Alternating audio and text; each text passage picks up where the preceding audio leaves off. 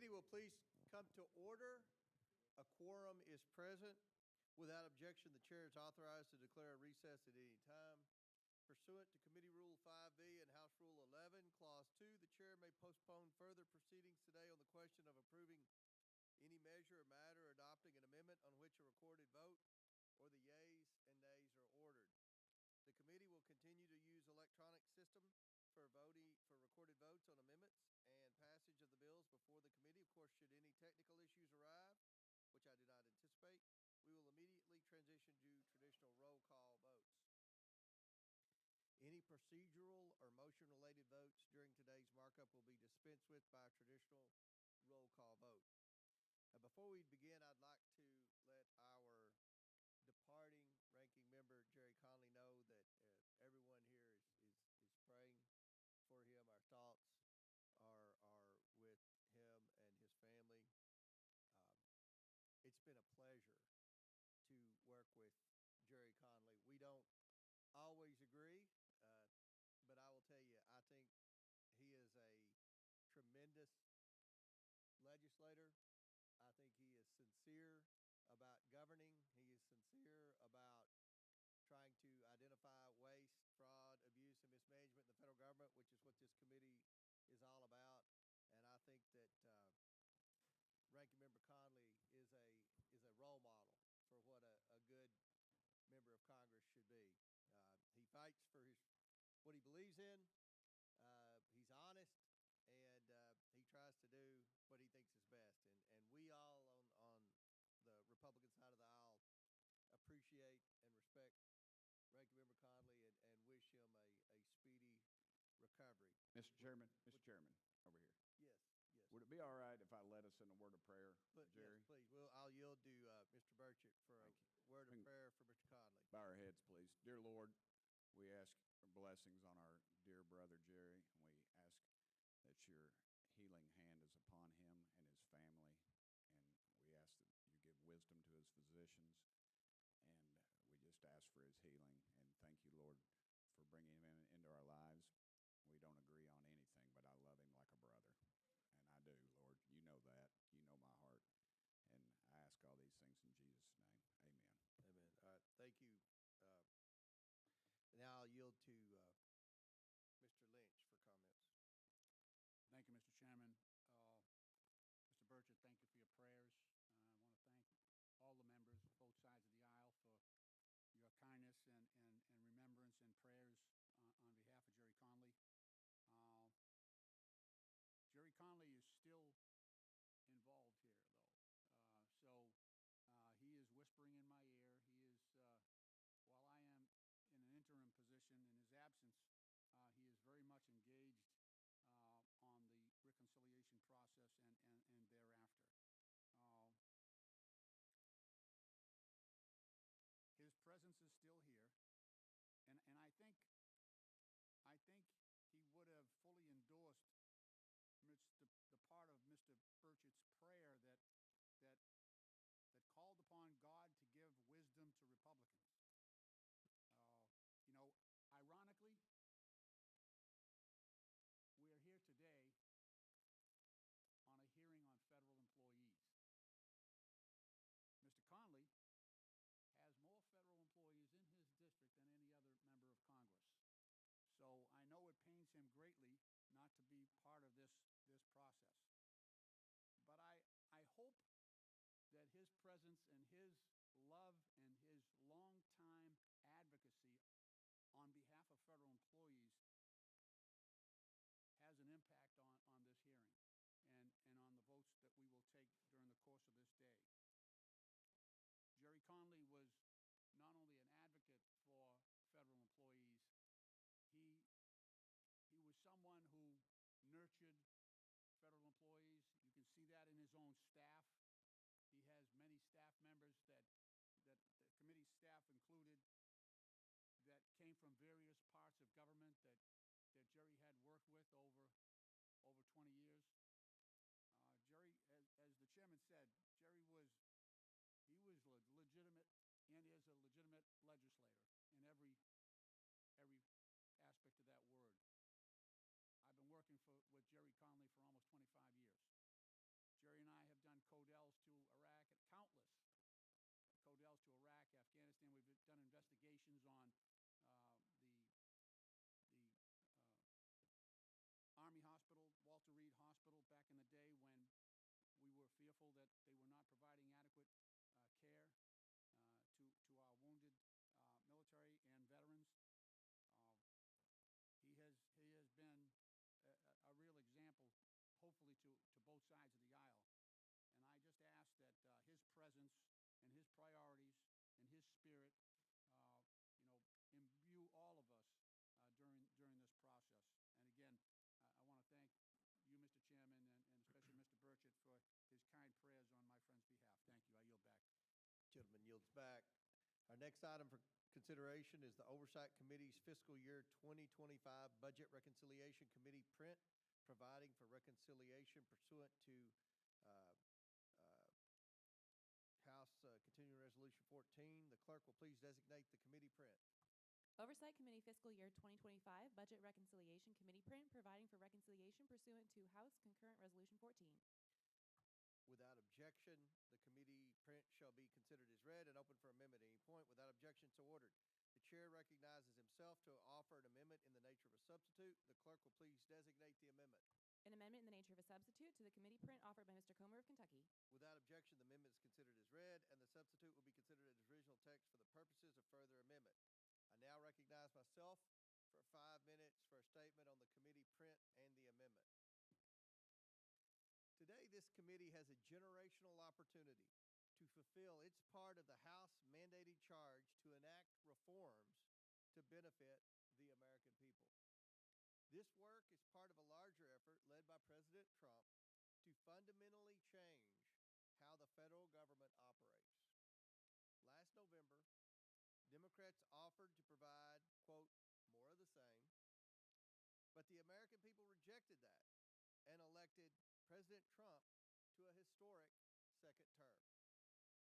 President Trump promised to change Washington, D.C., and he has delivered on that promise during his first 100 days in office. House Republicans' budget takes action to further deliver on President Trump's America First agenda. It provides the resources needed to secure our border, enforce our immigration laws, and deport criminal illegal aliens. It grows our economy by reducing taxes for American families and small businesses. It encourages investment in the United States to create good-paying jobs right here in the United States. It restores America's energy dominance by dismantling the radical left's Green New Deal scam and empowering American energy producers. Republicans' budget restores peace through strength to provide our military with the resources it needs to protect our freedom. And our budget will make the government more efficient and more accountable. Today we are considering reforms within the Oversight Committee's jurisdiction that reduce federal deficits by at least $50 billion in 10 years. The cost reduction changes to the federal government the committee will consider are part of the president's vision for enacting his legislative agenda and pass significant taxpayer savings into law. Congressional procedure, precedent, and tradition too often contribute to an ever-expanding federal government, while too little is done to shrink the administrative state or make the federal bureaucracy more efficient. The budget reconciliation process, while imposing requirements and some limitations on cost-saving measures this committee is considering, provides a rare opportunity to reverse that trajectory. The Oversight and Government Reform Committee has very limited jurisdiction to help reduce the federal budget deficit. Specifically, the Oversight Committee is empowered to pursue civil service reforms, including federal employee benefits and reining in the influence of partisan and unaccountable government employee unions. Such federal employee retirement benefits far outpace the retirement benefits that most Americans enjoy in the private sector. The Congressional Budget Office issued an April 2024 report indicating that, and I quote, benefits for federal workers cost 43% more per hour worked on average than benefits for private sector workers. $43 an hour more. Furthermore, benefits are also constituted a larger share of total compensation for federal workers, 40%, than for workers in the private sector, which was 30%, end quote. World-class employment benefits provided to federal employees are well known, which can include 11 paid holidays, various incentives and awards, health, life, and long-term care insurance, flexible spending accounts, student loan repayment, and forgiveness plans, generous leave and workplace flexibilities, and child care, professional development, and commuter subsidies. The simple truth is that a significant amount of the costs associated with all of these benefits are funded by hard-working taxpayers in the private sector and increasingly now federal government borrowing. The legislation before us today advances important budgetary reforms that will save taxpayers money. The proposed reforms also account for some unique employee situations brought to this committee's attention. We have therefore made some changes to avoid unintended consequences contrary to clear public interest. This includes key exemptions to maintain public services provided by certain frontline federal employee groups such as law enforcement officers, border patrol officers, air traffic controllers, nuclear material couriers, and firefighters who typically have shortened federal careers due to mandatory retirement rules. Taken together, these reforms will reduce the deficit by $50.9 billion while moving us toward the more accountable federal government the American people demand and deserve. I now recognize my colleague, Mr. Lynch, for his opening statement. Thank you, Mr. Chairman. The real reason we're here today is because congressional Republicans have instructed this committee to target our federal workforce with approximately $50 billion in funding cuts, regardless of the impact on hardworking, loyal federal employees and their critical services that they provide to the American people. In just 100 days, we've witnessed this administration lay off more than 200,000 probationary employees. When we talk about generational change, we just fired the next generation of federal workers.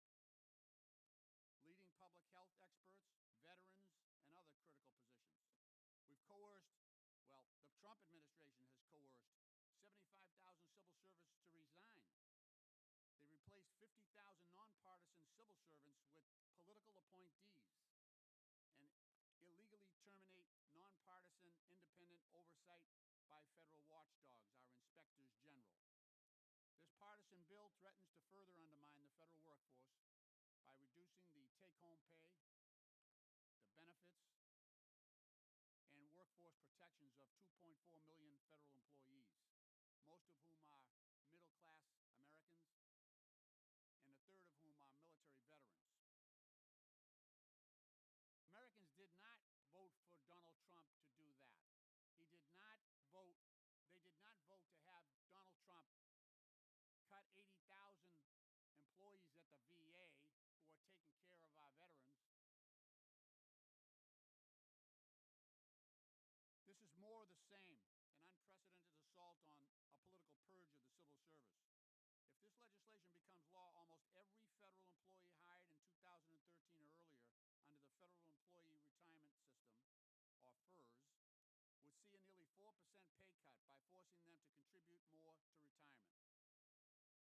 The Federal Employee Retirement System Annuity Supplement, a monthly payment for retirees before they are eligible for Social Security at age 62, would be eliminated for anyone not actively receiving the supplemental payment at the time this bill is enacted, or does not meet specific exemptions. Federal workers like letter carriers, VA hospital nurses, and food inspectors who've committed decades to the job and are eligible to retire would not be able to receive this vital payment to make ends meet. This legislation would also change the annuity formula to base most employees' annual retirement payments on their highest 5 years of earnings instead of the highest 3, an outright theft of earned benefits that would cost each federal employee thousands of dollars per year. A particularly egregious provision in the bill would force any newly hired federal employee to accept at-will employment with no protections or face an additional 5% retirement contribution on top of the 4.4% already required. So firefighters, Capitol Police officers, air traffic controllers, and other federal workers who choose to remain under the merit-based system with employment protections would be forced to contribute nearly 10% of their paycheck towards retirement. At the same time that we're actually reducing the amount of that retirement. This legislation would also require current and former federal employees to pay a $350 filing fee for any appeal before the Merit System Protection Board. So in order to exercise your rights as an employee under this system, under the Merit Protection Board, employees would have to pay $350 to have their rights protected, which would create a financial barrier for employees seeking justice, particularly for low-income or recently separated workers.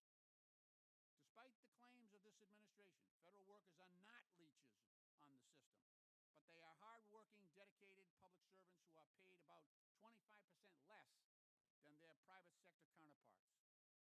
A strong, nonpartisan federal workforce is fundamental to the functioning of a democratic government. These dedicated workers deserve our respect and so much more.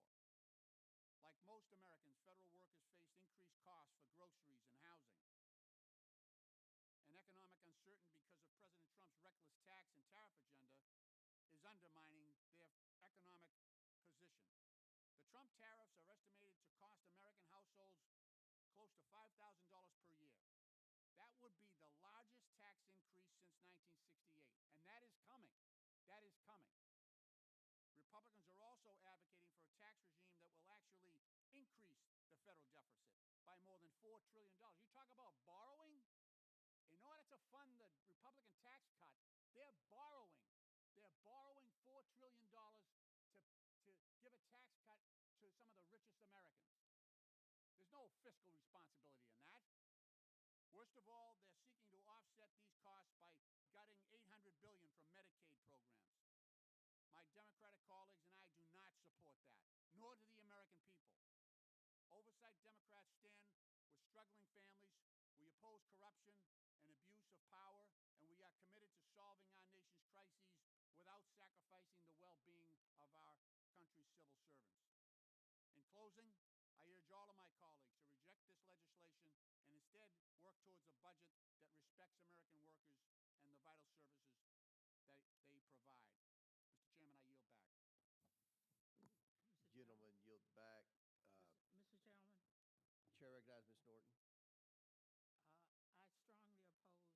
I strongly oppose this reconciliation bill, including the committee's portion.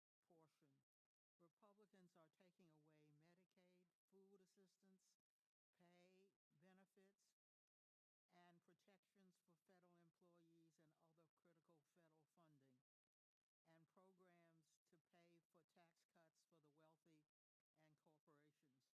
The Trump administration and Congress have launched unprecedented attacks on federal employees, federal contract workers, federal agencies, federal programs, the rule of law, and the Constitution, among other things. Most recently, the administration stripped federal employees of their collective bargaining rights. The administration and Republicans in Congress are trying to dismantle much of the federal government, gut the federal workforce, and fill federal jobs with political loyalists in violation of the Constitution, statutes, and regulations. Federal employees who provide invaluable services to the American people deserve praise, not derision, cruelty, fear, chaos, and illegal firings. These actions would and have deprived the federal government of expertise and experience. This harms the services of the federal government that the federal government provides to all Americans. Instead of attacking federal employees, this committee should be considering bills to support the federal workforce, such as my bill to combat federal pay compression. I yield back. Gentlelady yields back. Chair now recognizes Mr. Turner from Ohio. Thank you, Mr. Chairman. I strongly support President Trump's efforts, and voted for the fiscal year 2025 budget reconciliation effort in the House. I will be opposing this committee's bill today. I gave this committee prior heads up prior to this markup of my opposition to this bill and sought changes to this bill. I do not believe that this bill represents Republican values, and I don't believe that it represents American values. I believe that making changes to pension retirement benefits in the middle of someone's employment is wrong. Changing the rules, especially when someone has already been vested in their benefits, is wrong. Employee benefits are not a gift. They are earned. When someone goes to work every day, what they believe that they're earning includes the benefits both that they earn in their wages, but also the benefits that they are told that they are receiving. I have fought to try to get the Delphi salary retirees pension benefits restored that were taken away from them during the Obama administration. And I'm not going to fight to have one group's pension benefits restored and then vote to take away another group's pension benefits. Now, I understand the need for reform, and certainly we can have changes that occur in benefits for new hires. We can certainly look prospectively, but I do think that for current employees to change the rules for people in the middle of the game is wrong. I have talked to enough people on the House floor that I do think that this will not be included in the final bill, and that this bill ultimately will have to be changed if it's going to be included in the ultimate budget reconciliation. So I will be voting no, and I certainly hope that that this process, as it goes through, will be changed, because I do not think that it is fair and it represents either Republican values or American values. I think that we as a party stand up for pensions, and I don't think that we should say to the American public that we will change someone's pension in the middle of the process of their employment. I yield back. Gentleman yields back. Chair recognizes okay, Ms. Crockett, then Ms. Luna's next. I actually just wanted to say that I agree. Something that I very rarely have an opportunity to do on this committee.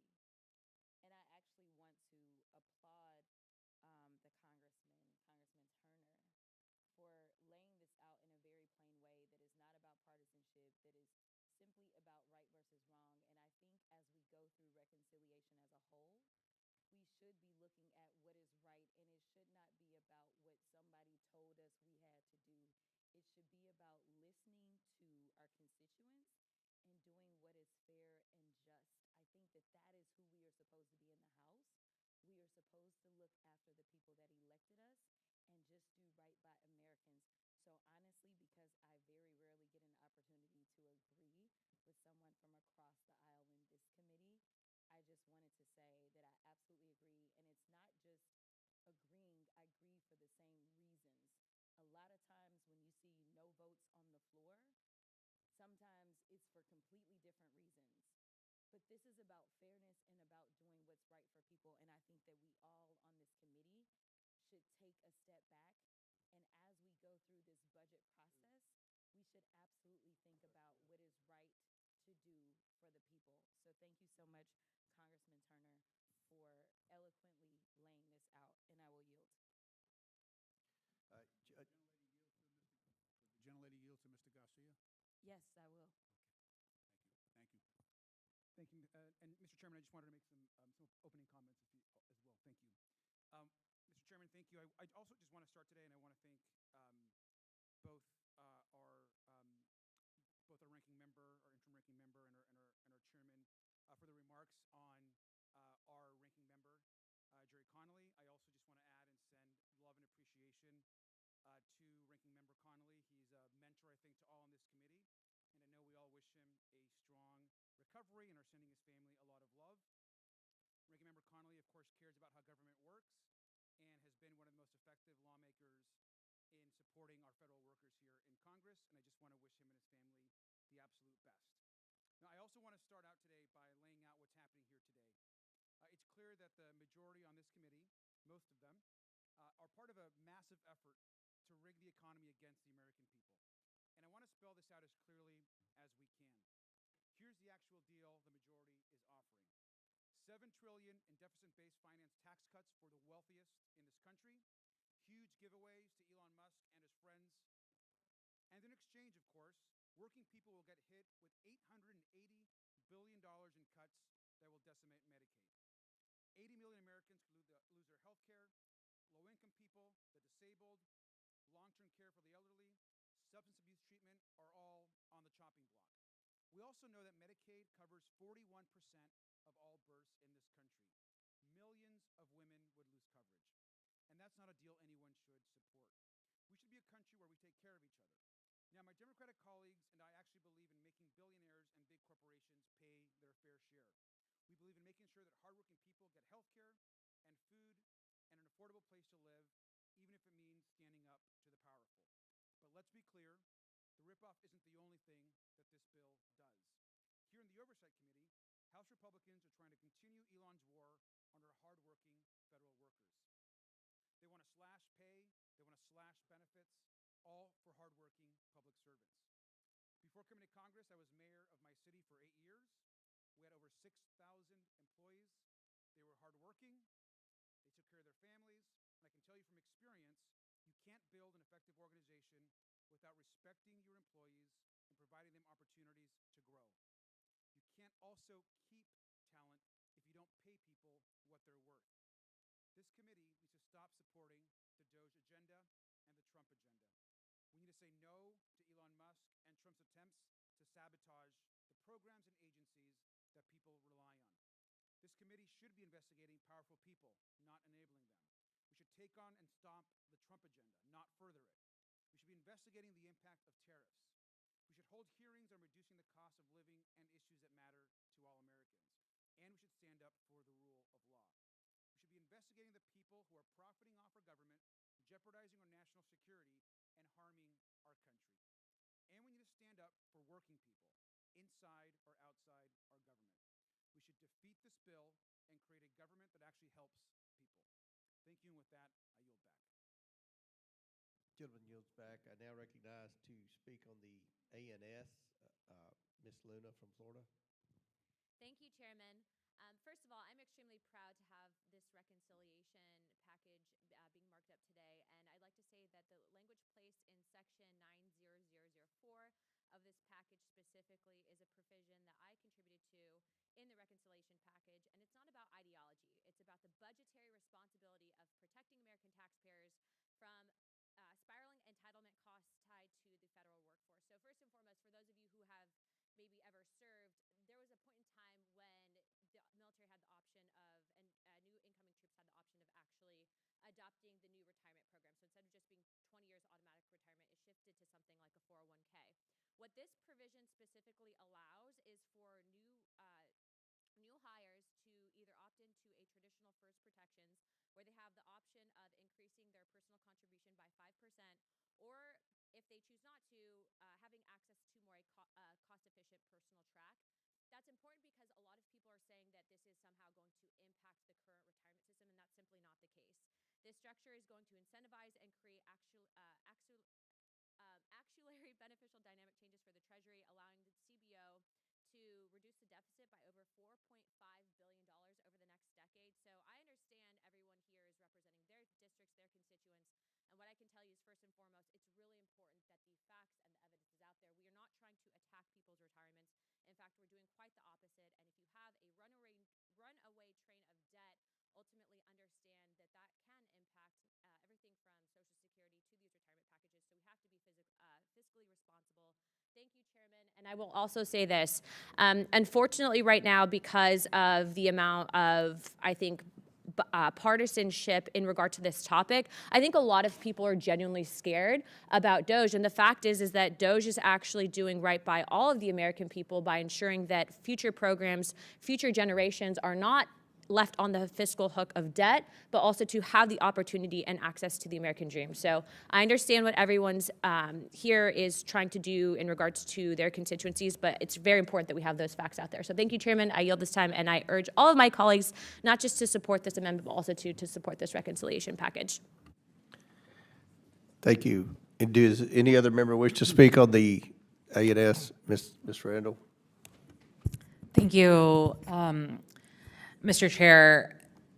You know, as I have said in this committee before, I have the honor of representing 27,000 federal workers who continue to tell me daily and weekly how traumatizing it is to be disparaged by this administration and congressional Republicans who continue to say that they are looking for waste and fraud and abuse and people who are not doing their jobs. Certainly, in every workforce, there are folks who rise above and go above and beyond, and there are folks who don't. But the individuals who are serving our country, the Department of Defense at Naval Base Kitsap, at the Intermediate Maintenance Facility at Puget Sound, Naval Shipyard, are doing an essential service to protect our mission and our national security. We also have, like everyone else, postal workers, and we have Forest Service, and we have folks who want to deliver results for the American people, but are feeling attacked regularly. And this bill continues those attacks. This committee is proposing to cut retirement benefits and pay for our federal employees so that folks like Elon Musk can have higher tax cuts. And, you know, regarding Section 90004 and, you know, the assertion that is giving individuals options for their retirement, what it does is use the carrot of not lowering your take-home pay to convince employees to go at will and to lose the benefits that they have to challenge workforce discriminations and decisions that they would otherwise be protected from, or at least have options to pursue corrections. You know, they're shifting folks from a regular employee to an at-will employee in this change of retirement benefits. And I think we can't let that be swept under the rug. You know, the stories that I hear from my neighbors, like a federal Head Start employee for 23 years who got fired, she deserves the ability to pursue an appeal, to pursue being reinstated in her job when we know we have a child care crisis. Another of my neighbors in Shelton, a disabled veteran and the spouse of an active duty Air Force service member, lost her job with USDA. And the spouse told me, we are real people who are suffering, and we just want things to go back to normal. And they're asking me to do everything I can to reverse what she calls a betrayal. I met with Forest Service workers yesterday. We're already having a hard time recruiting folks in to the Forest Service to be able to do the important thinning and maintenance of federal lands to prevent wildfires. And they have mandatory retirement early because of the dangers of their job as firefighters. But without these supplemental annuity payments, they're just going to lose folks into the private sector and other fields because the retirement benefits are a big part of how we've been able to recruit and retain workforce into these important timber industry jobs. Federal firefighters who, you know, work for Sub-Base Bangor have the same issue. Under this administration's policies, we're already losing critical and talented workforce. And if my colleagues plow forward with the provisions of this amendment in the nature of a substitute, this bill, we are going to continue losing folks. But apparently the majority doesn't care. And the cuts to federal workers are just one piece of a larger bill that they're working on, a larger reconciliation bill that would cut $880 billion from Medicaid that will impact folks like my sister born with complex disabilities. I know how important these federal programs are to my neighbors, to my constituents, to my family, and to people like them. And I will do everything that I can to fight this callous and cruel policymaking, and I urge my colleagues to vote against the amendment. I yield back. Gentlelady yields back. Chair recognizes Mr. Bell. Thank you, Mr. Chair and Ranking Member. This committee print advances proposals that would slash pay, eliminate benefits, and undermine longstanding protections for federal employees. I stand with working class families. These are working class families, and therefore I cannot support this proposal. It's as simple as that. It's not about a Democrat or a Republican talking point. It's about standing with working class families, period.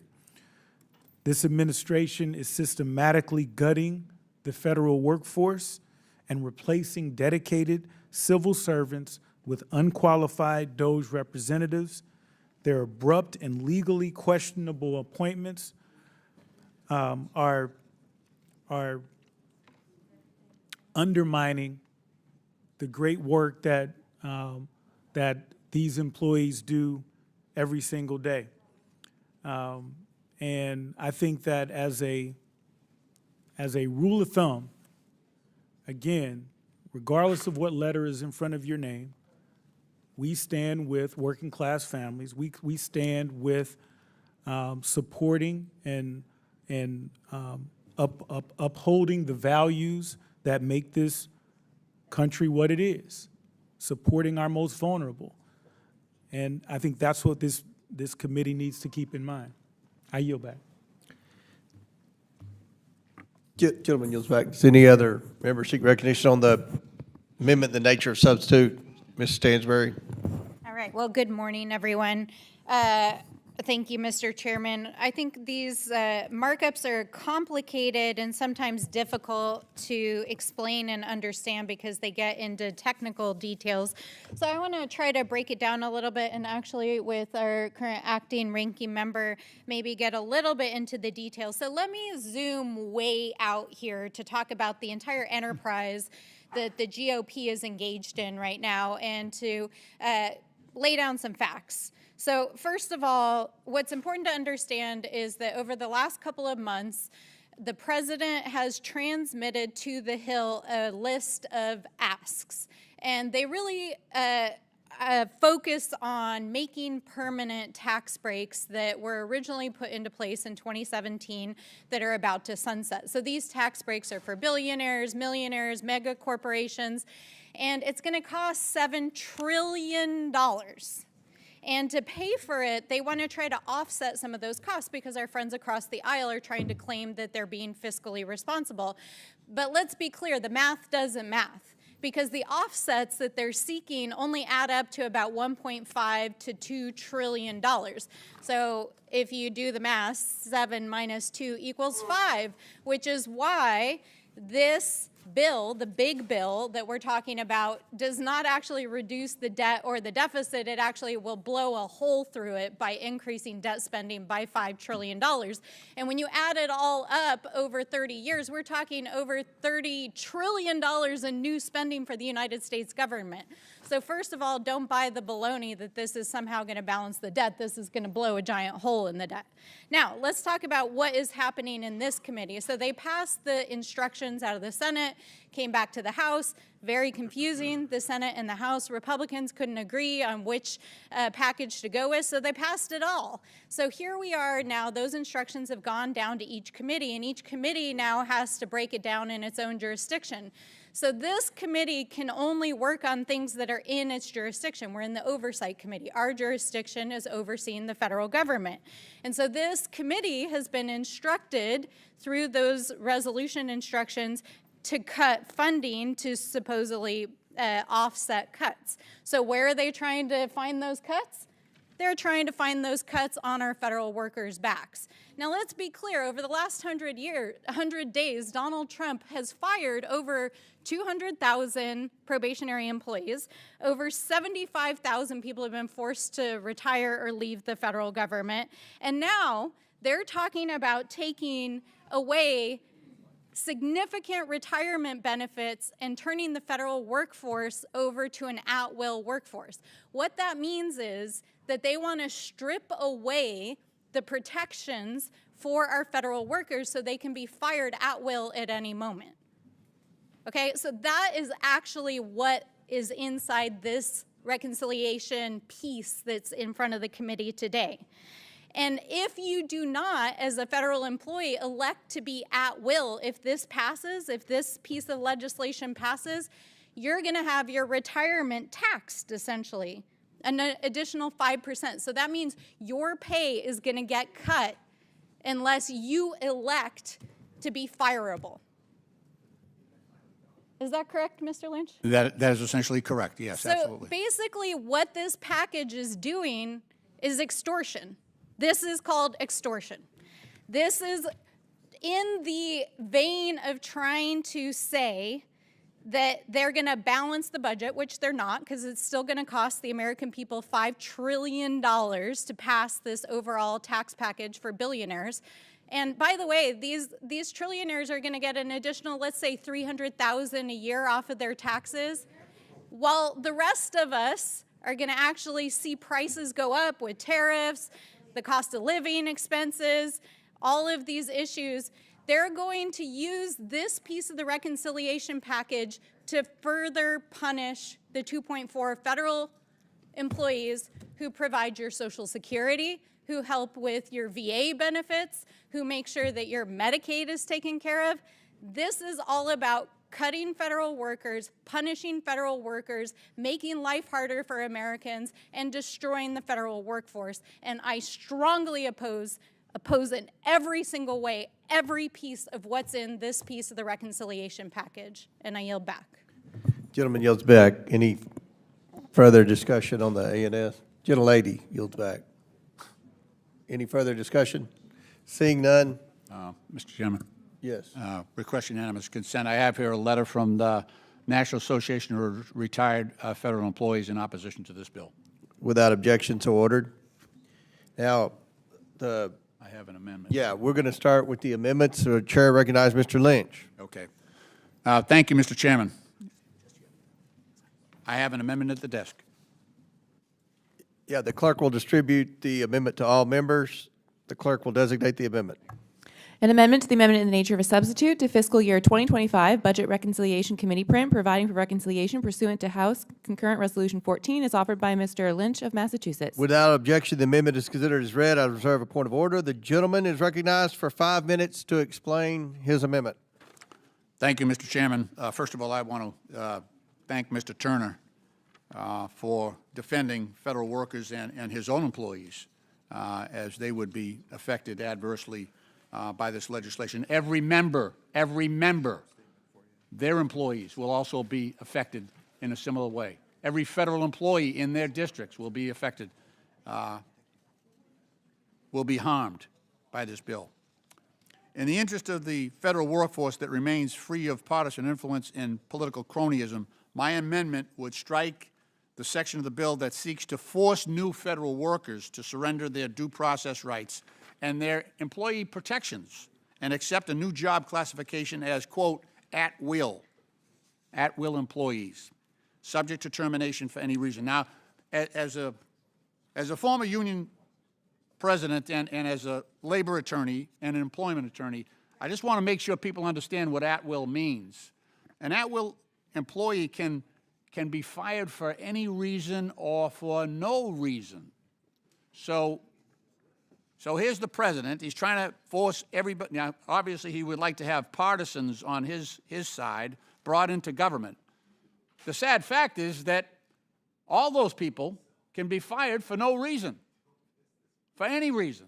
So it'll create this massive turnover if people are even willing to come on to the federal payroll without the benefits that they're going to get and with the changes that are being made here today. The bill before us presents incoming federal employees with the Hobson's choice. You can elect to give away all your rights, all your basic job protections that prevent you from being arbitrarily fired, and have your retirement contribution rate go up by an additional 5% of your pay. That's on top of the 4.4% that's already coming out of your paycheck. So it approximates 10% of your pay if you want your rights. If you want to have rights as an employee, you need to pay all this additional money. And that's for the duration of your employment. Alternatively, you can agree to waive your employee rights. You're basically, first of all, every federal employee has to give up their right to strike. So even if you wanted to stop work, you can't do that as a federal employee. Statutorily, federal employees are prohibited from engaging in strike. So if you thought your job was unsafe, you got to keep working. You can grieve, well, unless you do this, unless you give up all your rights. Then you need to shut up and keep working for less. And your employer can just fire you for no reason. For any reason that comes into their head, you're gone. Considering that entry-level federal workers earn an annual starting salary as low as $30,000, the majority of new employees will essentially be forced to relinquish their constitutional and statutory job protections just to keep more income in their pockets for their families. Mr. Chairman, the primary response of this provision, the primary purpose of this provision appears to be to advance the implementation of Schedule F, President Trump's government-wide plan to strip federal workers of their civil service protections, arbitrarily fire them, and replace them with political loyalists. This shameless attempt to politicize our federal workforce is already the subject of multiple legal challenges brought by a coalition of federal employee unions and pro-democracy advocates, with the strong support of the Democratic House Litigation Working Group, which I'm a member of. The statute governing the federal workforce, the Bipartisan Civil Service Reform Act of 1978, enshrined the merit system protection that federal employees should be protected against arbitrary action, personal favoritism, and coercion for partisan political purposes. Schedule F and the at-will provisions included in this bill fly in the face of that purpose. This provision is also an additional attack on federal workforce that out of duty already sacrifices critical rights enjoyed by their private sector counterparts.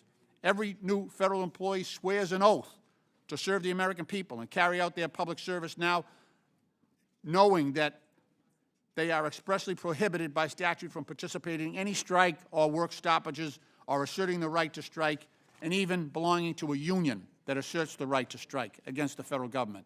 A violation is a felony and punishable by imprisonment.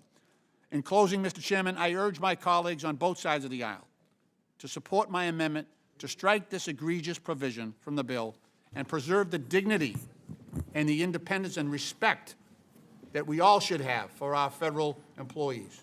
Mr. Chairman, I yield back the balance of my time. Gentleman yields back, and I recognize myself for a brief statement in opposition to the amendment. I do appreciate the length of the amendment, just 2 words and a number. I appreciate that. I sincerely do. I didn't have to spend a lot of time reading that. But I oppose the Lynch amendment, number 1, which would significantly reduce deficit reduction in the committee's legislation by over $4.5 billion and result in the underlying print conflicting with our reconciliation instructions and comprising the legislative privileges. For that reason, I strongly oppose the Lynch amendment. Do any other members wish to speak on Lynch amendment number 1? Ms. Stansbury from New Mexico, you're recognized. All right, thank you, Mr. Chairman. I would love to just ask... Reset the clock, please. Go ahead. Thank you, Mr. Chairman. I would love to just ask a few questions about the amendment.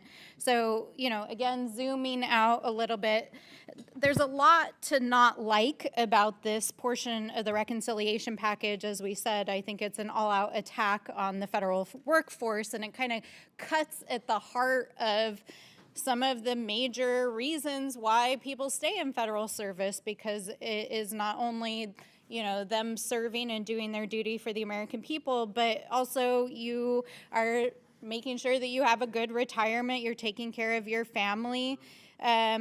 And also, we want to make sure, especially, one of the things that I think is really important for the American people to understand is that after Richard Nixon resigned, there were major overhauls done to the federal service because exactly because of the corruption and the ways in which Nixon, bless you, used the federal workforce and service to carry out his own personal political vendetta. There were major reforms in the 1970s to the federal workforce rules and laws because we wanted to protect federal workers from being used as political agents of whoever was in power. And so the idea of trying to convert federal workers to at will undoes all of the good government reforms that were put into place in the 1970s after Nixon to protect the federal workforce. Is that correct, Mr. Lynch? That is absolutely correct, yeah. And so it's really important to understand that that's why those protections are there. And the whole point of trying to convert people to at will is, again, to make it easier to make the federal workforce your political arm. And we don't want that. We're not an autocracy. We are a democracy. And we want to make sure that our federal employees are protected from the whatever whims of whoever's serving in power. So I do want to ask, though, Mr. Chairman, you said you opposed this amendment because of its impacts to the budget. Can you explain to me how does not allowing federal workers to be forced into an at-will situation affect the federal budget? We have budget instructions. We're following through with the budget instructions. We've been very transparent about what this committee was going to do within our jurisdiction of budget reconciliation. This is our bill, and it's self-explanatory. No, but I don't understand how. So Mr. Lynch's amendment is to strike section 90,004, which is the provision about at-will work. How does that affect the budget?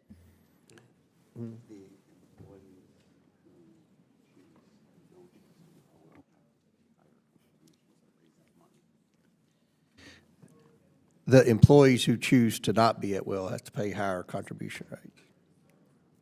Say that again, please. The employees who choose not to be at will have to pay higher contribution rates. And how much money are you saying this will generate for the federal government? Or savings? The Congressional Budget Office says $4.5 billion. Over what period of time? A decade. A decade. 10 years. Okay. So the idea here is that you. But let me interrupt you.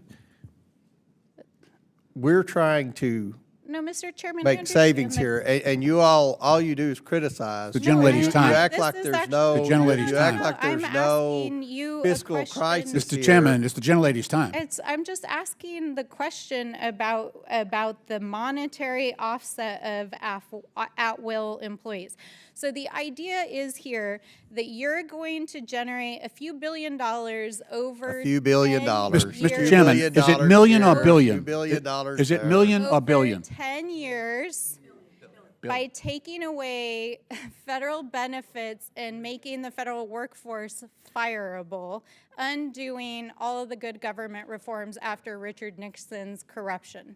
I think that we just need to be, I just want to clarify, that's what you're saying. Cool. Okay. I think we got it. Thanks. I yield back. Any other members seek recognition on the Lynch amendment?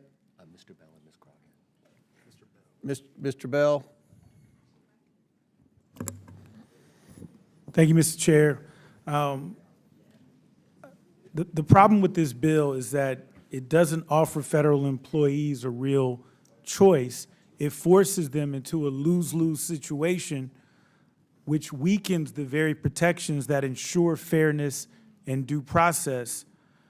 This package is literally a betrayal of the middle class, and as I said before, I think our litmus test is, do our proposals support working families or not?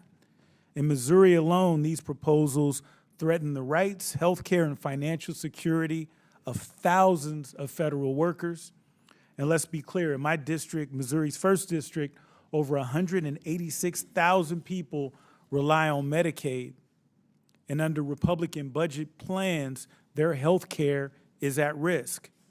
And so again, we need to stand with working class families. And these proposals are an attack on working class families. It's pretty straightforward. I would yield my time back to Rep. Stansbury if she, or to the ranking member. I thank the gentleman.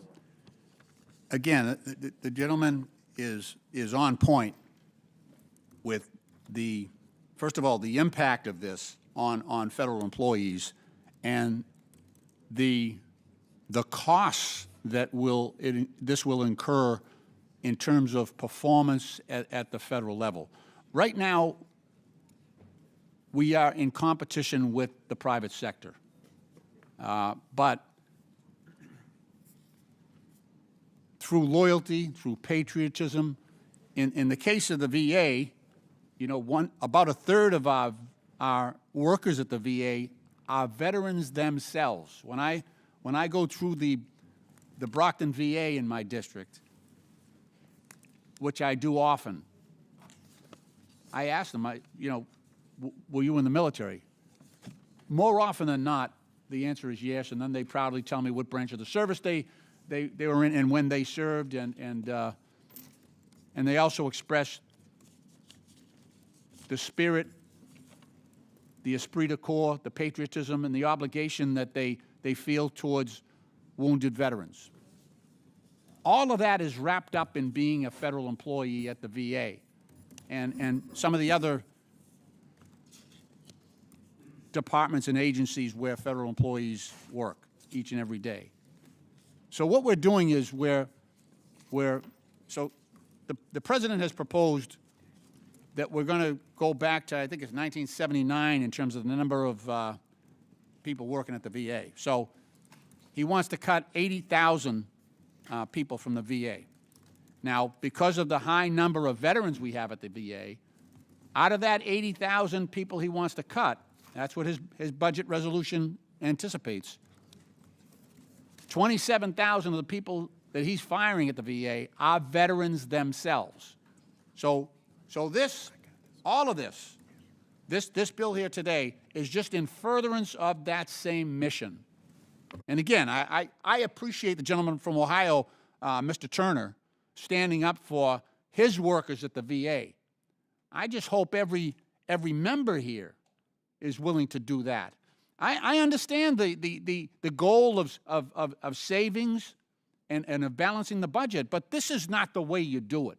You don't go after people at the VA.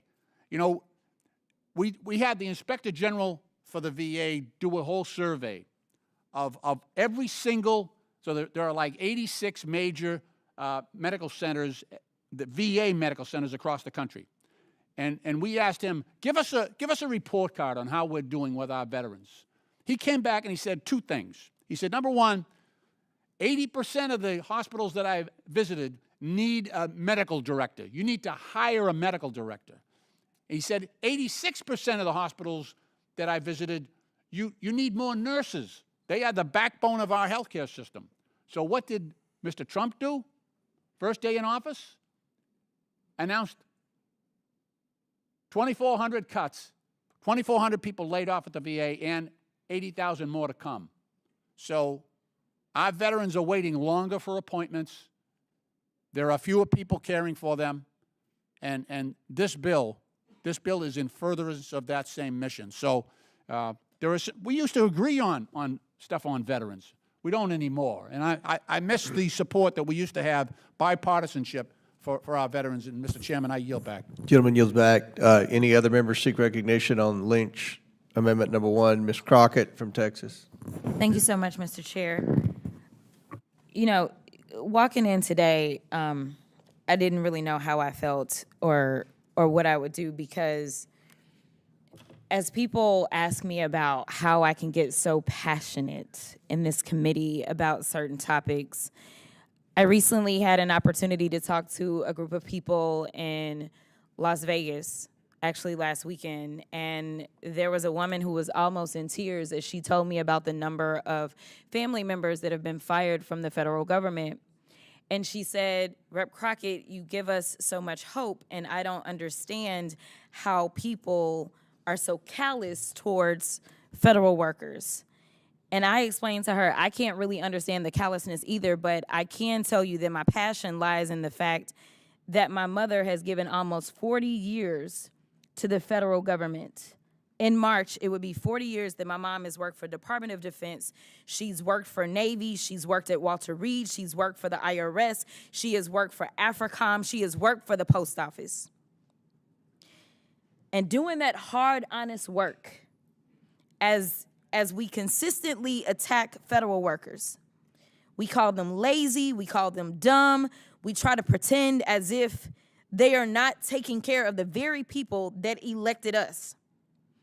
But my mom graduated from college at Washington University at the age of 19 after receiving a full ride, and she decided that what she would do is dedicate her life to this country. And I wish that we would find an ounce of courage that my mom and so many other federal workers have and just decide that we are going to dedicate ourselves to service and not just say that we are public servants, but actually do the work of being public servants. So let me tell you that this amendment is not going to do anything that y'all claim is going to do. You claim that this is about money, when honestly, as far as I can tell, this is only an admission that what has been done under this administration has been unlawful the entire time. This is only an avenue to make sure that when and if another rogue tyrant decides that they want to enter the White House, they can go and get rid of as many people as they want to, and they will not have any recourse in the courts. The fact that you had to put this in here tells me that y'all absolutely know that these firings of these workers has been unlawful, and honestly, it has been simply inconvenient for so many of you. But I can tell you that the only people that are going to hurt are the people that you're servicing. Even if you can tell me that the CBO tells us that there may be, they can tell me it's $50 billion or however many billions of dollars over a number of years. What the CBO is not telling us is how many people are not going to get their Social Security. How many people may die because they don't get the services that they need at the VA. How many people are not going to get their SNAP benefits because there's not going to be anybody there. As we have had hearing after hearing about people complaining about the post office and not receiving their mail, which so many of our seniors rely on their checks to come through the mail to make sure that they can keep a roof over their head. That's the part of the story that the CBO numbers are not going to tell. And the last time that I checked, no matter if you're a Democrat or a Republican, you've got somebody in your district that is relying on these services. This is about hurting people. This is about getting rid of people that are too inconvenient for an administration that doesn't want to keep our food safe at the FDA as they are firing people. This is about an administration that doesn't want to have any oversight or anybody reporting back and telling you that our food is unsafe, telling you about the diseases that are coming through, and basically talking about the overall incompetence. If you don't have anybody that's at work, then yes, you don't have to worry about whether or not people who say are trying to go and get an education, whether or not they're going to actually be able to fill out their FAFSA and get that funding that they need. So, at the end of the day, if you can't really explain to me how this is going to help your constituents, I don't understand why we are talking about it. Because again, we weren't elected by Donald Trump or J.D. Vance or Elon Musk. We were elected by the people of our districts, and those are the only people that we should be discussing as it relates to the policy changes that we bring about in this committee, and I will yield. Does any other member seek recognition on Lynch Amendment Number 1? Seeing none, the question is on the amendment offered by Mr. Lynch from Massachusetts. All those in favor signify by saying aye. Aye. All those opposed signify by saying no. No. In the opinion of the chair, the noes have it. The amendment is not agreed to. Request a roll call vote. A recorded vote is ordered as previously announced. Further proceedings on the question will be postponed. Chair, for what purpose does the gentleman from Pennsylvania, Mr. Perry, seek recognition? Mr. Chairman, I have an amendment desk. The clerk will distribute the amendment to all members. The clerk will designate the amendment. An amendment to the amendment in the nature of a substitute to the fiscal year 2025 Budget Reconciliation Committee print, providing for reconciliation pursuant to House Concurrent Resolution 14, is offered by Mr. Perry of Pennsylvania.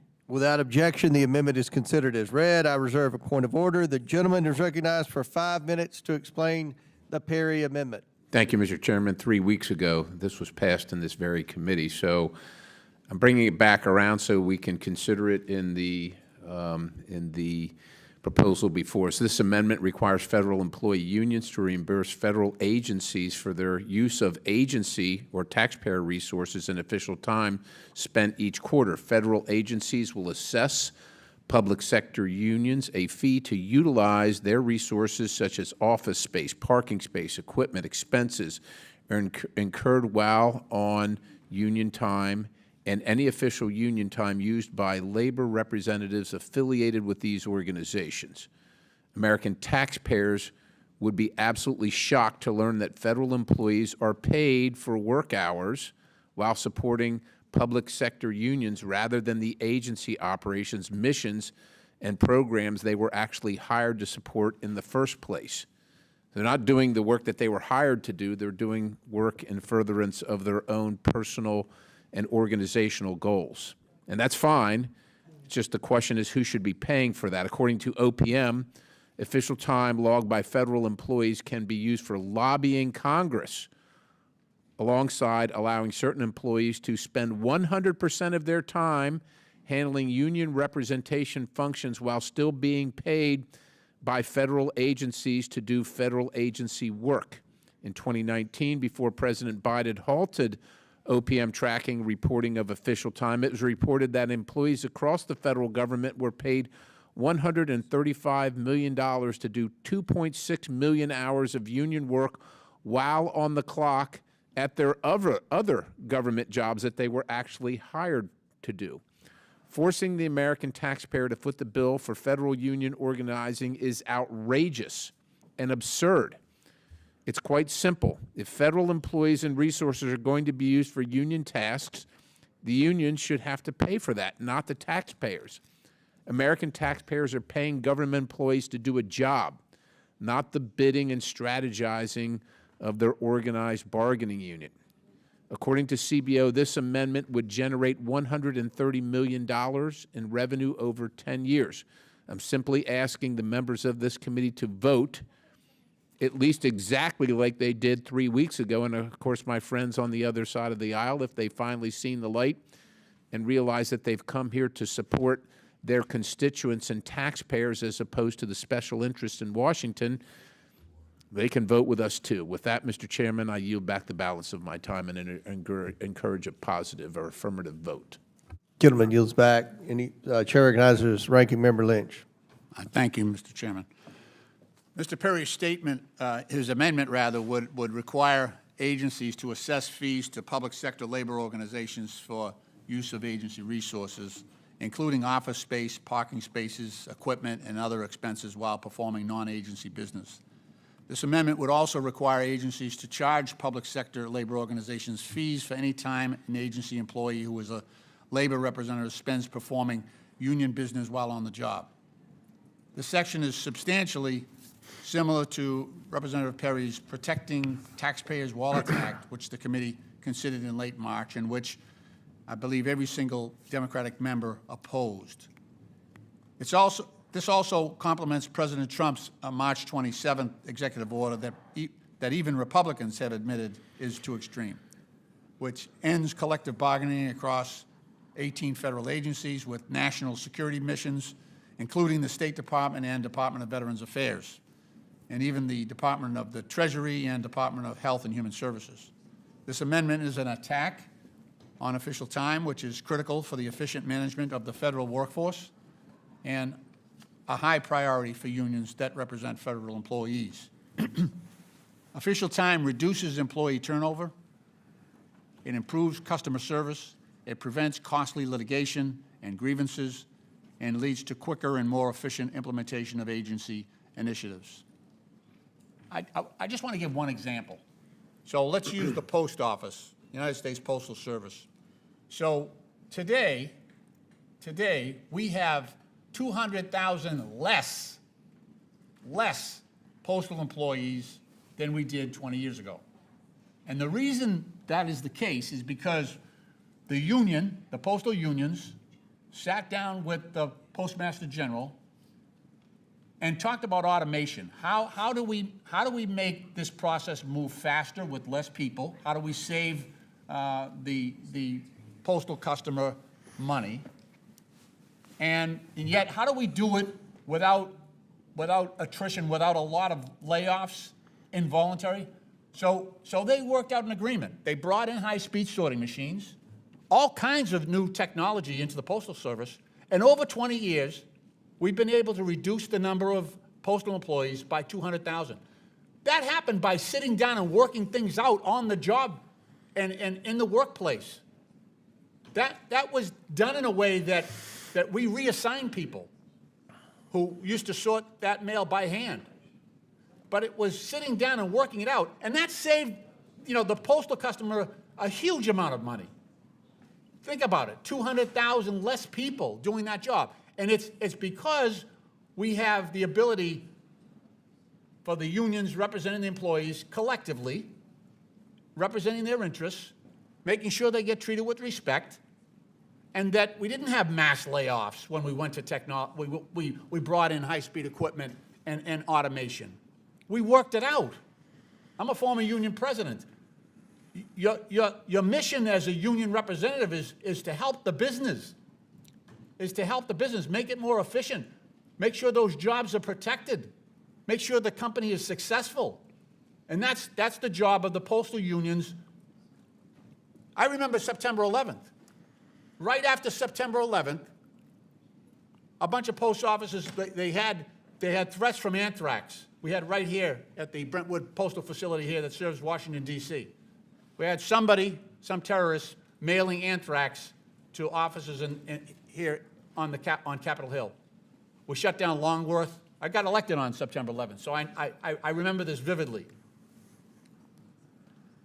We had two postal workers, Joseph Cursine and Mr. Morris.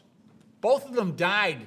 Those are postal workers that worked at Brentwood, died from anthrax inhalation because they were sorting mail. Now, if it was a private company, those employees would have walked, right? They would have walked. I'm not going to throw mail. Are you kidding me? Bring that anthrax home to my family, my kids? The unions, the postal unions met with their members, and they said, we just been attacked, a terrorist attack. We have to keep the mail going.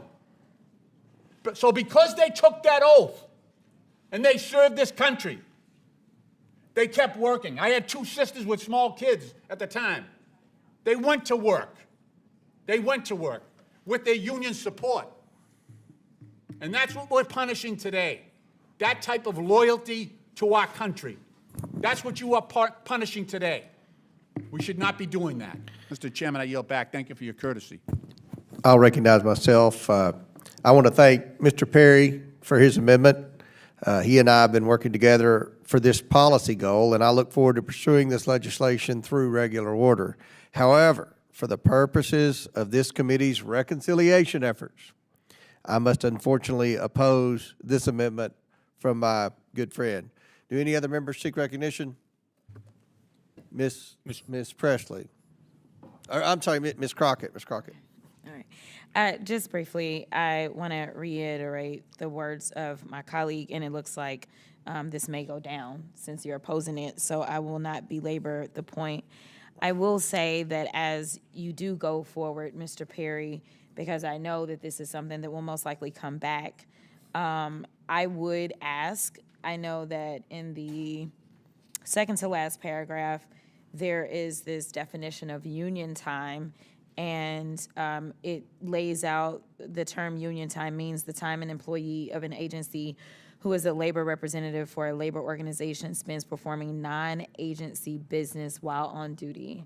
I would ask for further clarification of what non-agency business would mean, because while you may not believe, or I may not believe, we may define what non-agency business looks like completely differently. And the reason that I say that is you were talking about people campaigning.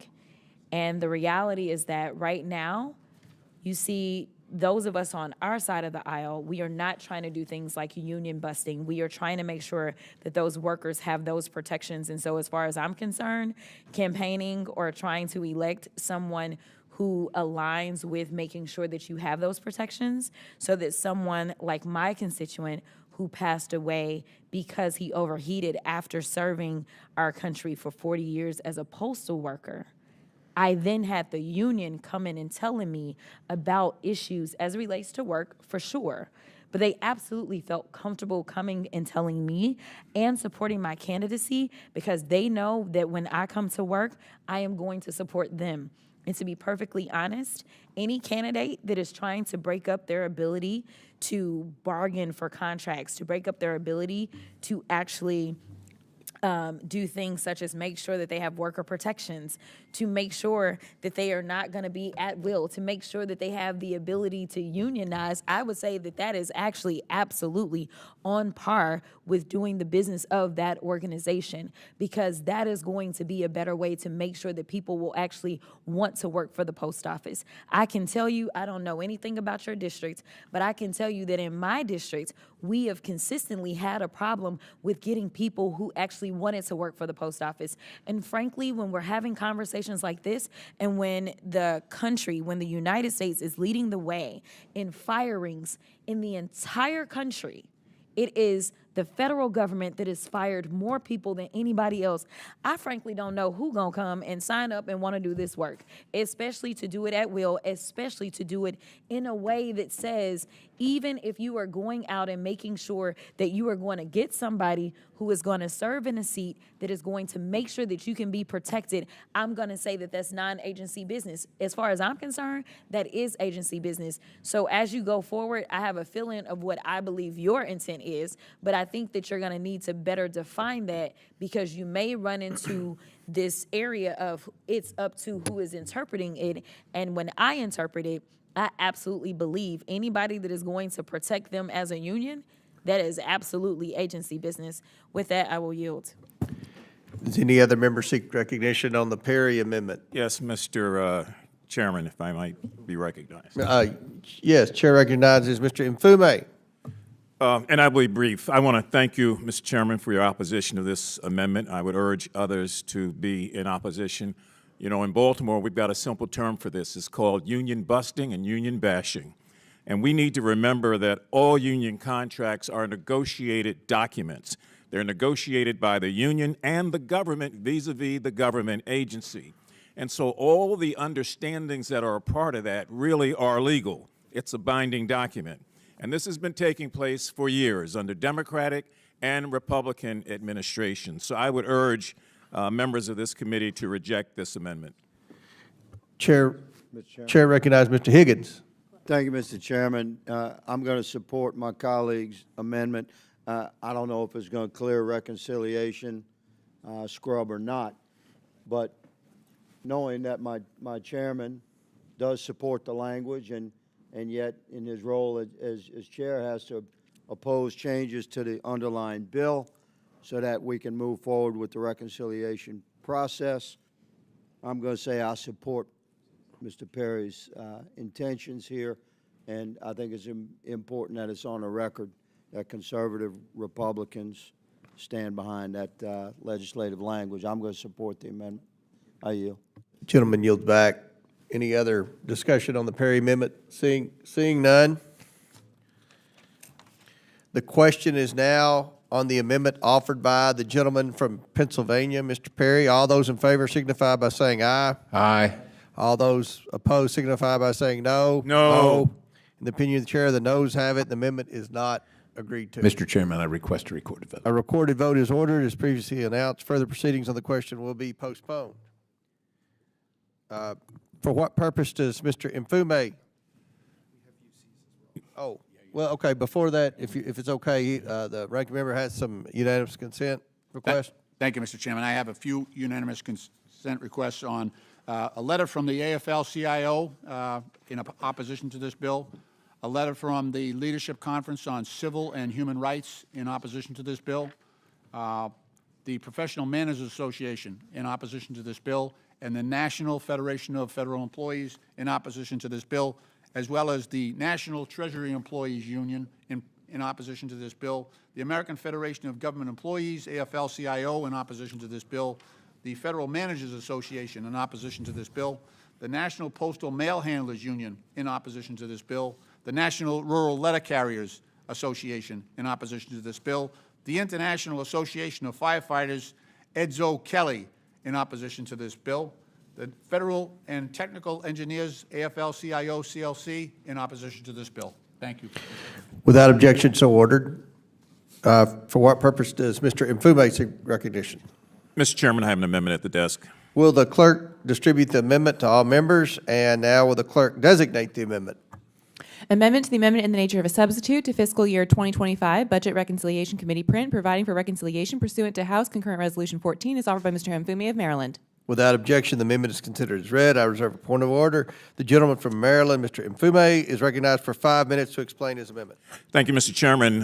In our nation, I think it goes without saying, we've always taken a great deal of pride in the idea that government serves all Americans, not just those lined with one political party, ideology, or anything else. This amendment upholds those core principles of fairness and privacy in our federal hiring process. More specifically, it amends Section 9004 to prohibit any questions regarding a prospective applicant's political party membership or activity. Prohibits all such questions. My colleagues on the other side of the aisle have been rather focused on the concept of meritocracy, so I want to point out the fact that no one should have any trouble supporting this amendment that seeks to ensure that employment in public service is based on merit and skills, not political affiliation. Allowing an applicant's political party affiliation to be a deciding factor for a job opportunity really opens the door to implicit bias, discrimination, and the erosion of the public trust that we've always had in our nonpartisan civil service.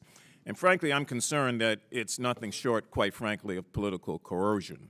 Moreover, leaving politics out of the federal government establishes confidence and trust from our constituents. Federal workers, as has been said over and over and over again, should not have to worry about being punished or fired for expressing their First Amendment right to disagree with this president or any president. I urge my colleagues, upon real consideration of this, to really work now to preserve the integrity of our civil service and to protect the rights of all who wish to serve this nation by supporting this amendment. And I would ask unanimous consent, Mr. Chairman, to be entered into the record an Associated Press article from January the 13th, and it says Trump teams questions civil servants about who they voted for. Without objection, so ordered. I yield back to the ranking member should he choose to speak. I thank the gentleman. I welcome the opportunity.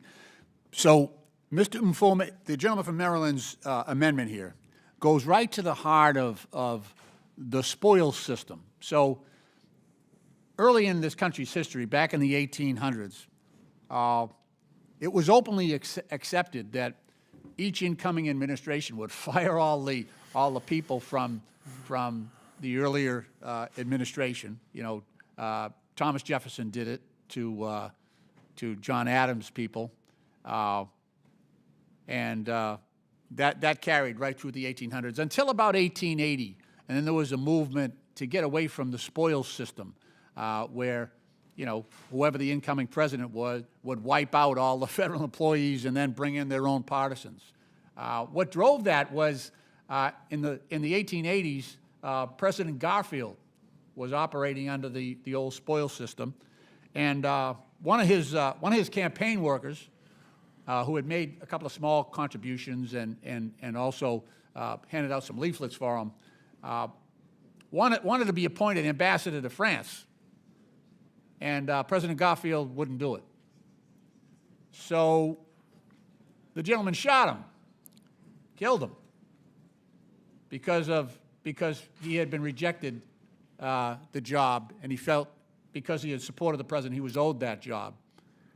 Now, you know, we've come a long way from that until today, and now President Trump would like to get rid of all the people that have been in government. And he doesn't care if they were appointed by Republicans or Democrats. He wants to get rid of them all and bring in his own people, you know? So he wants to go back to the spoils system. And, you know, Mr. Infume's amendment goes right against that and requires that, you know, political interrogation not be part of the hiring process. And I think this amendment, you know, serves the American people, serves our government, so that we will have we won't be firing all the federal employees every 4 years, especially when a new president comes in. We won't be doing that. That's not good. You know, if you have, you know, federal researchers and, you know, nurses, you know, people in different agencies, you don't want a new employee coming in every 4 years. And that's what will happen if we don't accept Mr. Infume's amendment. I yield back, Mr. Chairman. Gentleman yields back. I'll recognize myself. This amendment introduces policy changes into an otherwise budget-related matter and honestly should receive no further consideration. For the purposes of this committee's reconciliation efforts, I oppose the Infume amendment.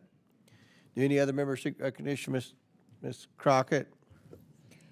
Mr. Chair, I just want to point out that we did have the first amendment that was brought forward that was seeking, by the ranking member, that was seeking to actually delete a portion of what's been proposed, which is section 9004, which is introducing a policy change to change the status of employees from their current status and make them all at will. So we should consider policy changes if that's what we're going to do. I want to say that if any of you stood against Project 2025, which so many of you said that you didn't know anything about Project 2025, y'all weren't introducing Project 2025, and acted as if it was this mythical boogeyman that the Democrats were making up, this is straight out of the playbook of Schedule F. This is a Schedule F issue in which we are trying to make sure that there are only loyalists within the federal government. And let me tell you why it is problematic. It is anti-American, it is anti-democratic to decide that you are going to do things like this, because what happens is systems start to fail. Not only do they fail us as the American people, because now we're losing skill sets, we're losing experience, we're losing all those things in name of somebody saying the only qualification that I probably need to have is to say that I love red hats. At the end of the day, if we really care about this country, the only way that we're going to survive is if there is actually a robust debate every once in a while when one needs to take place. Because right now, one of the reasons that some of y'all don't want to show up and attend a town hall is because there has been no resistance, because right now it is only about people who will say, I will do what my leader says, and that is not what America is. So why would we do this to our federal workforce? If they are doing their jobs, if they are going through reviews, which we do have a review process, and if there are no issues in their reviews, as we saw as it has come out, case after case, as y'all have sought to fire people, and they lied in the firings, the half of them, and told them they had performance issues when it was clear that they had just had performance evaluations and the performances were fine. And listen, I don't even know why we would make this a partisan issue, because I can guarantee you that my fight right now is going to save some Republican jobs as well as Democrat jobs. In fact, if you've seen any of the stuff on social media, there have been testimonies about people that never thought that their fearless leader that they were voting for would actually come for their job. And he did. So if you really don't want to be in a situation where, say, you've got the opposite of Donald Trump and a far left Democrat who says, you know what, I am going to be the anti-Trump. I'm going to do exactly the opposite of everything that he did.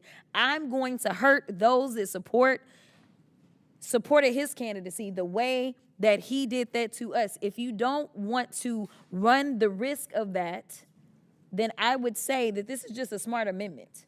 This isn't a Democratic amendment. It's not a Republican amendment. It is a smart amendment.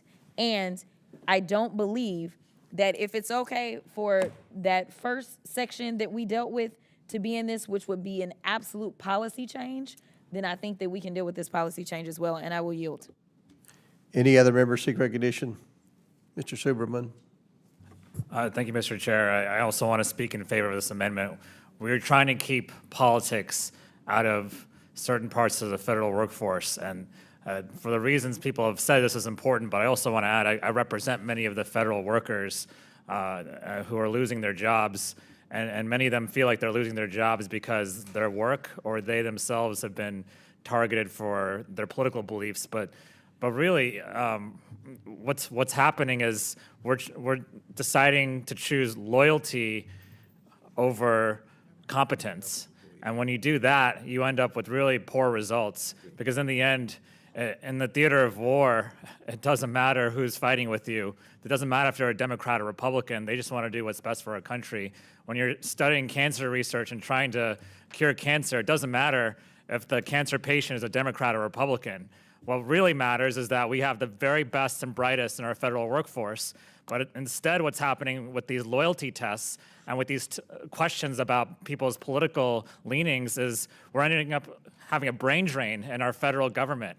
And that's hurting our country. It doesn't just hurt the federal workforce. It doesn't just hurt my district, although it does. It hurts every single American across this country who is served by the federal workforce. And we are losing the best and brightest now because of this. This amendment, all it says is that we want to take politics out of the federal workforce. We want to keep politics out of the federal workforce. And we do not want loyalty tests when we're trying to hire the best and brightest. And so I look at another sector, technology, and I've had many hearings recently on wanting to have the best technology for our national security apparatus and within our federal government to serve the people. We're losing technologists because they feel like they're being asked whether or not they're a good Democrat or a good Republican, and they're being told that it's not about their skills, it's about their loyalty to this president and loyalty to his party. And so that's going to hurt every single American. I yield back. Any other members seek recognition? Seeing none, the question is now on the Infume number 1 amendment. All those in favor signify by saying aye. Aye. All those opposed signify by saying no. No. In the opinion of the chair, the noes have it, and the amendment is not agreed to. Mr. Chairman, I would request a recorded vote. A recorded vote is ordered as previously announced. Further proceedings on the question will be postponed. For what purpose does Mr. Infume again seek recognition? Mr. Chairman, I have an amendment at the desk. Will the clerk please distribute the amendment? The clerk will now designate the amendment. Amendment number 2 to the amendment in the nature of a substitute to fiscal year 2025 Budget Reconciliation Committee print, providing for reconciliation pursuant to House Concurrent Resolution 14, is offered by Mr. Infume of Maryland. Without objection, the amendment is considered as read. I reserve a point of order. The gentleman from Maryland is recognized for 5 minutes to explain his amendment.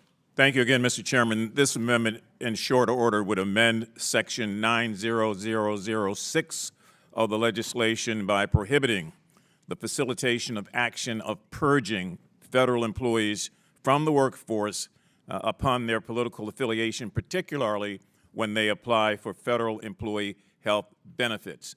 Those benefits have been embedded in the way we do business and what we guarantee our civil workforce and ought to be protected. Health benefits are not a privilege that's tied to political alignment. They are a fundamental part of the employment package offered, as I said, to federal employees who serve this nation, regardless of their personal or political beliefs. They are not just in one section of the country, they are in every state and indeed in everybody's congressional district. So this ought to be just a common sense approach. And many federal workers rely on the Federal Employee Health Benefit Program to receive their health care for themselves, obviously, but also their eligible family members.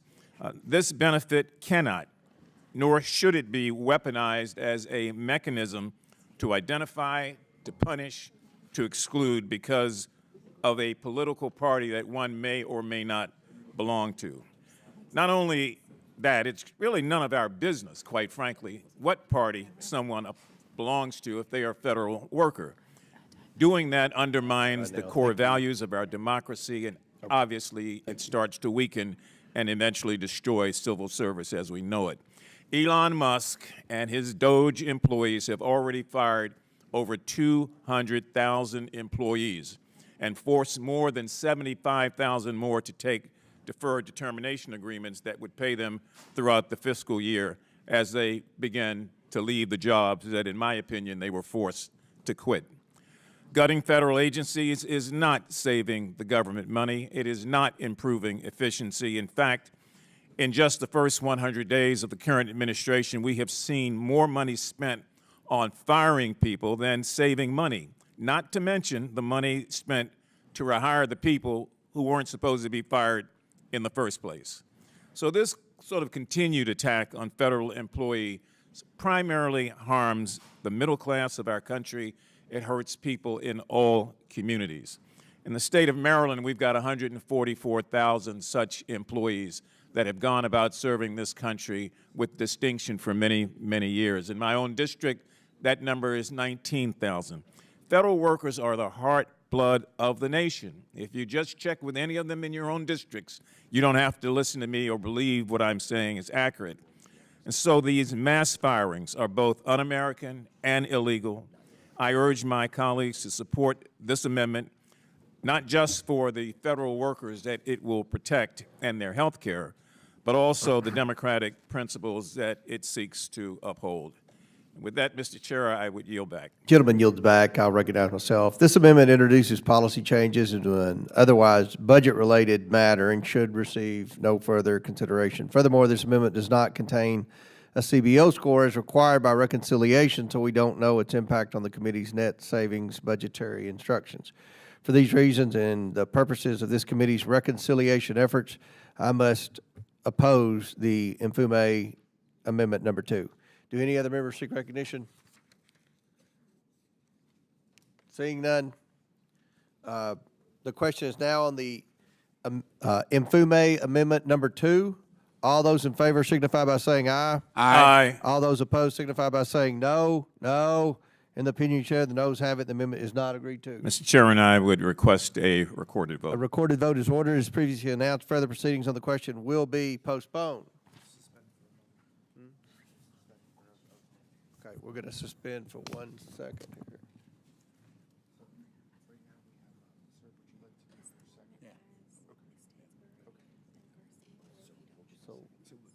Lynch, number 2. Okay. We'll resume. For what purpose does Mr. Lynch seek recognition? Mr. Chairman, I believe I have an amendment at the desk. The clerk will distribute the amendment to all members. The clerk will designate the amendment. Amendment number 2 to the amendment in the nature of a substitute to fiscal year 2025 Budget Reconciliation Committee print, providing for reconciliation pursuant to House Concurrent Resolution 14 is offered by Mr. Lynch of Massachusetts. Without objection, the amendment is considered as read. I reserve point of order to the gentleman from Massachusetts, recognized for 5 minutes to explain his amendment. Thank you, Mr. Chairman. This amendment would ensure that retirement benefits for federal employees who are also military veterans are not reduced by the new retirement calculations mandated by this bill. So currently, the retirement benefits of federal workers under the Federal Employees Retirement System and the previous Civil Service Retirement System are calculated based on the average of the highest 3 consecutive years of salary during their federal careers. The underlying bill would change that and alter this longstanding formula to instead base retirement benefits on an average of the highest 5 consecutive years of base federal pay. So this new formula will reduce a federal worker's retirement benefits by thousands of dollars each year.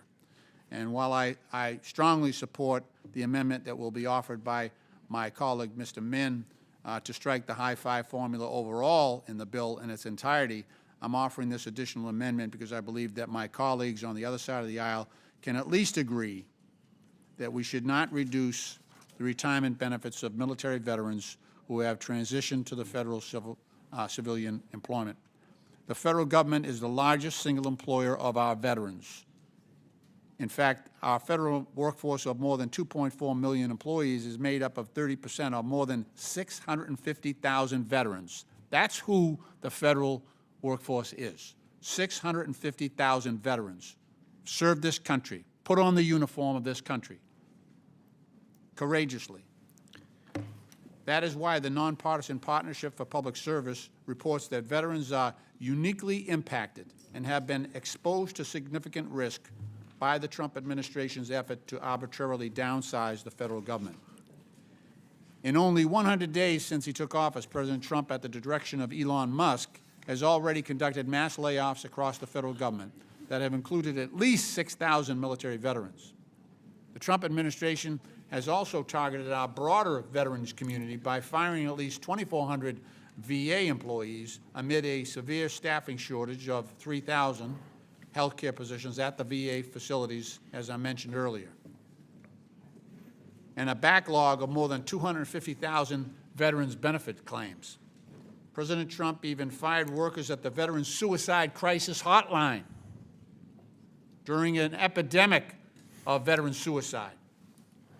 He's also proceeding with plans to indiscriminately cut an additional 80,000 jobs at the VA at a time when the agency is seeing a 40% increase in veterans health care enrollment and a 30% spike in veteran toxic exposure claims since the enactment of our bipartisan, Republicans and Democrats, PAC Act in 2022. We don't need to make matters worse by reducing the retirement benefits of military veterans who proudly chose to extend their public service by working in the federal government. Let us remember that federal statutes such as the Veterans Preference Act of 1944 reflect our enduring bipartisan respect for the placement, protection, and retention of veterans in the federal workforce. I urge my colleagues to remember. Look, I point back to the Brockton VA facility in my district in Brockton, Massachusetts. When I go through there, so many of the nurses and attendants there are veterans. It's uncanny how many of them have served our country in the military. And there's a great vibe there. They love caring for their fellow wounded veterans. And I think there's a holistic and actually a medical benefit by having veterans cared for at a VA hospital instead of in a regular hospital, because there's that camaraderie and support and love that is there, and I think it helps them heal. So what this bill would do is, especially with my nurses, a lot of those nurses at the VA are veterans. So there's already competition at the VA for nurses, right? So I got a bunch of private hospitals that are trying to hire the nurses away from the VA and offer them more money. So what you're doing here today by, cutting their retirement benefits, cutting their worker rights, cutting their pay, is just going to make it easier for those private hospitals to steal away our best nurses. We shouldn't be doing this. Thank you, Mr. Chairman. I yield back. I recognize myself for a brief statement. I want to thank Mr. Lynch for this amendment, recognizing the tremendous work and value veterans provide in their continued service to our country and the federal workforce. I cannot support this amendment, which does not contain a score from the Congressional Budget Office to determine its budgetary impact on our committee's instruction to save $50 billion as required in this budget reconciliation process. Do any other members seek recognition? Seeing none. Seeing none, the question is now on the Lynch Amendment number 2. All those in favor signify by saying aye. Aye. All those opposed signify by saying no. No. In the opinion of the chair, the noes have it, and the amendment is not agreed to. Mr. Chairman, I ask for a roll call. Recorded vote is ordered. As previously announced, further proceedings on the question will be postponed. For what purpose does Ms. Stansbury seek recognition? Mr. Chairman, I have an amendment at the desk. The clerk will please distribute. The clerk will please designate the amendment. Amendment to the amendment in the nature of a substitute to fiscal year 2025 Budget Reconciliation Committee print, providing for reconciliation pursuant to House Concurrent Resolution 14, is offered by Ms. Stansbury of New Mexico. Without objection, the amendment is considered as read. I reserve a point of order. The gentlelady from New Mexico is recognized for 5 minutes. Thank you, Mr. Chairman. I am offering an amendment this morning here to address the major concern that the vast majority of Americans and especially the constituents in my district have shared with me, which is the unfettered attacks that we've seen over the last 100 days on vital programs that support our communities, whether that's Social Security, Medicaid, food and housing assistance programs, or just the vital programs that people depend on every day. We were just talking about veterans benefits. And in fact, Mr. Chairman, I'm just coming off of a town hall tour across my district. We did 15 town halls across 10 counties in rural and urban New Mexico. We heard from over 15,000 New Mexicans, and the most important issues that we heard in every single town hall, and these were not just people of the same party, these were just New Mexicans across the board from all different ideological backgrounds, all different communities, was that they are afraid right now of what they're seeing with the federal government and cutbacks to Social Security programs, the proposals that are in this reconciliation package that would impact Medicaid, the proposals that are in front of this committee that would cut back the federal workforce that provides Social Security benefits and VA benefits, cuts to housing and food assistance programs, and the general lawlessness that we've seen across the board in the way in which this administration has been carrying out these cuts and have been enabled by the GOP here now, especially with this reconciliation package. So I want to read my amendment. It's very straightforward. It says, the president or any member of the president's cabinet or any officer or employee of a federal agency may not take any action, including an action related to staffing, office realignments, budgetary, data, or operational changes that would impact the delivery or timing of vital services that Americans depend on, including Social Security, Medicaid, food assistance, housing, income supports, or other programs, or two, to attempt to privatize these services or programs. It's a very straightforward amendment. I would hope that my friends across the aisle, of course, I doubt they will, would support this amendment. I hear our friends go on TV daily and say that they have no intent to cut Medicaid, even though their instructions for this reconciliation package say that they're instructing the Committee of Jurisdiction to cut funding by $880 billion. We know that this would impact almost 250,000 New Mexicans and the healthcare system of our entire state. We know that millions of Americans will lose access to healthcare if these Medicaid benefits get cut. We know that over 150,000 New Mexicans, especially our elders, our seniors, and our low-income families, would lose access to food assistance, whether that's SNAP assistance to buy groceries or whether that's school lunches if these cuts go through. And we know that this will also impact our communities across the board in just the basic programs and services, whether it's the VA, Social Security, or any of these programs. So this amendment says that the administration has got to stop doing that because it's hurting the American people. And with that, I yield back. Now recognize myself. This amendment introduces policy changes into an otherwise budget-related matter and should receive no further consideration. Furthermore, this amendment does not contain a CBO score as required by reconciliation, so we don't know its impact on the committee's net savings budgetary instructions. For these reasons and the purposes of this committee's reconciliation efforts, I oppose the amendment. Does any other member seek recognition? Yes, Ms. Crockett. Thank you so much, Mr. Chair.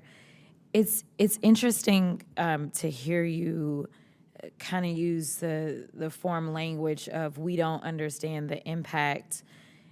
The idea that Ms. Stansbury proposed an amendment that specifically talks about vital programs, literally not extracurriculars, but literally what people depend upon to actually survive and live. And the idea that our retort to whether or not someone will be able to eat, to whether or not someone will have a roof over their head, to whether or not they will have the health care that they deserve, our answer is, well, we don't know what the cost is going to be.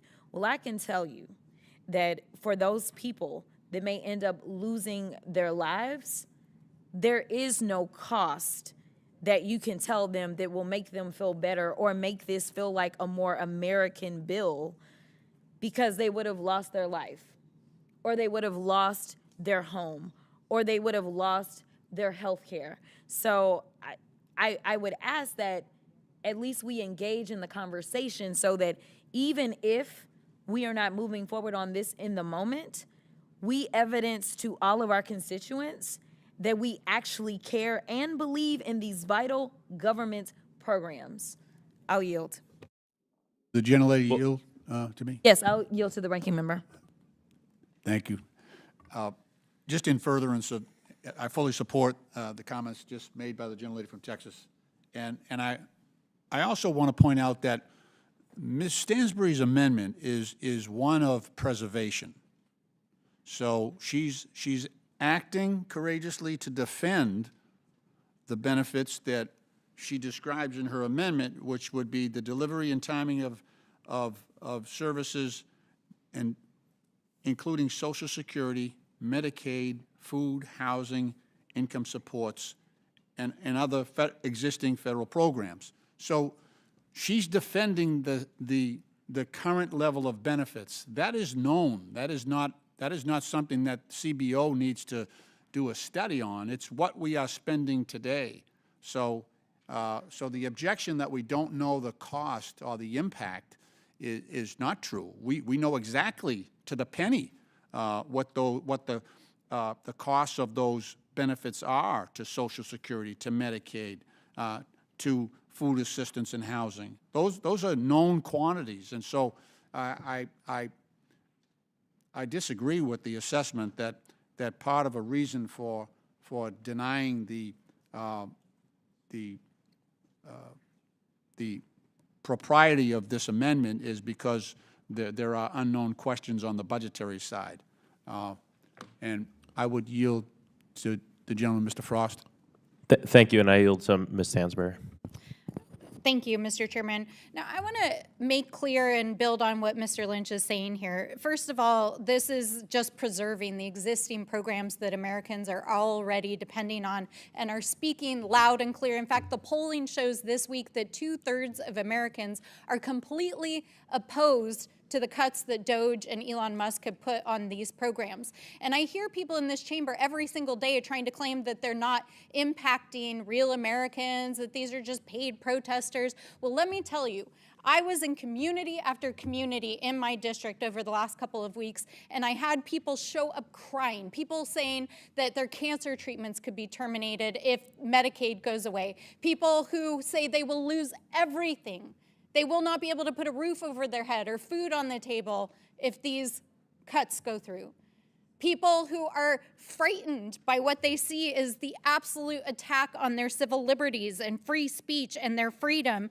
And I actually went to the Social Security office in my district last week and was denied entry and told to call a regional office after I had an appointment, and spoke to people who are waiting, who have literally been waiting for days and weeks because Elon Musk has crashed the Social Security system, firing people. Their computer systems are down. Our call centers are completely overwhelmed, and people cannot get appointments for months.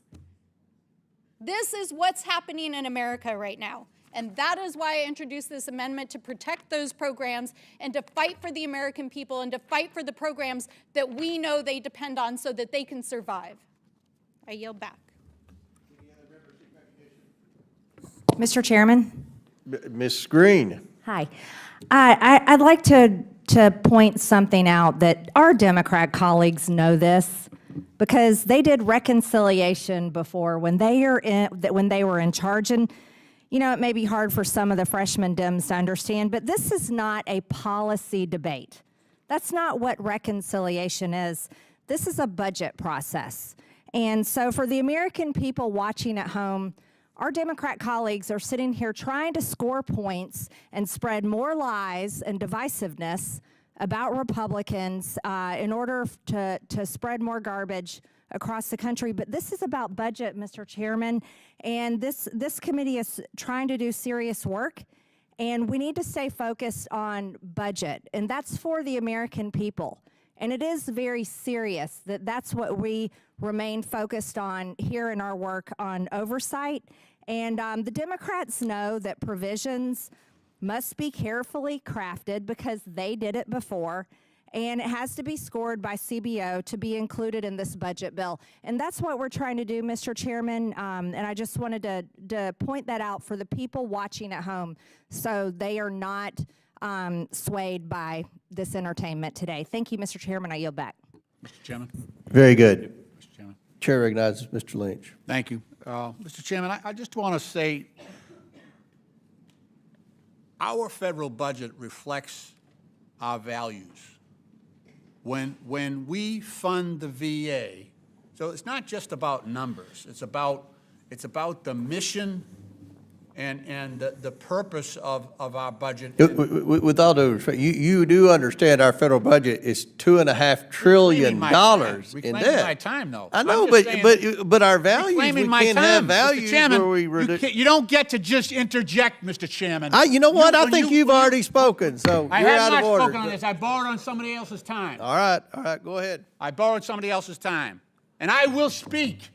Well, speak. this You all budget have does put our reflect country values. in It debt. does reflect Kids are values. graduating from You're college. about to put our with country in debt. $4 trillion more debt. I don't think you all could find $1 billion in savings. You don't care about the Congressional Budget Office scores because you don't Mr. care Chairman, what anything reclaiming my costs. You time. just want to spend Reclaiming my time. hard-working American taxpayers' money. I asked to Give restore him the time. 5 minutes. You can talk all you want. I want everyone in America to see how much Mr. opposition Chairman, you all have to. You're out of order. You're out of order. Your own here. chairman, and you're out of order. Go ahead. Okay. Go ahead. Now, without interruption, what we decide here in the budget is the point I'm trying to make is it's not just dollars and cents. It's about where that money goes and what purposes and what priorities it reflects. And those, governing is about making decisions, and we choose to fund things that in this country we have honored for a very long time, and that, I have to say, in my 25 years in Congress, we have had very little disagreement on funding veterans' benefits. I have to say that. I don't think I could count on one hand the time we had disagreements over 25 years when we talk about how do we care for our veterans, things like that. And I miss that because now we're fighting tooth and nail about whether we're going to lay off 80,000 employees at the VA. What I'm saying is that, sure, it's about the budget, but underlying that budget is our priorities as a country, what we consider to be worthwhile. And I feel that veterans' benefits are worthwhile. Veterans' health care is worthwhile. The way we treat our federal employees is important. It is intrinsic to the work of the federal government and how we help the most vulnerable as well as average everyday Americans on Social Security, on Medicaid. So I've had layoffs recently in one of my big health centers, community health centers, laid off 60 people in a city that can't afford that. And that's because of decisions that are being made on the budget, on the numbers on the budget. We're going to cut over $800 billion on Medicaid. I've got nursing homes. So I got seniors who are, they can't go out and get another job. They're in nursing homes. Their families are trying to care for them. We're cutting 40% of the income for those long-term care nursing homes for elderly are being impacted by the numbers in this budget. And that's very troublesome. So I'm just saying that this is different. The gentlelady from Georgia is correct. I've been through reconciliation before. I know how this process works, and it is about numbers. And I agree with that point. But this is different. This reconciliation is going after things that have been long respected and honored in this country.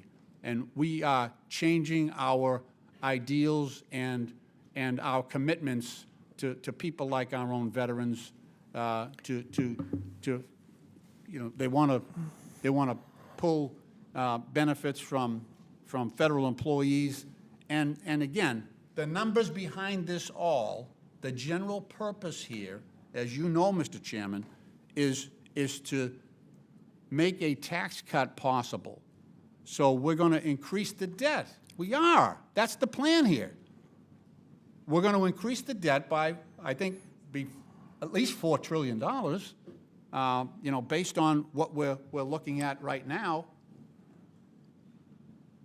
And to justify that, we're cutting all this. We're cutting people who, you know, veterans' benefits are different. They're different. They're different and they're special because veterans' benefits are for courageous service previously rendered. We owe this. We owe those benefits. Those wounded veterans lying in VA hospitals all across this country, your state and mine, we owe them for their service. They have delivered. Every one of them, by definition, every veteran who's eligible for this has honorably served this country in uniform, put their life on the line for the benefit of us all. We made a commitment to them. We said, if you come back with wounds, visible or invisible, we will take care of you. We made that promise. Multiple generations of Americans have made that promise. And this budget, these numbers, breach that promise. We break that promise in this bill. First time ever, at least in the 25 years I've been here. Mr. Chairman, thank you for your courtesy, and I yield back. Any other members seek recognition? Mr. Chair. Mr. Frost. Thank you, Mr. Chairman. I mean, what we're hearing from the Republicans on this committee is laughable in its hypocrisy. They want to hide, they don't want to support the amendment from Ms. Stansbury, which I support, and they want to hide behind the CBO and process. You didn't care what the CBO had to say when you passed the last set of tax cuts for billionaires, the ultra wealthy, and corporations, when the CBO said that it would raise the national debt by trillions. You didn't care. You don't care now. You want to hide behind the CBO because you don't want to pass an amendment that protects Social Security, Medicare, Medicaid, food, housing, and programs that our constituents support. Then you want to bring up process. If we want to pass the amendment, we can pass the amendment. Don't hide behind process. If you believe that we need to protect Social Security, then vote yes. But don't come here and tell us that we can't pass it, like we don't have the power to simply press the button that says yes on here. It's hypocrisy. This is Republicans on this committee trying to cover up for Donald Trump and themselves from the fact that they want to rob our constituents of earned benefits and things we have fought for because they want to give a massive $7 trillion tax cut that will go to the richest people in this country and put more money in their pockets. And they want us and our constituents to pay for it. They're finding money by stripping for parts the essential services that middle and working class and the fastest growing class of Americans, the working poor, not just depend on, but have earned, and that we have put forward as part of our social construct, that we will take care of each other and we will see this country through the eyes of the most vulnerable. It is despicable. So if you're going to be about cutting these things to help your billionaire donors and corrupt corporations, then just say it. But do not hide behind process in the CBO when you haven't cared about it before. I will yield my time to the ranking member. Thank you. Thank you, Mr. Frost. Mr. Casar, did you desire time? Ms. Crockett? Yes, please, because Maxwell took us to church. Push the button. Push the button. That is the name of the sermon. Hallelujah. I appreciate that because, honestly, you know, the one thing that I hear in Maxwell, I appreciate that you have been traveling the country and actually listening to people. I appreciate Melanie talking about getting out, listening to people. I've had an opportunity to get out and listen to actual people. And the one thing that I hear is that they ain't following no rules. That's the only thing I hear, is that this administration has not been following any rules and been breaking everything. And so it is weird that we would hide behind process when we are talking about doing good, but to do bad, to fire workers, yes, let's do that. To decide that we are going to try to jerry-rig and do this situation around birthright citizenship, to decide that we are going to try to just write out the Civil Rights Act in the form of an executive order. That I can go on for days about all the things that really have not been a part of the rules, that have only brought about harm. In fact, I still don't understand how or why Elon Musk was allowed to do anything that he was allowed to do. And honestly, I would argue that he was not allowed to do any of the things that he did. And no one argued for any procedures or rules then. So I applaud you, Ms. Stansbury, again, and thank you, Reverend Maxwell, for the sermon. And if you would today. yield back. I will yield it back to you, I want sir. to add on, because you just brought something up, Rosanna Crockett, that reminds me that our colleagues are also saying that we can't vote on this because it doesn't have a CBO score, and because the CBO has not told us the impacts of it. And as a representative in the United States Congress, if you need a CBO score to know the impact of Social Security in your district, if you need a CBO score to know the impact of Medicaid in your district, food in your district, housing in your district, Medicaid in your district, then you need to go back out and speak to the people in your district. I yield back. Any other members seek recognition? I yield to Representative Crockett. I just want to be clear, if anybody actually wants to know the impacts, we have it specifically in Georgia 14 as it relates to what's going to happen to Medicaid in Georgia 14. 111,000 children under the age of 19 and 20,000 seniors over the age of 65 will be impacted. As it relates to those that are dealing with food assistance, it will impact 99,000 people in that district. Oh, sorry, I was trying to help. Any other members seek recognition? Mr. Superman? Thank you, Mr. Chair. I just want to speak in favor of the amendment, because all we're trying to do here is say that don't reorganize or cut a department or agency to where you can't deliver the very services that department is created to give to the American people. And so, I've heard from folks that work in my district office about how they're getting calls about OPM becoming even slower processing casework. The Social Security Administration is requiring people to come in person now because of policy changes, yet they cut half the people that worked at the Social Security Administration and closed many offices. So people's appointments are getting canceled, right? And I have story after story after story about people who used to call our office and be able to get in touch with an agency or get their agency problem solved. And now they can't, because some of these cuts and some of these firings now make it so that the very agencies that were developed to provide services to the American people cannot do so anymore. That's throwing the baby out with the bathwater. That's another way of putting it. And all we're trying to say is don't do that. Stop the cuts if they don't make sense. If their very purpose is to undermine a program, then just say that. If you're trying to cut the Social Security Administration because you don't like Social Security and want to get rid of it, just say that, right? But don't cut half the workforce who's trying to administer that program. And, this stuff about the, cutting the debt and the deficit, I mean, this president is the one that increased the deficit by trillions and the debt by trillions. The last time he said that these tax cuts were actually going to pay down. We're going to start paying down the debt like it's water. That's what he said after the 2017 tax cut. What happened? The deficit and the debt both increased dramatically. We're at 36 trillion now. Then he said tariffs last time would pay down the debt, and that hasn't happened either. Next, he's going to say his Gulf trips paid down the debt. The reality is this is not about fiscal responsibility. This is about cutting services that help the American people, all so we can give it to the largest and wealthiest corporations. I yield back. I yield to Ms. Stansbury. Thank you so much for pointing that out. I also think, Mr. Chairman, just being conscious of language, in this room just a few moments ago, our friends across the aisle used the word garbage to refer to our fight to protect your Social Security. I am so sorry, but seniors, veterans, children whose parents have died, kids on school lunches are not garbage.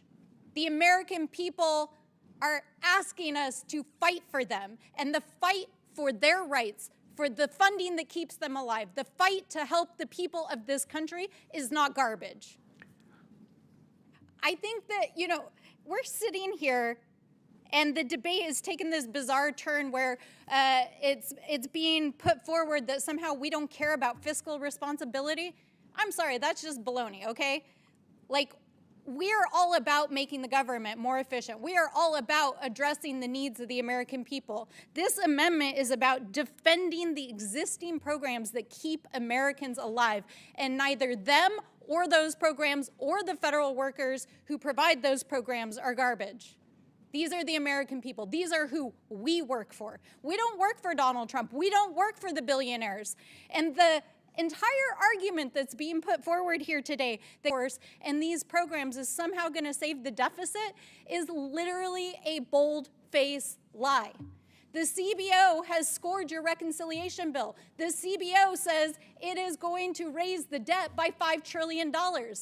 So if you're going to sit here and say it's not going to raise the debt, you're just lying. That is factually untrue.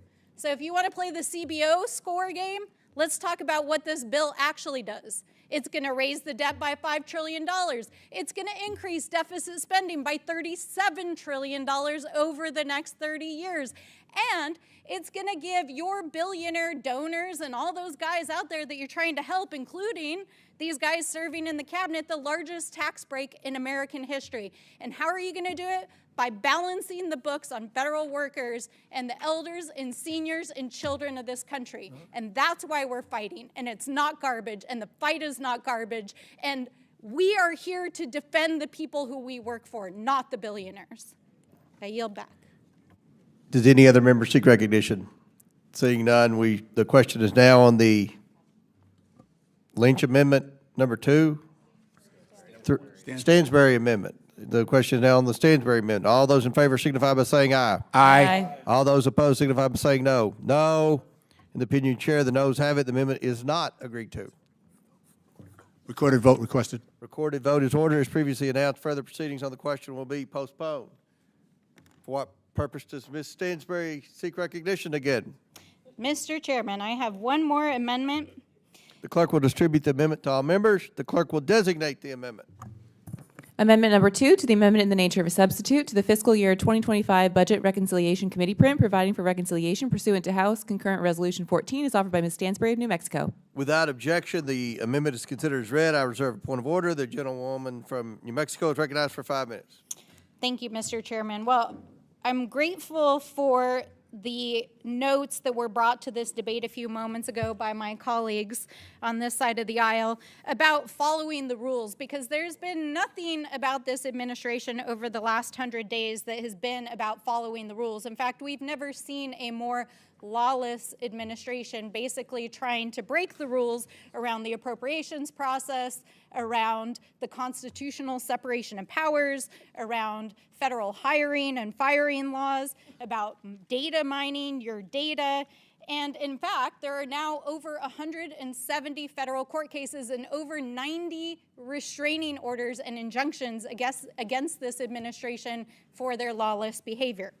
So what this amendment does is make sure that the American taxpayers are not left on the hook and that those who are breaking these laws cannot continue to do so or to financially benefit from the federal government. So I'm going to read it.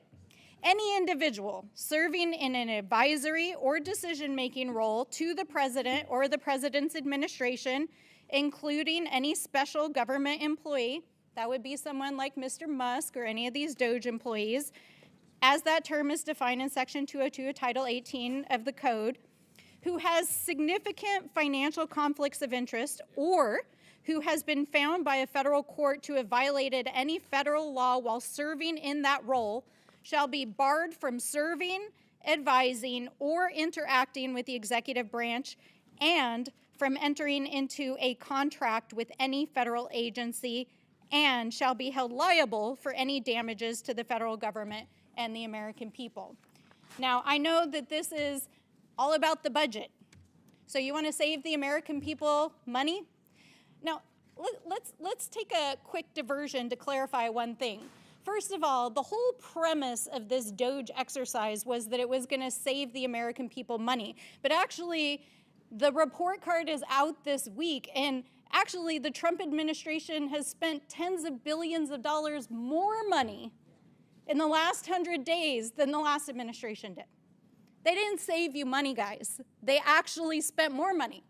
And part of the reason is because Donald Trump is using federal taxpayer dollars to fly down to his golf resort every weekend while he's taking away your benefits, and Elon Musk is destroying the fundamental programs that provide VA benefits and Social Security and actually help with programs that you all depend on. And they're not saving money. This whole idea that it's waste, fraud, and abuse, it's a total lie. Because while they're doing this, they're also giving themselves additional contracts. We know that Elon Musk has already put himself in a position before he leaves in the next couple of weeks to pick up contracts at FAA. He's going to pick up contracts at DOD. I heard yesterday from some of my constituents that he's actually talking about getting billions of dollars through this Golden Dome project that they want to put in this reconciliation package. I mean, talk about grift.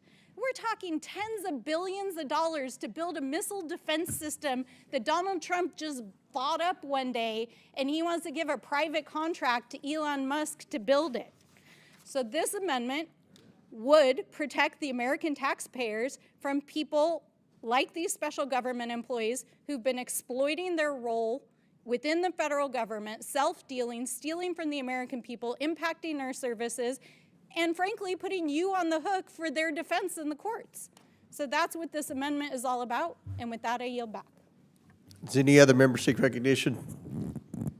Ms. Crockett? Yes, I just wanted to thank the gentlelady for her amendment. And I was curious because you already kind of preempted the arguments that would come from the other side as it relates to saving money. We do know that Elon had a contract that he was planning on entering into as it relates to Tesla vehicles, do we not? Yep. And last time I checked, that contract was somewhere around $400 million. As I understand it, yes, with Department of Defense. Okay, and to be perfectly honest, I think that you were being kind of kind in this amendment because they are only prevented or precluded from service within the executive branch. But we still have other branches of government where they can still do stuff, huh? Oh, yep. So you actually left a lot of leeway for someone to even do more. So even if Elon wanted to go somewhere else, he could, just couldn't be here. In addition to that, there is this thing about liability, and this really excited me as a practitioner because I think people were wondering, why is it that Elon isn't being sued? Because Elon is committing so many heinous issues as it relates to violating, and we still don't know, and I don't know when we will know because it seems like we're not doing oversight over that right now to better understand how much damage he has done as it relates to our privacy and our information. But it has this liability portion in here. So somebody like him who just happens to be the richest person in the world would actually be able to be liable in a personal sense, correct? Yes, absolutely. Instead of, say, him being able to hide behind the shields that normally protect you because you are doing something, quote unquote, on behalf of the government. Yes. This would also, I mean, this committee is supposed to be about waste, fraud, and abuse. So if there's any abuse or fraud, this would absolutely preclude that or any abuses that are taking place with people that are, say, self-dealing and coming in, wrecking everything, and then stealing all our money, right? Absolutely right. I think it's an amazing amendment, and I support it. Did any other members seek recognition? Seeing none, the question is now on the Stansbury Amendment Number 2. All those in favor signify by saying aye. Aye. All those opposed signify by saying no. No. In the opinion of the chair, the noes have it. The amendment is not agreed to. And Mr. Chair, I'd ask for a recorded vote. Recorded vote is ordered. As previously announced, further proceedings on the question will be postponed. For what purposes does Mr. Frost seek recognition? I have an amendment at the desk. Will the clerk please distribute the amendment? Now will the clerk designate the amendment? Amendment to the amendment in the nature of a substitute to the fiscal year 2025 Budget Reconciliation Committee print, providing for reconciliation pursuant to House Concurrent Resolution 14, is offered by Mr. Frost of Florida. Without objection, the amendment is considered as read. I reserve a point of order. The gentleman from Florida is recognized for 5 minutes to explain his amendment. Thank you, Mr. Chairman. The rule of law is fundamental in a functioning country, and the only thing that's going to guarantee people's safety and security. Without the rule of law, there's chaos, corruption, anarchy. And if the president and the government he leads do not follow all laws and ignore the ones that they find inconvenient, then no laws really matter for the general public.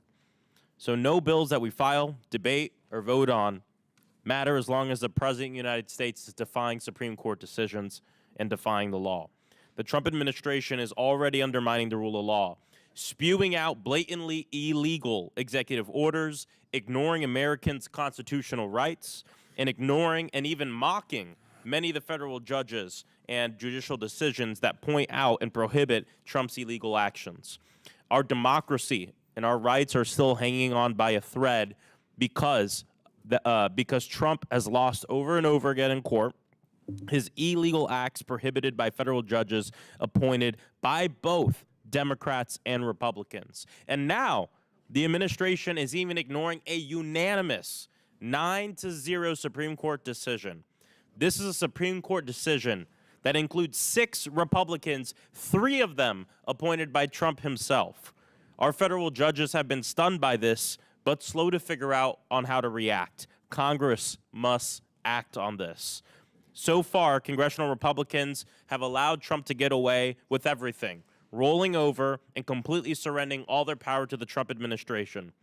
Congress has to exercise its authority and defend the rule of law. My amendment will help us do that. If the White House or any executive agency of this administration or any administration violates an order by the Supreme Court, my amendment will nullify this entire legislation. This amendment is important because the 9-0 Supreme Court decision that the Trump administration is currently ignoring is in defense of our most fundamental right, the right to due process.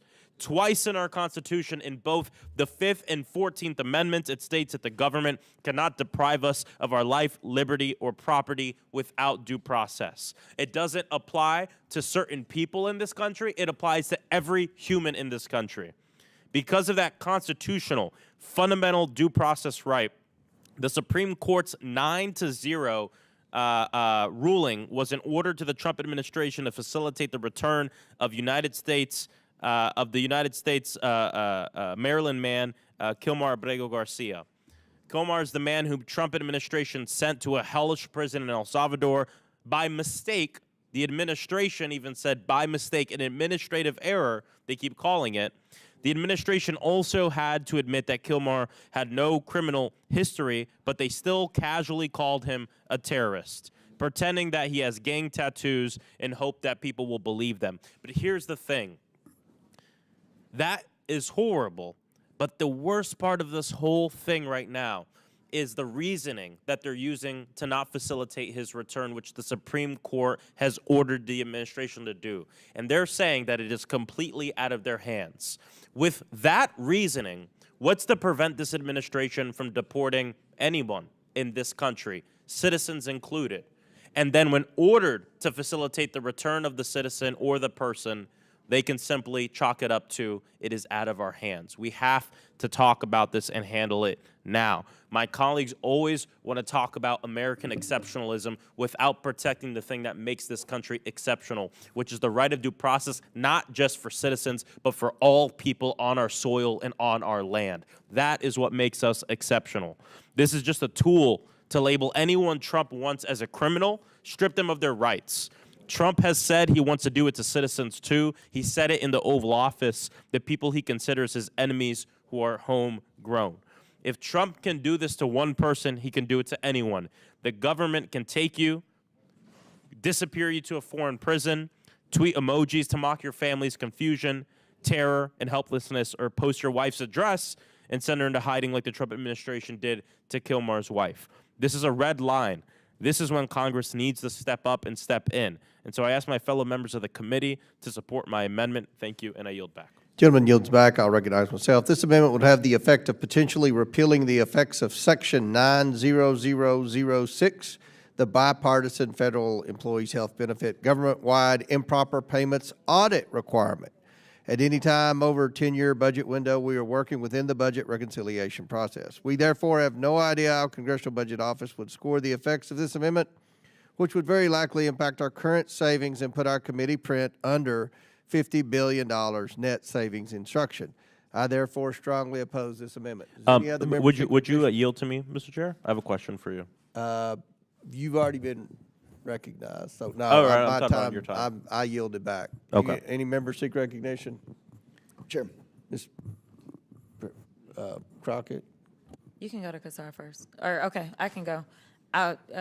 I'll yield my time to Mr. Frost. No, I think something's very interesting because in the chairman's explanation of why he doesn't support the bill, he says there's a possibility, or the amendment, he said there's a possibility that the amendment would nullify a bipartisan piece of the legislation in front of us. But all my amendment does is say that if the President of the United States defies a Supreme Court decision, then it nullifies the bill, which means the chairman is conceding right here in this committee that the President of the United States could, and I would say is right now, defying a Supreme Court decision, which is dangerous in this country. You should not have to worry about anything being nullified if you truly believe that the administration is following the law.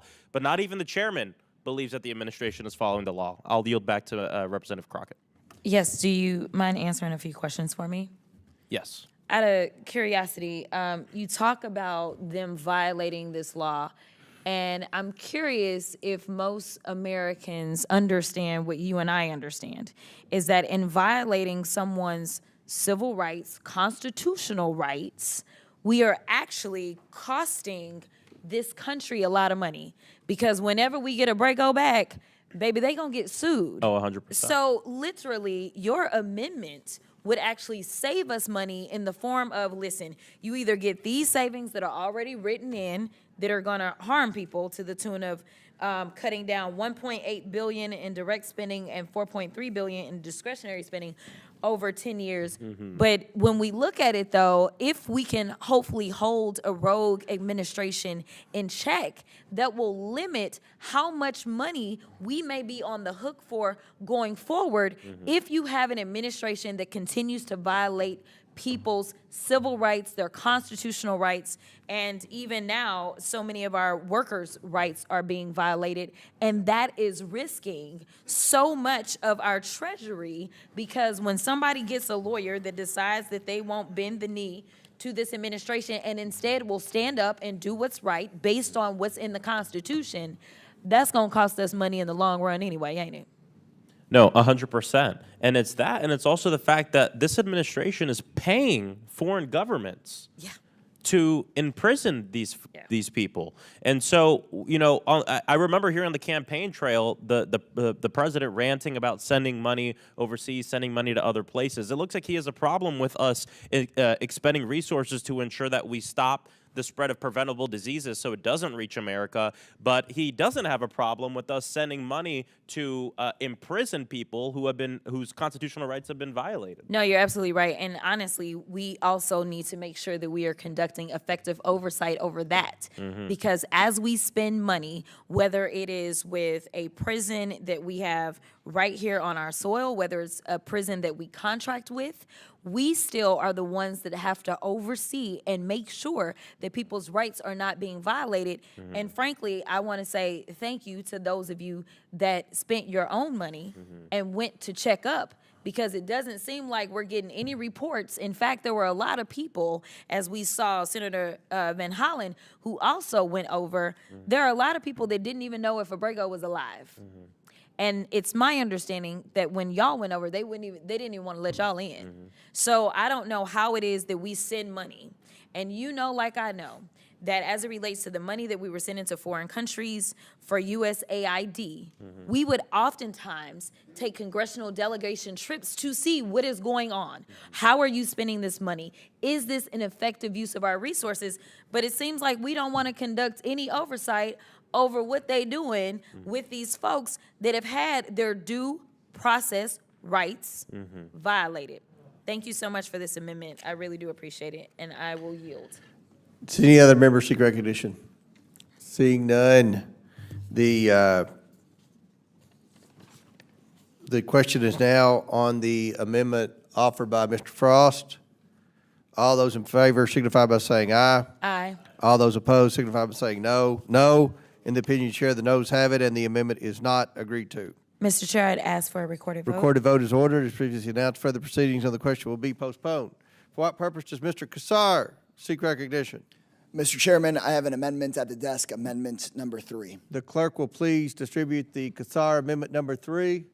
The clerk will now report. Amendment number 3 to the amendment in the nature of a substitute to the fiscal year 2025 Budget Reconciliation Committee print, providing for reconciliation pursuant to House Concurrent Resolution 14, offered by Mr. Casar of Texas. Without objection, the amendment is considered as read. I reserve a point of order. The gentleman is now, Mr. Casar is recognized for 5 minutes. Mr. Chairman, Trump lied when he said he was going to support the American worker. In his first 100 days in office, Trump has raised prices for families across America. He's done devastating damage to the economy, and he has stripped collective bargaining rights away for over 1 million American workers working here in the federal government. And in Congress, we can fix this right now, Republicans and Democrats alike, because these workers, they're not political pawns in somebody's game. They're all of our constituents. And I know of no other time in American history where a president has taken away workers' rights from this many people just in one single day. It's unprecedented, it's unacceptable, the courts aren't accepting it, and the Congress should not accept it. If we want the services our constituents rely on to be delivered effectively, we need to restore these collective bargaining rights right now. And in this bill, we're talking about stripping away the pensions of so many federal workers, while at the same time letting stand Trump's illegal order that takes away the bargaining rights of those very same workers. So if we allow this blow to labor rights to go unchallenged, Trump is going to be coming after private sector workers' collective bargaining rights next. So I encourage my colleagues to support my amendment and support the right of all workers to collectively bargain, rather than pass this bill, which strips away workers' pensions and will become part of a bigger bill that strips away workers' Medicaid, that strips away workers' education funds, that strips away all this money from the American people and the American worker, all to give it out to billionaires and to their corporate cronies. Chairman, I yield back. I'll now recognize myself for a statement. The amendment's budgetary effects are not clear. Furthermore, this amendment invokes policy reforms. The committee's directive under the budget reconciliation process is to achieve net budgetary savings of $50 billion. That's a foreign concept to some on this committee, but budget savings of $50 billion.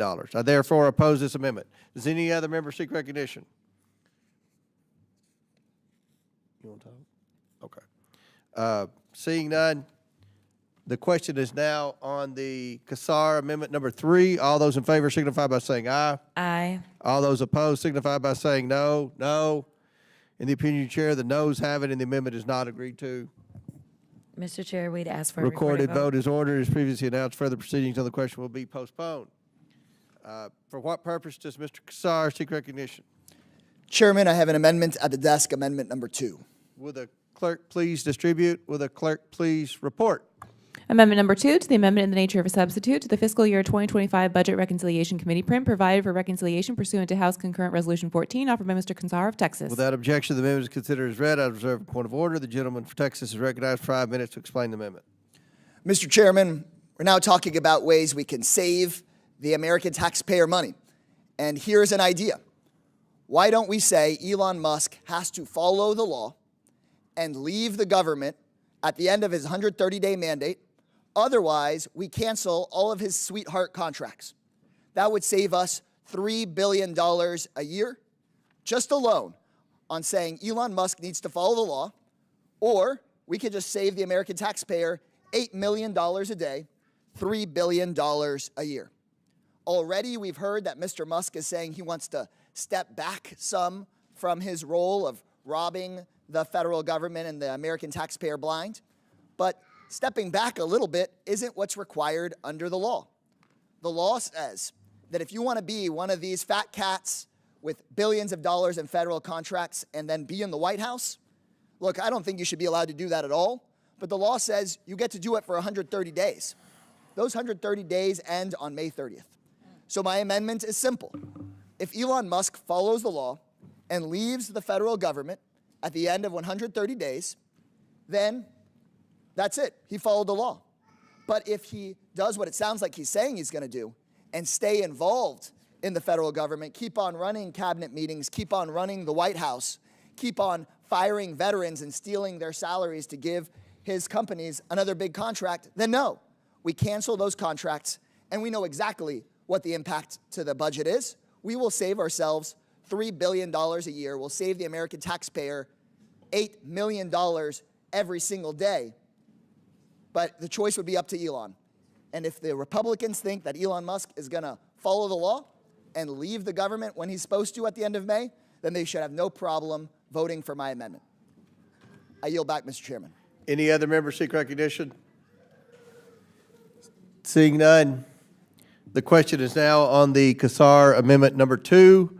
All those in favor signify by saying aye. Aye. All those opposed signify by saying no. No.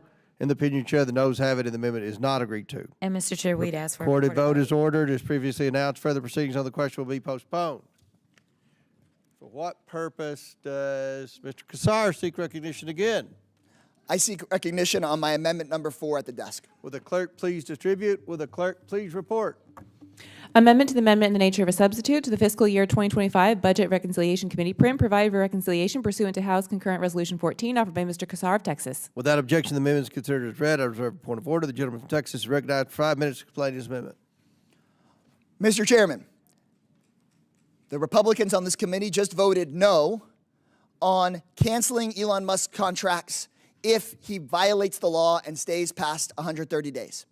The Republicans on this committee just voted no on Mr. Frost's amendment that would require the President of the United States to follow U.S. Supreme Court orders. At some point, we've got to have some shame on this committee. So my amendment, I would hope my Republican colleagues would vote for it, is that if a court or the federal government finds that Mr. Musk abused his power to enrich himself here over the last few months, then we would cancel his contracts. If a court finds that the richest man on earth went in, used the federal books, scraped people's data, steered contracts to himself, then we should maybe stop sending him $8 million a day and save the American taxpayer $3 billion.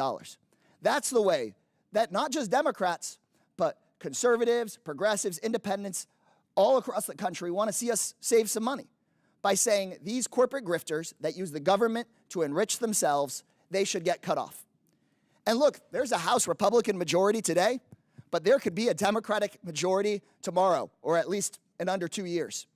And when we are sitting on this committee, and if we get a chance to have the subpoena power and look into this and find out that Elon Musk has used his power to enrich himself, the consequences could actually be much greater than just having his contracts cut off. So I ask my Republican colleagues, I know you voted no on Mr. Frost's amendments to say the president should follow the U.S. Supreme Court. I know you just voted no on my amendment that said if Mr. Musk stays over the 130 days, he should have his contracts canceled.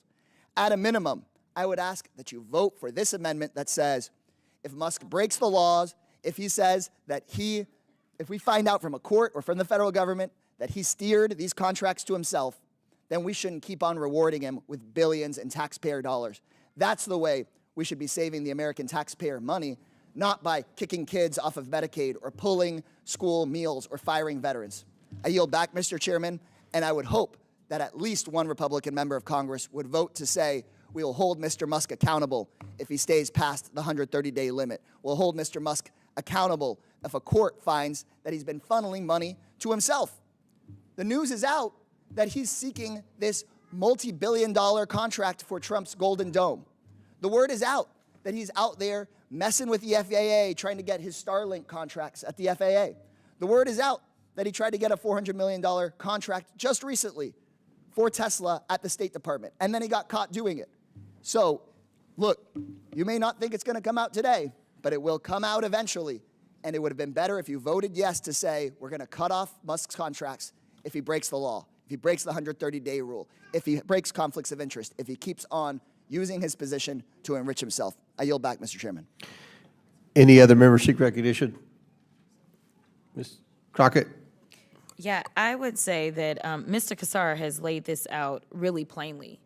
You know, there used to be a time in which one of the mottos of the Republican Party was this idea that y'all were the party of law and order. And I really think that it's very clear that it's anything but when we have amendments that literally just say follow the law. I mean, right now, one of the things that we hear over and over and over about why it makes sense to throw people out of this country without any due process is because you are just saying that they broke the law, not that they had an opportunity to defend, not that we have any proof that they broke the law, but your word is enough to literally exile somebody and send them to a prison where they are doing God knows what. But if we have a court that has found that this man has broken the law, it would be wise, if you really believe in law and order, to say that we will not continue to enrich the richest person in the world with our tax dollars, especially when we're talking about the fact that we're trying to find savings when we know for sure that he has broken the law. So I appreciate Mr. Casar, because this isn't about partisanship. This is about right versus wrong. And honestly, it's just about good old common sense. I think that's the one thing the American people are wishing that we had right now in government, is just a little bit of common sense. And it only makes sense that we would not continue to send somebody $8 million a day or even more money than that, knowing that they literally are breaking the laws the laws that we wrote. I'll yield. Does any other member seek recognition? Seeing none, the question is now on the Casar amendment. All those in favor signify by saying aye. Aye. All those opposed signify by saying no. No. In the opinion of the chair, the noes have it, and the amendment is not agreed to. I'd ask for a recorded vote. Recorded vote is ordered. As previously announced, further proceedings on the question will be postponed. For what purpose does Ms. Lee seek recognition? Everybody's in a Mr. Chairman, I have an amendment at the desk, my amendment number 1. Will the clerk please distribute? Will the clerk please designate? Amendment number 1 to the amendment in the nature of a substitute to the fiscal year 2025 Budget Reconciliation Committee print, providing for reconciliation pursuant to House Concurrent Resolution 14, offered by Ms. Lee of Pennsylvania. Without objection, the amendment is considered as read. I reserve a point of order. The gentlewoman is recognized for 5 minutes to explain her amendment. Thank you, Mr. Chairman. This amendment would end the budget cuts if the consumer price index increases by more than 1 percentage point above the annualized rate.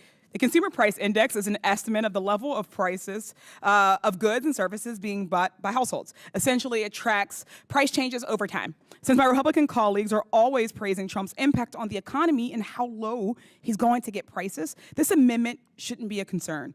Trump practically ran on lowering the price of eggs, so this amendment, I think, would serve the best interest of all of us. But the reality is that prices have gone up across the board. Combined, the price of meats, poultry, fish, and eggs saw a 1.3% monthly increase in March alone.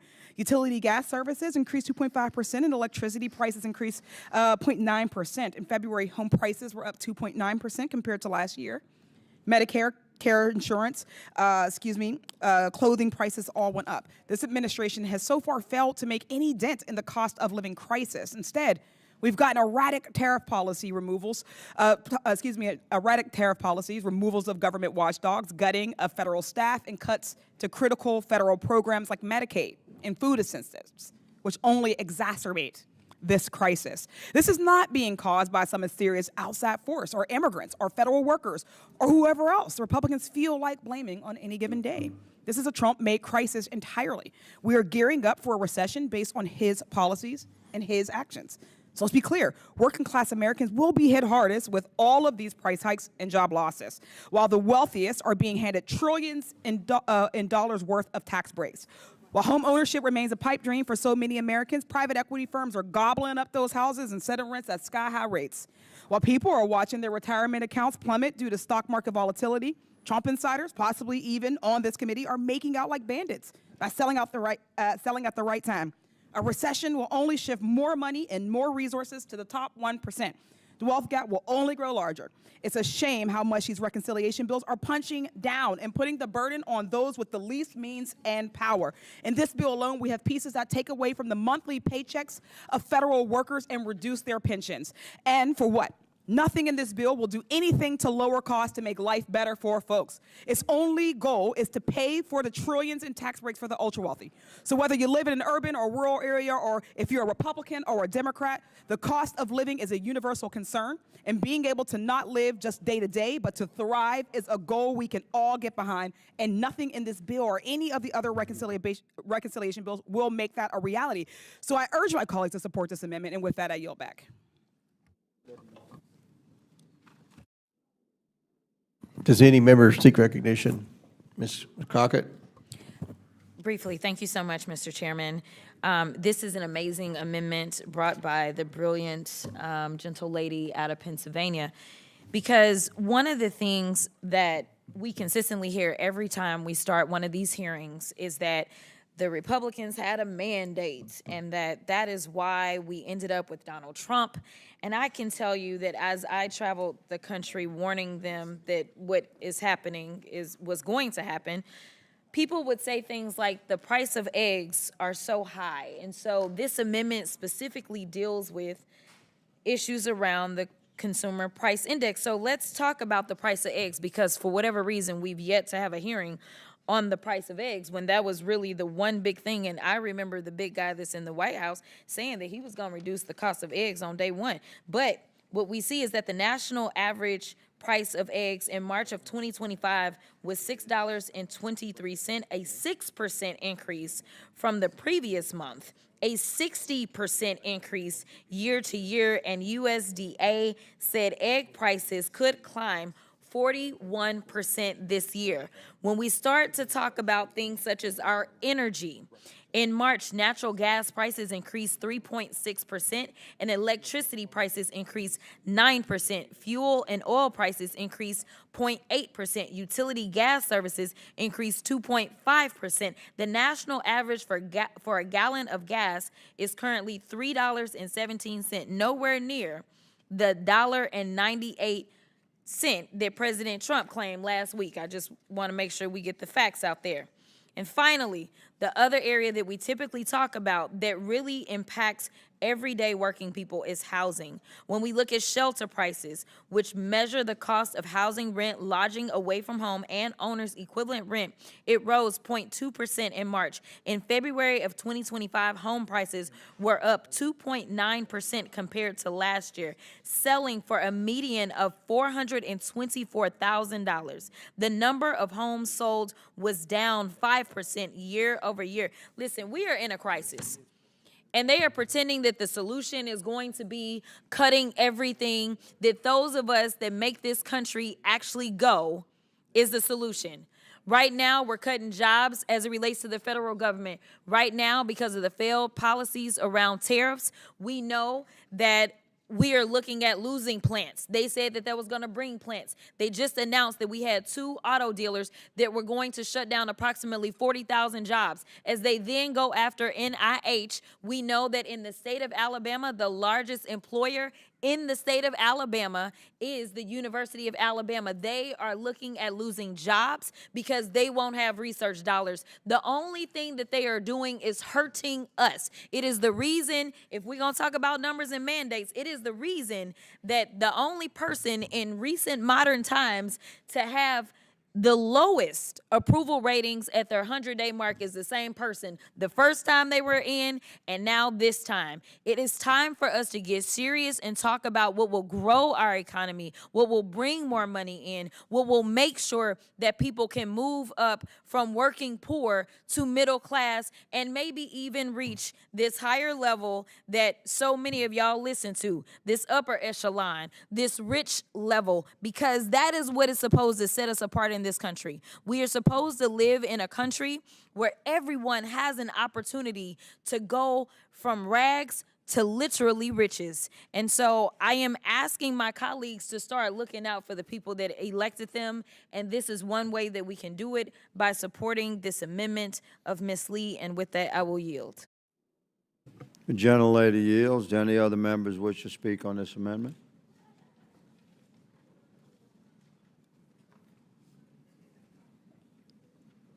Do any other members wish to speak on this amendment? No, sir, we're all set. Hearing none, the question is on the amendment offered by the gentlelady. All those in favor signify by saying aye. Aye. All those opposed signify by saying no. No.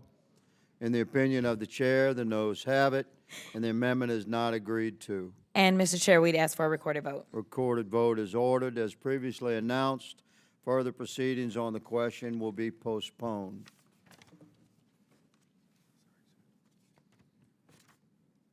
Are there further amendments on this bill? Yes, I have an amendment at the desk. My amendment, Lee, Amendment 2. The clerk will distribute the amendment.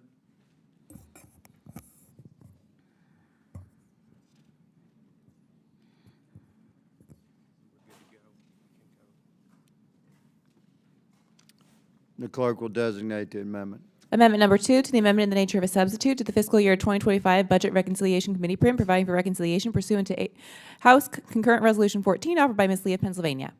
Without objection, the amendment is considered as read. I reserve a point of order. The gentlewoman, Ms. Lee, is recognized for 5 minutes to explain her amendment. Thank you, Mr. Chair.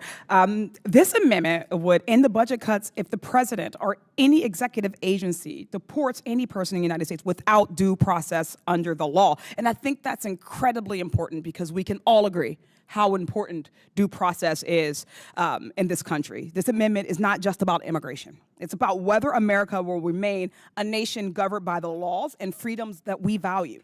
If due process becomes optional, it threatens all Americans, and we should all be sounding the alarm.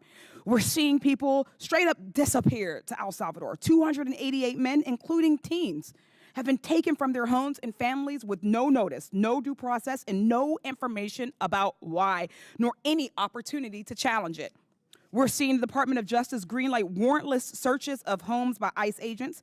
That could mean an agent in plain clothes busting into homes with no probable cause finding, no sign-off from a judge, nothing. That is a terribly dangerous prospect. It's already clear that Trump is not targeting actual threats, but manufacturing reasons to disappear and deport lawfully present individuals, long-term residents, and families. Report after report have indicated that most of the people being disappeared and deported have little to no criminal record. We just can't sit here and say it won't happen to me, because we don't know that. Trump has already defined court orders, including those from the Supreme Court. We are beyond the slippery slope. This is a defining moment of who is on the right side or the wrong side of history. Due process is such a closely held core principle of this country that it's in the Constitution twice. First, in the Fifth Amendment, which says to the federal government that no one shall be deprived of life, liberty, or property without due process of law. And then later in the 14th Amendment, which is applied to the states.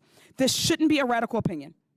My Republican colleagues are always speaking about how much they and we love the Constitution, but I'm afraid that they only love it when it benefits them. Nowhere in the Constitution does it say that these rights are only for American citizens. If you are here, you are under its protection. That means immigrants too. So I urge my colleagues to support this amendment. It is an opportunity for us to get our country back on course, and I yield back. The gentlelady yields. I recognize myself to speak on the amendment. I oppose the amendment. I support the executive branch effort to protect our country and preserve the peace of our republic by deporting criminal illegals, and I encourage my colleagues to oppose the amendment. I yield will the the balance gentleman- of my time. Will the gentleman And- yield for a question? Does Ms. Crockett wish to be recognized? I can. I was going to ask you a question, though. Ms. Crockett, I'm yielding my time, but I'll be happy to recognize you, ma'am. Okay. Ms. Crockett is recognized for 5 minutes to speak on the amendment. Thank you. So I think that where we differ as it relates to what is going on in our country is that, number one, the Constitution, as it's been laid out by Ms. Lee, specifically guarantees the right to due process. And what we're trying to grapple with is this idea of, if you give somebody due process, that doesn't necessarily mean that they would not be deported. They simply would be able to, say, enter into a defense of whatever allegations are being made against them. And considering the fact that none of us are perfect on this earth, and I know you agree with me because I know what you believe, right? No one is perfect, so people can make mistakes. And this gives us an opportunity to catch mistakes. This isn't about Democrats saying, you know what, we want certain lawless, bad people in this country. Instead, what it is saying is that we believe in the Constitution. No matter if we're a Democrat, Republican, or independent, we believe in our founding documents and we believe in the Constitution. And this means that you don't have an accident where Abrego is sent out of the country. This means you don't have an accident where you are incarcerating U.S. citizens. This means you don't have an accident when U.S. children are being deported, to the extent that we have a U.S. citizen child who was literally supposed to be receiving cancer treatment being deported. It gives us an opportunity to catch any potential mistakes by making sure that there is a process. All due process gives you, it doesn't give you a get out of jail free card. It doesn't give you permission to stay when you are not allowed to stay. It doesn't allow you to evade the law. In fact, it makes sure that the law works the way that it is supposed to work. It is what every single criminal defendant has always been guaranteed, regardless of their status, so that somebody can't just go out and say this person committed that crime, but instead there will be a process that involves more than just one person's opinion. And so I guess that's my big question is, why are we afraid of process? If we know that these are bad people, if we believe that the persons that are seeking to make sure that we rid our country of them, then why wouldn't we? In fact, this gives y'all more time to show. You get to show and tell. You get to go and lay it all out and make sure that the entire public gets to see this person did this person did that, and this is why we sent them away. It honestly instills some sense of confidence in the entire country in what you are doing, and they get to say, you know what, Mr. President, you were right. We had too many of those bad people, and now we know that this person did this, that, or the other. So the only thing that we're asking to do is actually to follow the law. And the highest law in the land, supposedly, is the Constitution. Thank you, and I'll yield. The gentlelady yields. Do any other members wish to speak on this amendment? Hearing none, the question is on the amendment offered by the gentlelady, Ms. Lee. All those in favor signify by saying aye. Aye. All those opposed signify by saying no. No. In the opinion of the chair, the noes have it, and the amendment is not agreed to. I'd ask for a recorded vote. A recorded vote is ordered. As previously announced, further proceedings on the question will be postponed. For what purpose does the gentlelady Lee seek recognition? Mr. Chairman, I have an amendment at the desk, Lee Amendment 3. The clerk will distribute the amendment, and the clerk will designate the amendment. Amendment to the amendment in the nature of substitute to the fiscal year 2025 Budget Reconciliation Committee print provided for reconciliation pursuant to House Concurrent Resolution 14 is offered by Ms. Lee of Pennsylvania.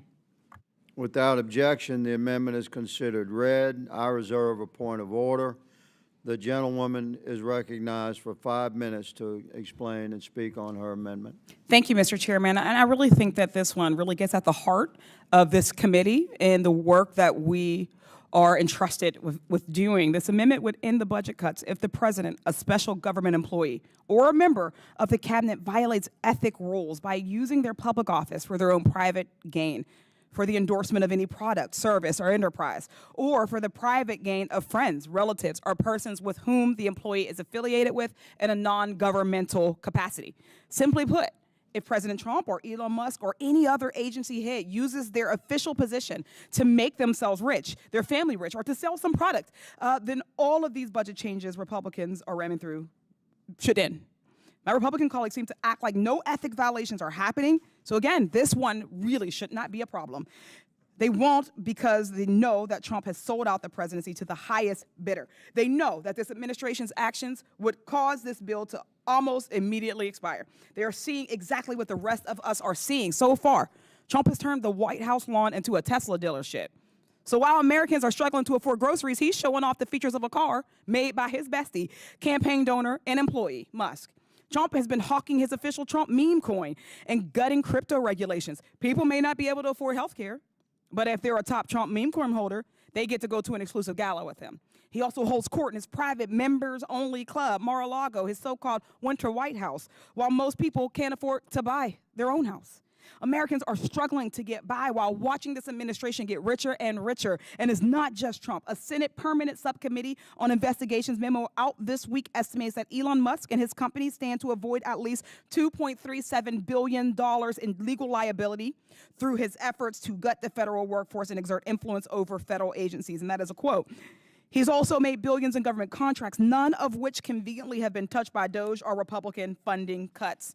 Trump and Republicans are scapegoating and demonizing federal employees so that nobody is paying attention to the absolute grift that's happening in the executive branch. This is not a monarchy. We do not have to sit by idly while an old, out-of-touch billionaire enriches himself and his family. We have a duty as a co-equal branch of government to put a stop to these blatant ethic violations. Our government should be answering to the people, not to the highest bidder and not to the biggest check. We should be working to clean up the corruption that's been allowed to rot from the inside, and that rot is not coming from our dedicated federal workers. It's coming from Trump and his top officials. We deserve leaders who serve the people, not themselves. So I urge my colleagues to support this amendment, and with that, I yield back. The gentlelady yields. I recognize myself for 5 minutes to speak on the amendment. I oppose the amendment, and I encourage my colleagues to oppose the amendment. Republicans stand against Title V violation. Any violation of the Code of Federal Regulations is contrary to the core principles of our country, and Republicans stand united against that. There's sufficient laws and mechanisms for enforcement already in existence, replete throughout federal law and precedent within our judicial system to protect our country against violations of the Code of Federal Regulations. So I oppose the amendment, and I encourage my colleagues to oppose. I yield the balance of my time. Does anyone else seek recognition to speak on this amendment?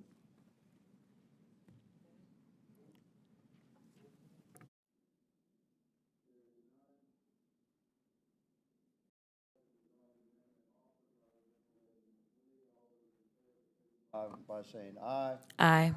All those opposed signify by saying no. No. In the opinion of the chair, the noes have it, and the amendment is not agreed to. Mr. Chair, we'd ask for a recorded vote. A recorded vote is ordered.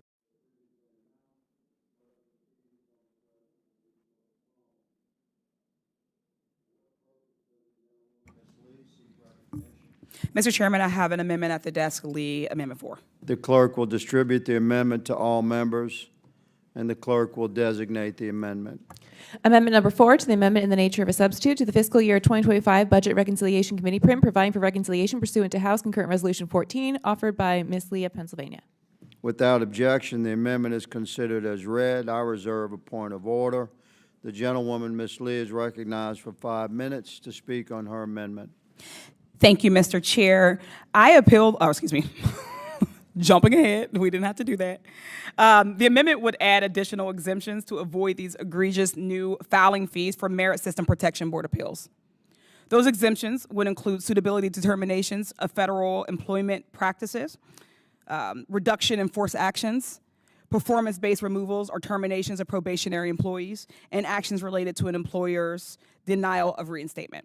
The Merit System Protection Board was created to protect federal workers against partisan attacks and other prohibited practices.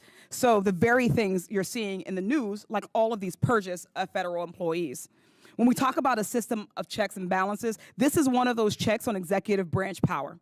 When an employee is fired for, say, a DOGE teenage minion randomly adding their name to a list, they can submit an appeal to the Merit System Protection Board. In that hearing, the agency will then have to prove that that action was warranted. But Republicans don't want those checks and balances. They seemingly want to revert back to a pre-Revolutionary War days when we were governed by an unfettered king. They're definitely not taking up their role as a co-equal branch of government and putting a stop to the illegal firings and funding cuts. And we can see from this bill that they're trying to make it easier for Trump and Musk to do what they want. Just look at the bill we're marking up today. In one section, they're trying to force new government employees to choose between having workplace protections, like being able to appeal their firing in the Merit System Protection Board, or having more money in their monthly paycheck by not having to pay an additional 5% into their retirement accounts. Then, in this section, they want to force a filing fee on those that still have those protections and want to appeal their dismissal. Republicans are telling a person who feels they were unlawfully fired that while they understand they may be stressed about no longer getting a paycheck and having to pay for an attorney to appeal the decision, but now they also have to pay about $350 in a filing fee. The entire point is to discourage appealing at all. $350 may not seem like a lot when we are talking about folks who have billions of dollars at their disposal, but to the average person, that might be a utility bill, or their monthly grocery budget, or their children's prescription drug costs. It's a direct attack on low-income employees and a barrier to justice and due process. This bill is forcing the federal workforce to foot the bill for tax cuts for billionaires, while Trump and the DOGE crew carry out a full-scale assault against them. It's a shameful tactic. I urge my colleagues to support this amendment, which expands exemptions to this harmful filing fee. It is incredibly simple, and with that, I yield back. The gentlelady yields. I recognize myself for 5 minutes to speak on the amendment. I'm going to oppose the amendment, although I appreciate the spirit of the language of the amendment, and I avail myself to the gentlelady and her colleagues in a future legislative endeavor to consider this type of language. I oppose because although I do acknowledge the intention and the spirit behind the gentlelady's amendment, the legislation we're considering today is carefully constructed to comply with congressional rules of reconciliation and budget considerations. Therefore, I encourage all my colleagues to oppose the amendment, and I yield the balance of my time. Do any other members wish to speak on this amendment? Hearing none, the question is on the amendment offered by the gentlelady, Ms. Lee. All those in favor signify by saying aye. Aye. All those opposed signify by saying no. No. In the opinion of the chair, the noes have it, and the amendment is not agreed to. A recorded vote is ordered. As previously announced, further proceedings on the questions will be postponed. For what purpose does the gentleman, Mr. Garcia, seek recognition? Thank you, Mr. Chairman. I have an amendment at the desk. It's Garcia, number 1. Thank you, sir. The clerk will distribute the amendment to all members. The clerk will designate the amendment. Amendment to the amendment in the nature of a substitute to the fiscal year 2025 Budget Reconciliation Committee print providing for reconciliation pursuant to House Concurrent Resolution 14, offered by Mr. Garcia of California. Without objection, the amendment is considered as read. I reserve a point of order. The gentleman, Mr. Garcia, is recognized for 5 minutes to speak on his amendment. Well, thank you, Mr. Chairman. I know that it's very clear from all of us that today's debate and discussion has made the House Republican agenda very clear. It's giveaways to billionaires, huge cuts to health care and Social Security, attacks on due process, and we should not lose sight, of course, of the other big crisis happening right now that Donald Trump, of course, is causing. Now, in the coming weeks, every American is going to be impacted by Donald Trump's insane and destructive trade and tariff agenda. Now, we already know that the Trump tariffs are just a sales tax that hits the poor and working people the hardest.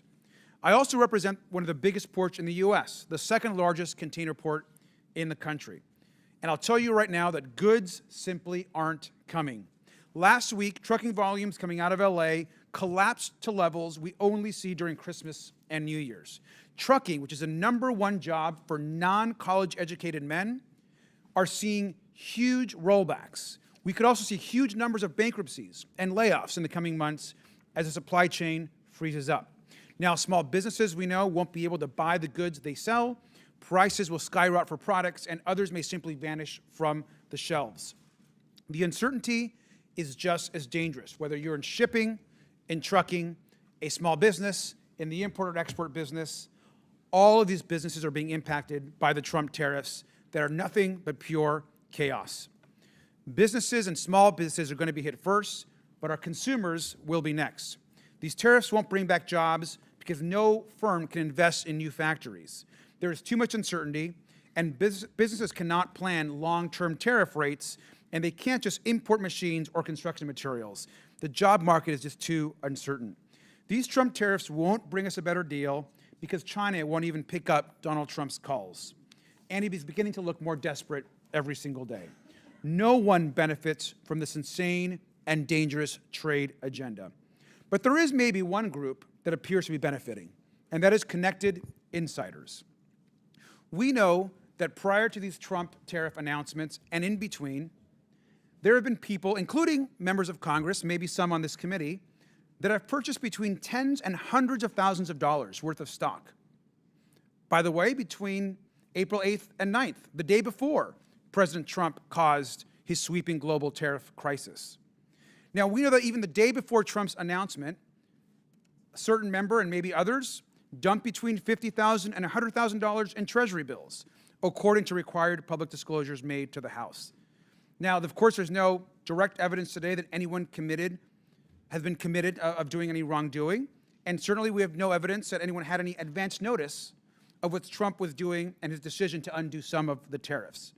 But we do know that the day before the announcement, Trump posted, and I quote, "This is a great time to buy," end quote. This should raise concerns to all of us. The public needs to trust us. Who knew about Trump's chaotic tariff announcements? Who invested in the stock market? And what insider information did they know? Now, we don't know specifics of the announcement, of course, and who was in the room and made these decisions and who purchased all the stock. We also don't know who's getting direct insider information on future announcements and future deals. So this amendment brings clarity, and it's quite simple. It will suspend the implementation of this toxic and dangerous legislation if we determine that the president or the head of any executive agency or any member or employee or contractor of DOGE is found to have committed insider trading related to the imposition of the tariffs. This is a common sense, good government measure to ensure trust and honesty and to bring a certainty to our tariff policy. It removes an incentive to fuel chaos in order to profit and will provide much needed certainty. I urge all members to support this amendment, and I yield back. The gentleman yields back. I recognize myself for 5 minutes to speak on the amendment. I will be in opposition to the amendment.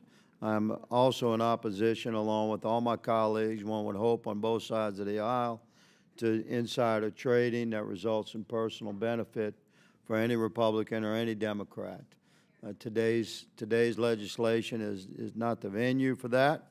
I'm going to oppose the amendment, but again, I offer to myself and my colleagues in my office at the avail of my Democrat colleagues to work towards legislation and investigation into any illicit or illegal insider trading that may be found to exist, including within this body, but so, of course, to include the executive branch. So I'm in opposition to the amendment. I yield the balance of my time. Does anyone else seek recognition?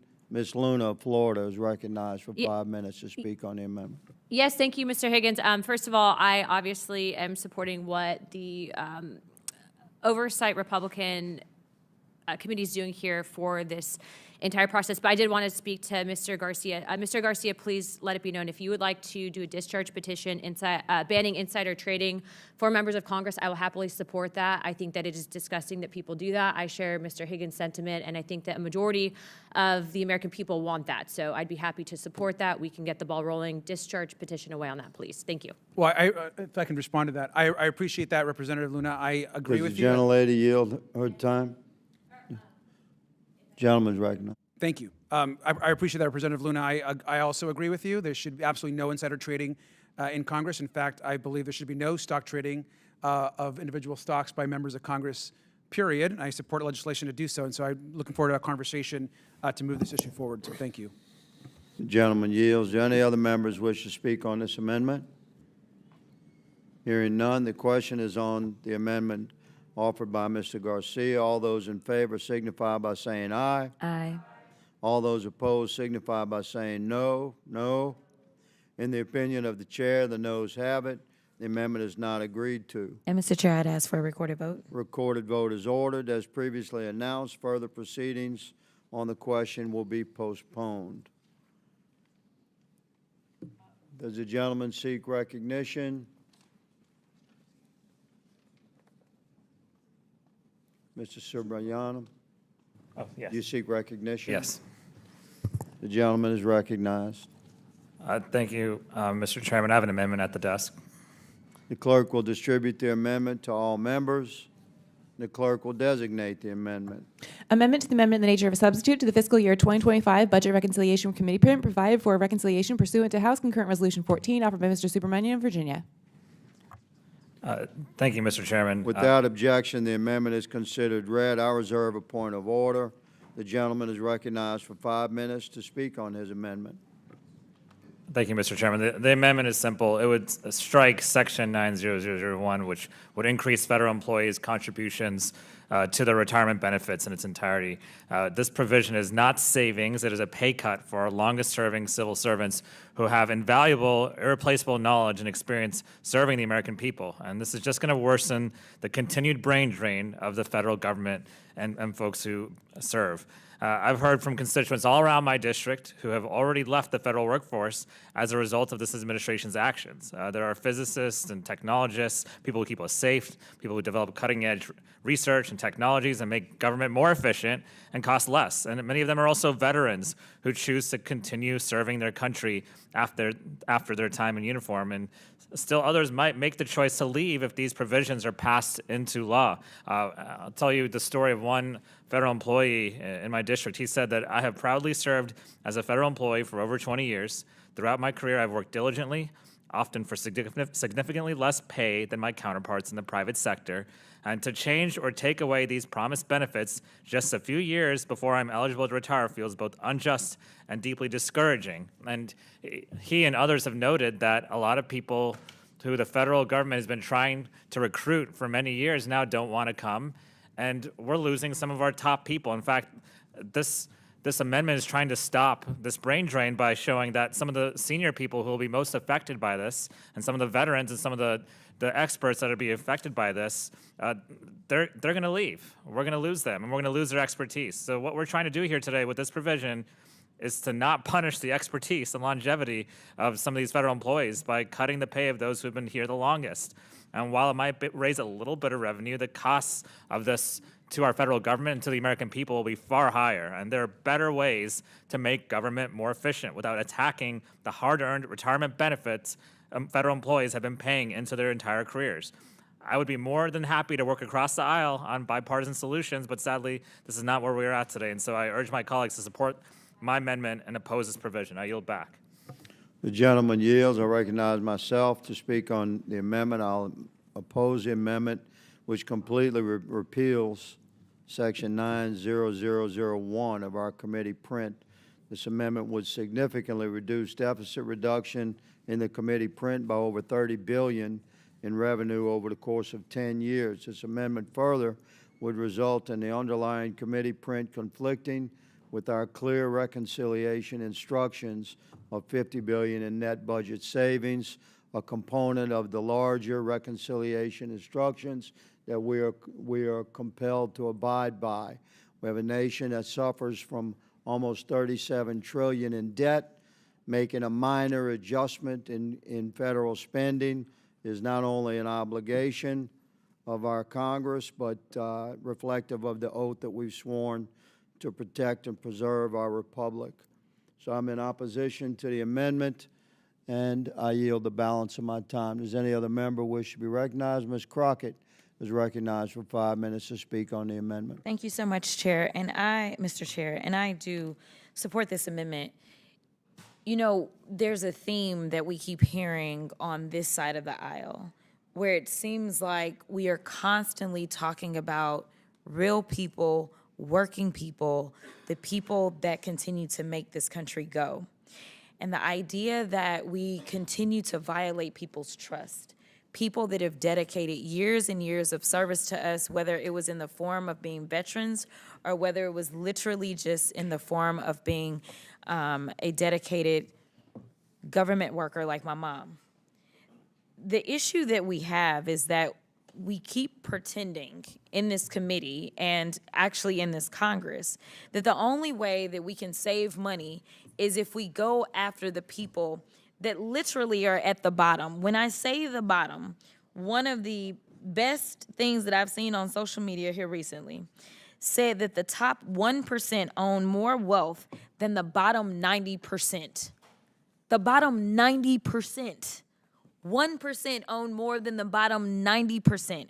We are talking about this wealth gap that is just going to continue to widen at a time in which every single policy decision we're making is only making life more expensive and making it more difficult for those that are just trying to survive, especially those that work for our federal government. The fact is, we're saying, you know what, we're gonna take away access to resources that you had because we wanna save money, while at the same time, as it's been laid out by Ms. Lee and me and others about the fact that the cost to eat is going up. The cost to get to work is going up. The cost to put a roof over your head is going up. The cost to put clothes on the backs of your children is going up. All at the same time, we're saying, and we are going to give you less. We are going to take away from you. This is not what makes us America the Beautiful. And so I think that this is an opportunity to do what's right. And if we want to start talking about how we get out of debt, we can start with the top 1%ers and maybe let the 90%ers continue to at least just try to survive in this very difficult environment. With that, I will yield. I will yield back to the author of the amendment. Thank you. I want to add as well, again, if the goal here is to save money, the goal here is to pay down the debt. Why are you firing the very people who actually save us a lot of money when it comes to some of these programs? Why are you firing the people who actually do cutting-edge research that will save us money on things like healthcare, on defense later on? I mean, you know, look at what's happening. We're having a brain drain in technologists at the Department of Defense now. We're having a brain drain in healthcare experts as well at H.Res. Some of them have been fired, others have just left. And I've talked to many people who are managers, who are leaders in the agencies, who are being told to cut people, the very people that they're begging to try to keep. And so when you're trying to now look at cutting retirement benefits for federal workers, you're not going to be able to attract and retain the best talent. A lot of these federal workers actually could make a lot more money in the private sector, like the story that I told. But instead, they're being told that we don't care about them, that we don't want to protect their retirement, that now it depends on who's president, whether or not they're valued, right? And so what we're doing here could end up being irreversible damage and could put us in a position where we can no longer attract good people, people who actually save the government money. I mean, I heard someone say that this is going to save us $30 billion, but think of all the money some of these folks that we're losing save us long term, probably a lot more than $30 billion, right? If you're in a department in charge of making a $1 trillion program or a multi-billion-dollar program efficient, and you're fired, who's going to make that program efficient, right? So again, we're we're doing things that we think are saving money, but they're actually costing us a lot more money long term. So this is bad not just for the federal workers, this is bad for every American taxpayer. I yield back.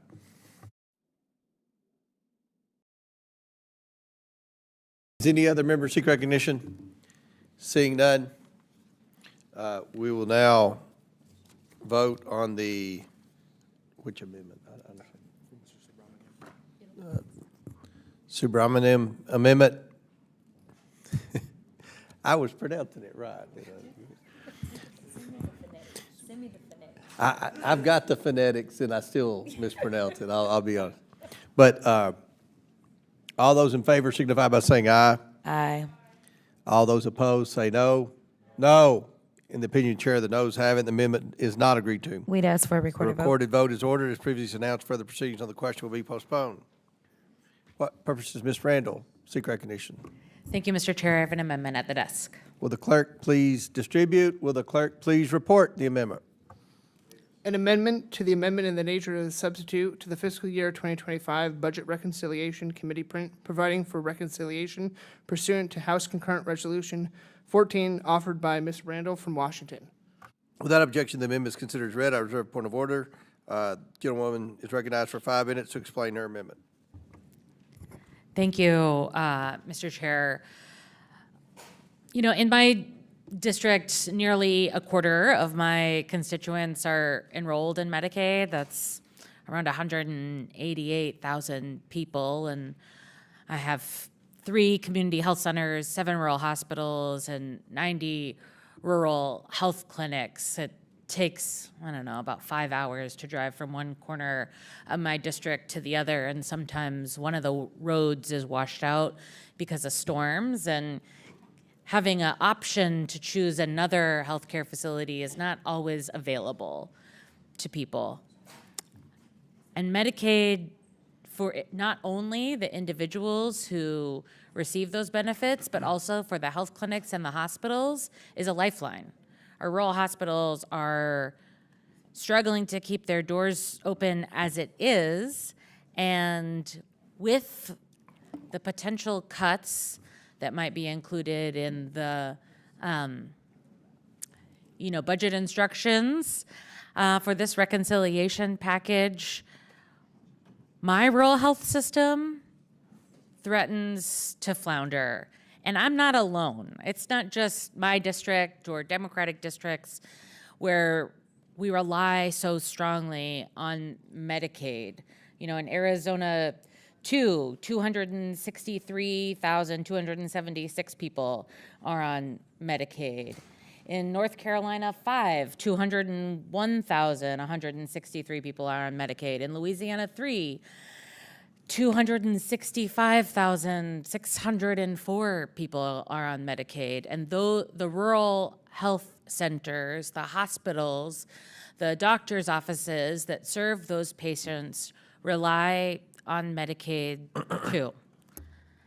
And, you know, our neighbors, our healthcare providers, our community members are telling me at the town halls we do in our districts and the emails they send to our office, in the meetings we have, that they are worried. They are worried that cutting $880 billion from the Energy and Commerce Subcommittee will mean cuts to Medicaid. In fact, the Congressional Budget Office has said that those level of cuts are not possible without significant programmatic changes and benefit cuts to Medicaid. I know we've talked in the Government Operations Subcommittee about improper payments and the efforts to root out waste, fraud, and abuse. And I'm speaking for myself, but I think also my Democratic colleagues, none of us want to see a wasteful and fraudulent system that takes away benefits from the people and the providers who depend on them. But in Washington State, we talked to our healthcare authority, and of the 2 million Medicaid payments, only 30 to 40% of the fraudulent or improper allegations were proven credible, which is a 0.0002% fraud rate. That's a pretty satisfying rate. And I've heard colleagues on the other side say that they're not actually trying to cut Medicaid, which I hope is the truth. And this simple amendment says that if the administration makes any cuts to Medicaid or Medicare, it requires the immediate expiration of the Republican budget cuts. And I ask for support. And I yield the balance of my time to Representative Simon. Ms. Randall, thank you so much. You know, at UCSF, Benioff Children's Hospital in my district, that I just toured, 70% of the children who are being served by that hospital are reliant on these services. Heart transplants, stem cell transplants, cancer patients, all under the age of 18.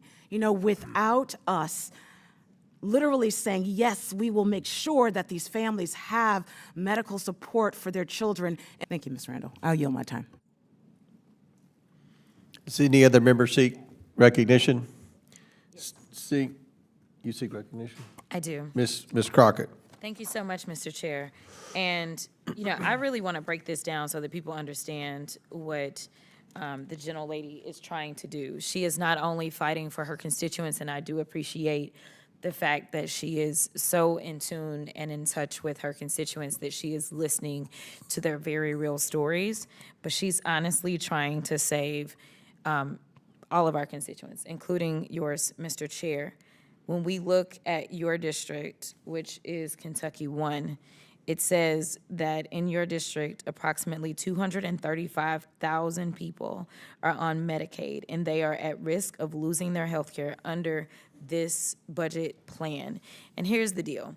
For those of you sitting at home and watching and wondering, what exactly is 253,000, I think is what I said. Yes, 253,000.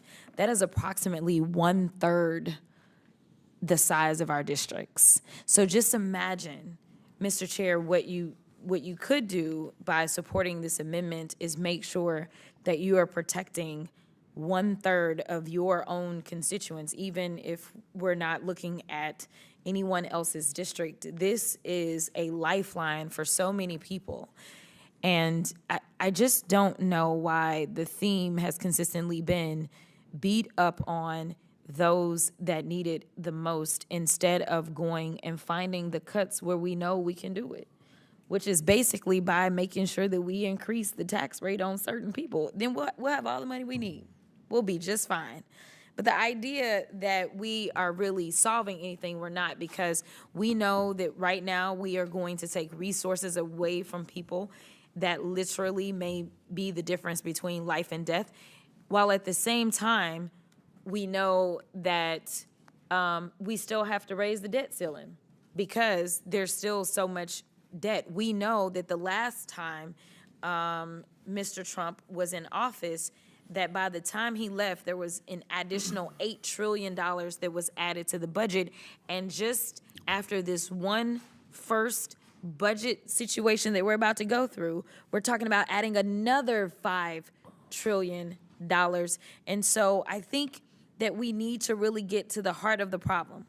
We are a country that is continually growing, and that's what makes us fantastic. In fact, you know, recently they are offering $5,000. I don't know where they're going to get this $5,000 from to give everybody to have a baby, but that's the new thing that's being offered because they want more people. What we can't do is keep saying things like, oh, we're pro-life, we're pro-life, we're pro-life, but then once the life is here, when it comes to making sure that we can literally just be good Christians if we want to go there with it, we are not.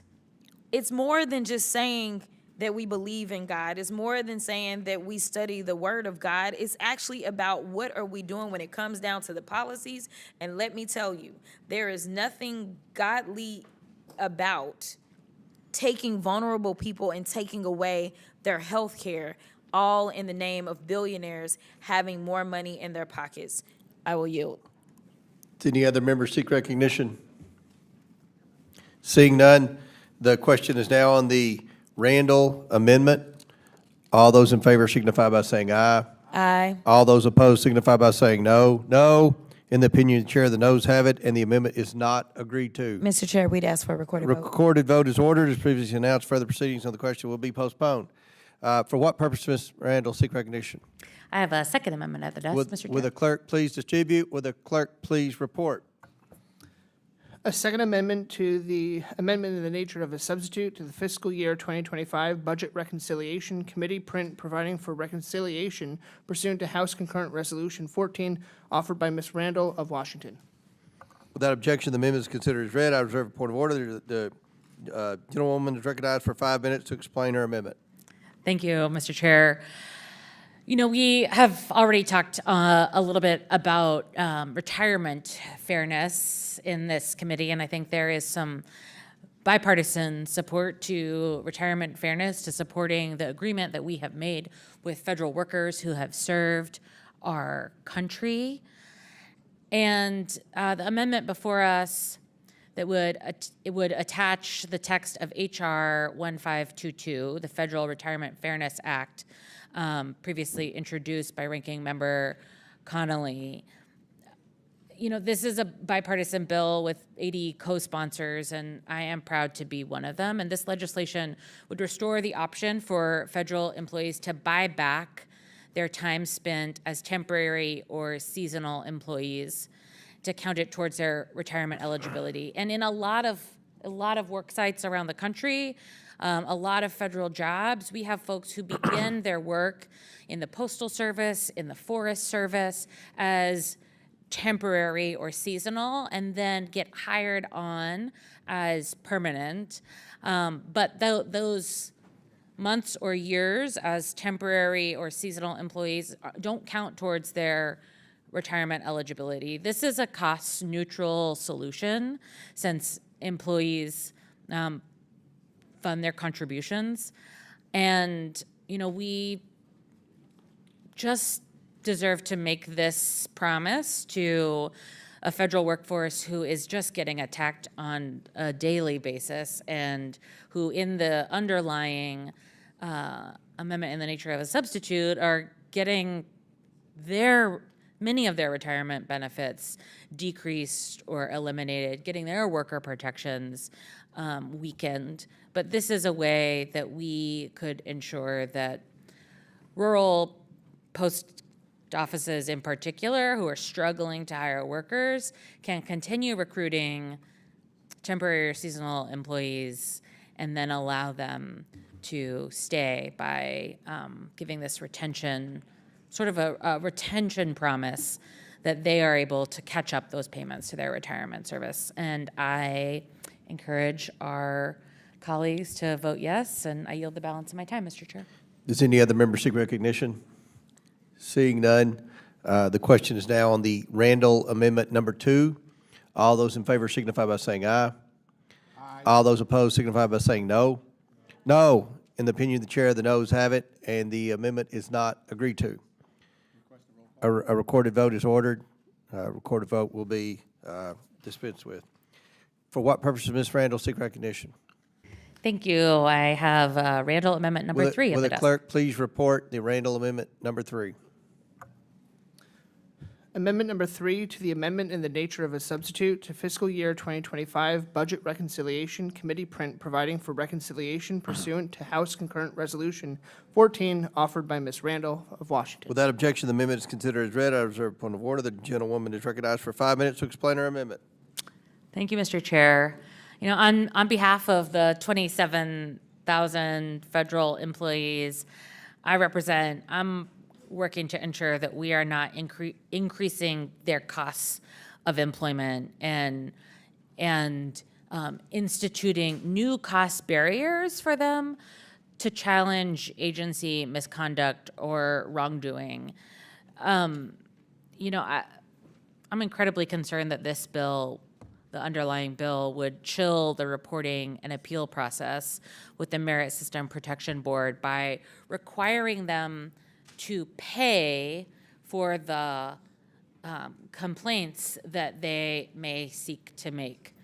The Merit System Protection Board filings already come with costs, such as attorney fees, but imposing, as the underlying bill does, additional costs on employees who simply want to see justice creates barriers to justice and due process. This would disproportionately target lower income employees, making them more vulnerable to being mistreated at work. And that's why I'm filing this amendment to prevent any language that would deter current or former employees from filing an appeal with the Merit System Protection Board. And, you know, our countries and our communities can't thrive without safe workplaces and the ability for folks to seek relief from being mistreated in the workforce. And, you know, our strong federal workforce is what ensures that, you know, our democracy is protected and our future is bright, and we owe it to them to have their backs. And I would encourage my colleagues on this committee to also vote in support of this amendment, and I yield the remaining balance of my time to the ranking member. I thank the gentlelady. Let me just try to explain the impacts of not adopting the gentlelady's amendment. So right now, if an adverse decision is made initially by an agency or an employer, normally the person would be able to appeal that directly to the Merit System Protection Board. And it's not an expensive process, but absent this, absent that access, you drive people to court. So, you know, that, which is also expensive both for the government and the agency, but also for the employee. So by adopting this amendment, we avoid that eventuality. We actually can handle it. That's why the Merit System Protection Board works, because it's much, much cheaper than any alternative. It is already the more cost-effective way of doing this. It's also one step removed from the workplace. In other words, you might have a decision being made as a result of a reduction in force or a decision made by one individual manager that may be totally uncalled for and unjustified and perhaps illegal or a violation of a statutory protection. So that next step is the cheapest, most efficient, and most immediate way of resolving that dispute. And I don't see as a former union president and a union labor attorney, this doesn't save us money. This actually will cost us money because of not just the $350 appeal fee. That's the small part of this. The larger cost will be the involvement of multiple teams of lawyers and much longer, more expensive involvement by the courts, the civil courts. So I think the gentlelady's amendment is well stated, and it makes a lot of sense if we are actually trying to save money, and also, you know, the primary concern is to give full rights to these employees in their role as employees. And I yield back to the gentlelady. Time's expired. Time's expired. Does any other member seek recognition? Seeing none, the question is now on the Randall Amendment number 3. All those in favor signify by saying aye. Aye. All those opposed signify by saying no. No. In the opinion of the chair, the noes have it, and the amendment is not agreed to. Recorded vote. A recorded vote has been ordered. For what purpose does Mr. Ansari, Ms. Ansari, seek recognition? Mr. Chairman, I have an amendment at the desk. Will the clerk please report the amendment? Amendment to the amendment in the nature of a substitute to fiscal year 2025 Budget Reconciliation Committee print, providing for reconciliation pursuant to House Concurrent Resolution 14, offered by Ms. Ansari of Arizona. Without objection, the amendment is considered as read. I reserve a point of order. The gentlewoman is recognized for 5 minutes to explain her amendment. Thank you, Mr. Chairman. This amendment is to strike Section 90002, which would eliminate supplemental retirement payments for the majority of federal employees who retire before age 62, even if they have served the American people for 25 years or more. This entire reconciliation print is a brazen attack on federal workers being used to fund billionaire tax cuts at the expense of working families. Retirement is already so out of reach for so many Americans, and one of the biggest reasons that people historically wanted to work for the federal government is because of the benefits. While the base pay may not be as high as the private sector, they knew that they were going to get the benefits that support their families, that they could retire one day, and that they had better protections against retaliation and wrongful termination. Now, Republicans are bowing down to President Trump and Elon Musk, who want to completely dismantle and privatize the essential services that the federal government provides. We already struggle to recruit postal workers to get American families their mail on time. We have a nurse and doctor shortage at the VA. And yet, Republicans are making it even harder to recruit these essential employees, cutting key benefits, slashing pay by increasing pension contributions, making it easier to fire employees for any reason, and making them pay a fee to appeal wrongful terminations. Making it less desirable to be a federal employee means that the most talented, hard-working Americans will seek employment elsewhere. It means we will no longer be competitive to hire the high-quality talent we need to modernize our IT systems to make them run better for Americans who use them, something that we just had a subcommittee hearing about yesterday. Most importantly, gutting the federal government and chasing away that talent pool will result in a poorer quality of services provided for our veterans, for our seniors, and for our families. All of this just to cut taxes for the ultra-wealthy while still increasing the federal debt. I'll yield back to the ranking member. I thank the gentlelady. This amendment is well stated. The gentlelady from Arizona has identified an adverse result of the bill as is currently written. Up to now, the law has been where an employee who is separating from federal employment prior to the age of 62 would have, and who is eligible for Social Security, would have a supplemental payment to bridge that gap until they can actually collect Social Security at their full retirement age of 62. So this leaves people in a position where they would either have to, hang in there for a number of more years,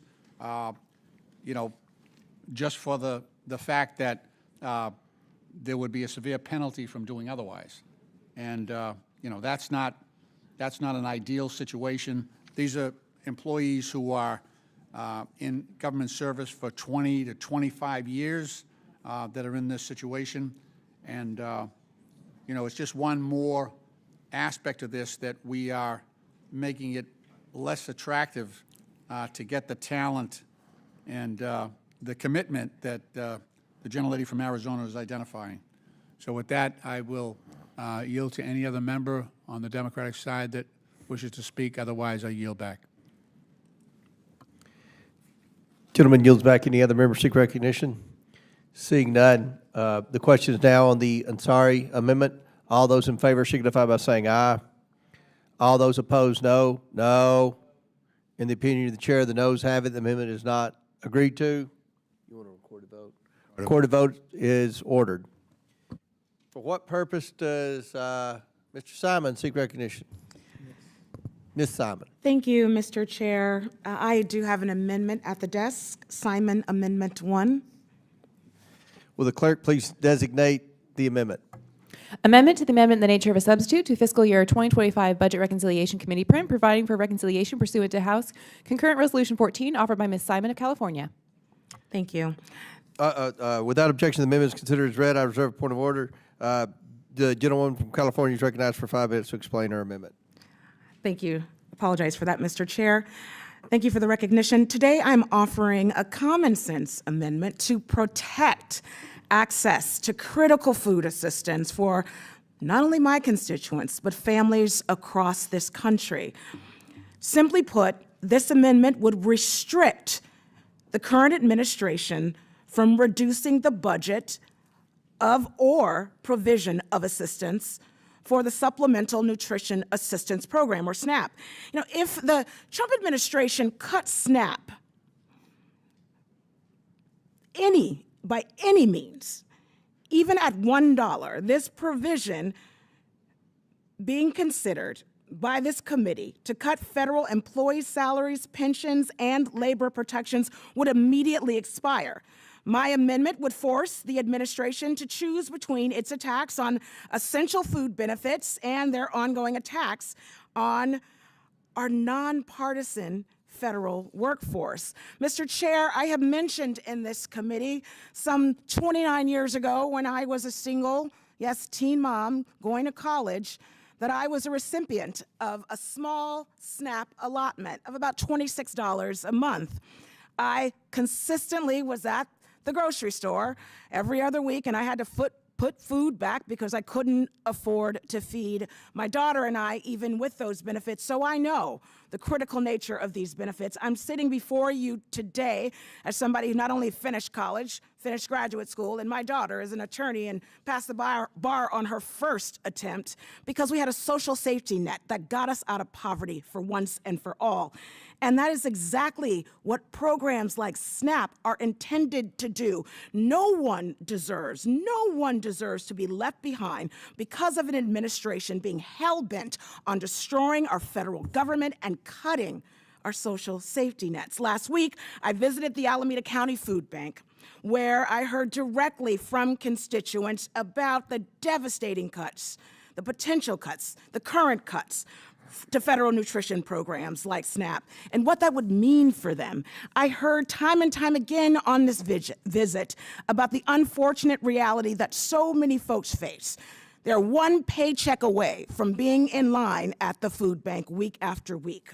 Federal workers, including members of the California Coast Guard, the federal Coast Guard operating in California, who've lost their paychecks, who've been fired, they too are in line at our food banks. These are the same federal workers that the bill that we are considering today would hurt. This bill would make it harder for workers and their families to access food, to afford food, housing, and higher education by cutting their salaries and pension. Mr. Chair, I have made a promise to my constituents and all Americans that I would do everything possible in my power to protect our social safety net. My amendment today is about the belief that food is a basic human right, and that all human rights cannot just be stripped away with the stroke of a pen. This is a promise that no one will be hungry from losing their SNAP benefits, and any reduction in these benefits or services provided by SNAP would be the difference in being able to buy groceries, pay for rent and utilities, and afford health care that so many vulnerable Americans and families face every single day, including the working people that we're talking about today. According to the United States Department of Agriculture, 15% of the households in my district rely on SNAP benefits. In 2023, 44,000 households in California's 12th congressional district rely on SNAP benefits. Closing. It's hard to close this conversation because so many folks around the country are relying on us in this moment to save the social safety net.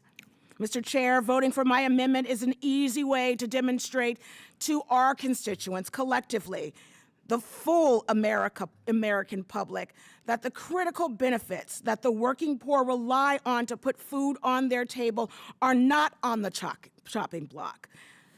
As my colleagues from the other side of the aisle have already pledged that we would not have cuts to SNAP, I urge my colleagues to vote yes on this amendment, and I yield back. Jill yields back. Does any member seek recognition? Ms. Presley? We use the mic, please. Congresswoman Simon, I'm so glad that you're here. I always say the people closest to the pain should be closest to the power. You have been closest to the pain, and we're so glad that you are here. You never forget the plot, and the plot is the people. I appreciate the Congresswoman for introducing this amendment. SNAP is a true lifeline, and this is a matter of life and death. If Republicans have their way, this reconciliation bill will increase hunger and food insecurity. More than 42 million Americans, 42 million, participate in SNAP each month. This includes 16.9 million children, 4.5 million people with disabilities, and 1.2 million veterans. Over 1.1 million people in Massachusetts rely on SNAP. Let's talk about economic impact. For every $1 in SNAP benefits, generates $1.50 in economic activity. SNAP dollars help to pay the wages of grocery store clerks, of truckers who deliver food, manufacturers who make food packaging, and the farmer who grows food. There is nothing efficient about making people hungrier and sicker. Is there any single Republican who is willing to speak out to make sure that children, people with disabilities, and veterans do not go hungry?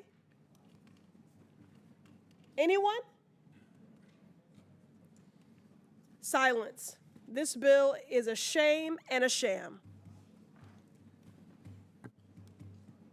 Any other members seek recognition? I do. Mr. Lynch. Thank you, Mr. Chairman. I join in support with the gentlelady from California's amendment. She's identified a real gap in this legislation that would leave some of our most vulnerable families exposed to hunger. In Massachusetts alone, we have 62,477 children that are eligible for mass health and living in households below the poverty line. We've got 29,000 seniors as well relying on Meals on Wheels and other food assistance programs. We have 1.1 million residents in Massachusetts relying on SNAP. So the idea that we would remember the overall goal here is for the Republicans to provide a tax cut for some of the richest people in America. And in order to do that, we're going to take the food out of these children's mouths and we're going to cut Meals on Wheels to seniors who may have no other recourse and no other source of nourishment. It just shows the obscene nature of this measure. And I'm just hoping that we have members on the other side of the aisle who have communities where people are struggling like this. And as the gentlelady from California said, this is a common sense. Food is pretty basic. And to think about the greatest country in the world and our priorities being skewed now to the point where, we're cutting aid to veterans, we're cutting Meals on Wheels, we're cutting the Head Start program too. A lot of these kids, their one meal of the day is when they go to school in the morning at Head Start. But we're cutting Head Start in this bill. So you're creating a crisis among these most vulnerable families, these children, these senior citizens. And I think the gentlelady from California's amendment is well stated. It solves this on the matter of food. It carves this out so that we don't cause the greatest level of harm among the most vulnerable in our society. It has never been an American tradition to punch down at the most vulnerable people in our society. Punching down at wounded veterans punching down at seniors who are relying on Meals and Wheels, punching down at kids who are going to Head Start, taking the food away. I mean, is that really where America is today? Is that why people voted for Donald Trump? I don't think so. I don't think so. And I'm hoping that in addition to the gentleman from Ohio, Mr. Turner, there will be other colleagues on the Republican side here who recognize the wrongfulness and the obscene nature of what this bill proposes. Ranking Member, will you yield? I will yield to the gentlelady from California. Thank you, Ranking Member, and thank you, Mr. Chair. I mean, for all of us, again, to summarize what this amendment is saying, do what you will. Don't cut SNAP. For foster parents throughout this nation who are relying on SNAP as they do literally the most beautiful work in taking in children who have been wards of the court, for young parents who are working 2 and 3 jobs and their rent is over the amount of what they're making, for the young college student who has 2 babies, who is desperately trying to get out of poverty, working 2 jobs and going to school at night. That was me. I know that life. All we are saying as a collective, if we vote yes on this amendment, do what you will. We don't want to have a hungrier America. It's plain and simple. For the poorest among us, the ones who work with their bodies and their children are suffering because we're saying food banks go to hell. Working people who have hungry children, we're not going to worry about you. All I'm saying in this amendment is please, with all that we have, don't touch the stomachs of poor children. And I yield back. Any other members seek recognition? Ms. Stansbury? Thank you, Mr. Chairman, and I want to say thank you to the gentlelady from California for bringing this amendment forward and for highlighting the cruelty of what the GOP is trying to do right now with this entire reconciliation package. And I want to just point out once again that in the name of balancing the budget, but in the reality of actually blowing a hole through the budget and the deficit, these guys are proposing to give $7 trillion in tax breaks to billionaires, millionaires, and their corporate donors by taking away food from children. It is that simple. And it's not even that much money that's going to save them on the tax breaks for the rich. But it is literally going to take away food from children. Literally. Now, I've been back in my district meeting with our food banks and people who are advocates for our families who are struggling. And I think like others on this committee, I grew up in a household that struggled. I grew up in a household that when the worst did occur, when my mother did lose her job, we were on assistance. And I would not be sitting here as a congresswoman today if it was not for the grace of God and for those programs that are designed to catch people when they need it, to help people when they are their most vulnerable, to help moms who have kids, to help the elderly who are barely scratching by right now, to help people when they have disabilities, to help people when they end up with a medical emergency and there's nothing else to help them. That is what these programs exist for. That is why they are there. Now, I know that my friends across the aisle like to allege that there's some sort of widespread waste, fraud, and abuse happening. But let me just tell you this. If you've ever been on SNAP, you get an EBT card. This is like a credit card to go grocery shopping. You know how much money you get? $6. You can't even buy a single carton of eggs for $6 right now.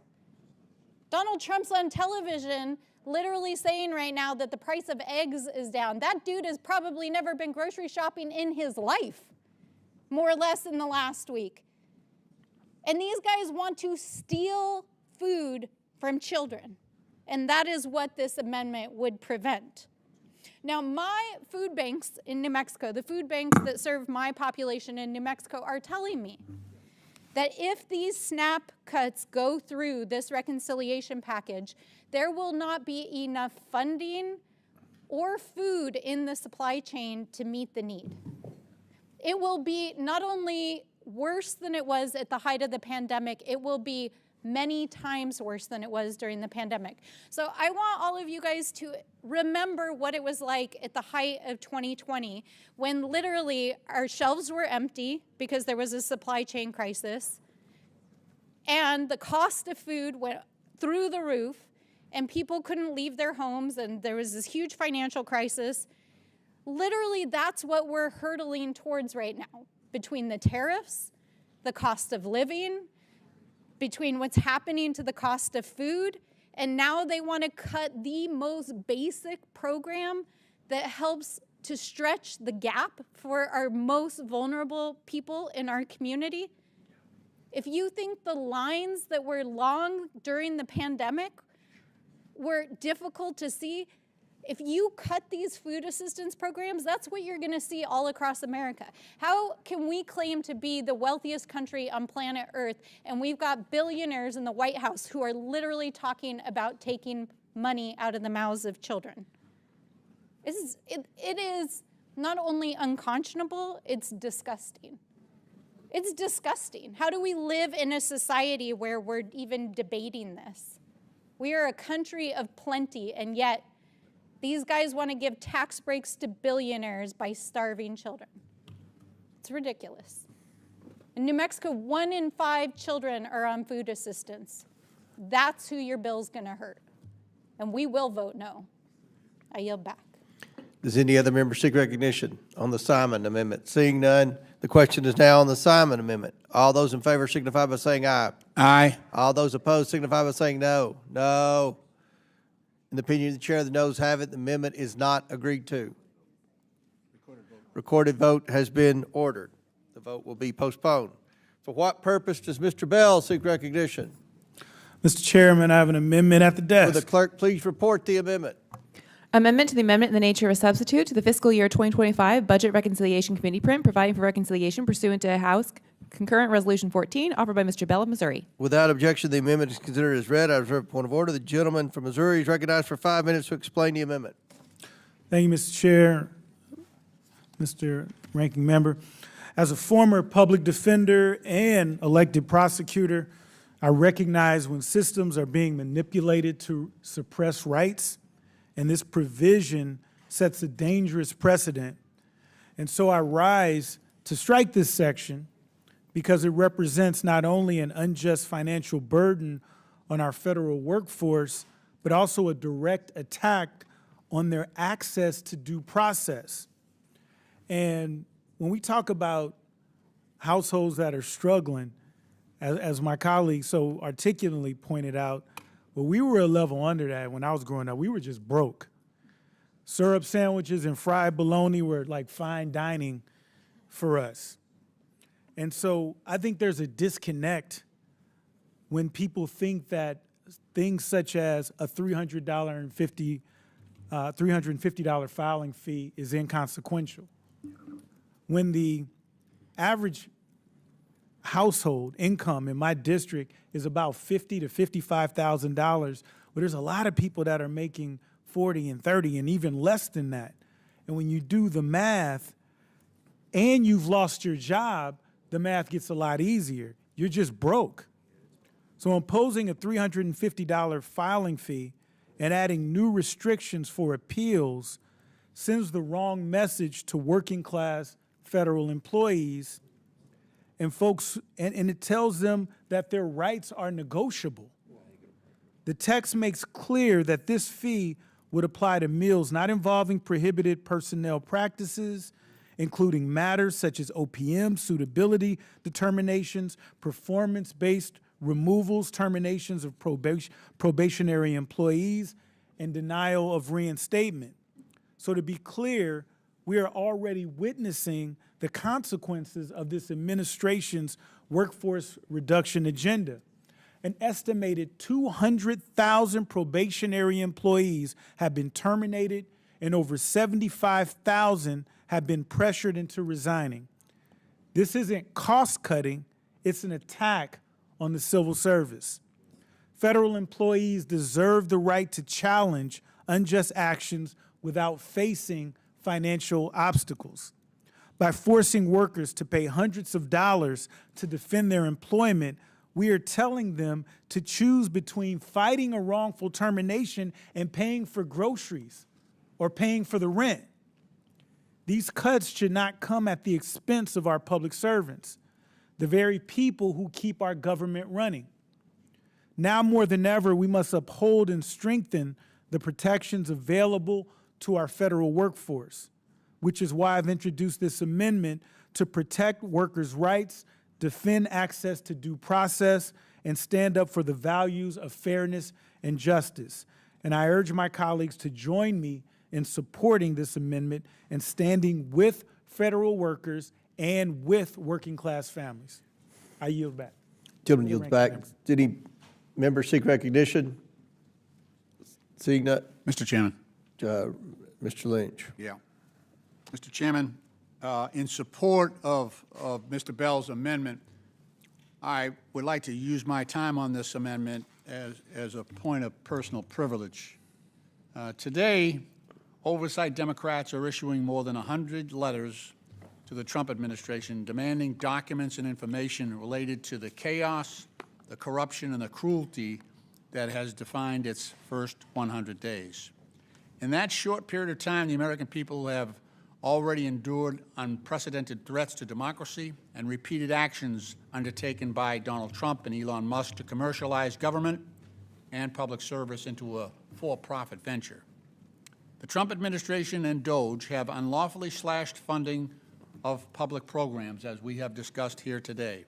They have illegally fired hardworking federal workers, exposed Americans' private data to foreign actors, and have deliberately defied congressional oversight. This administration has been unresponsive to Congress. It has been unaccountable to the public, defiant of federal court decisions, and ignorant of the Constitution.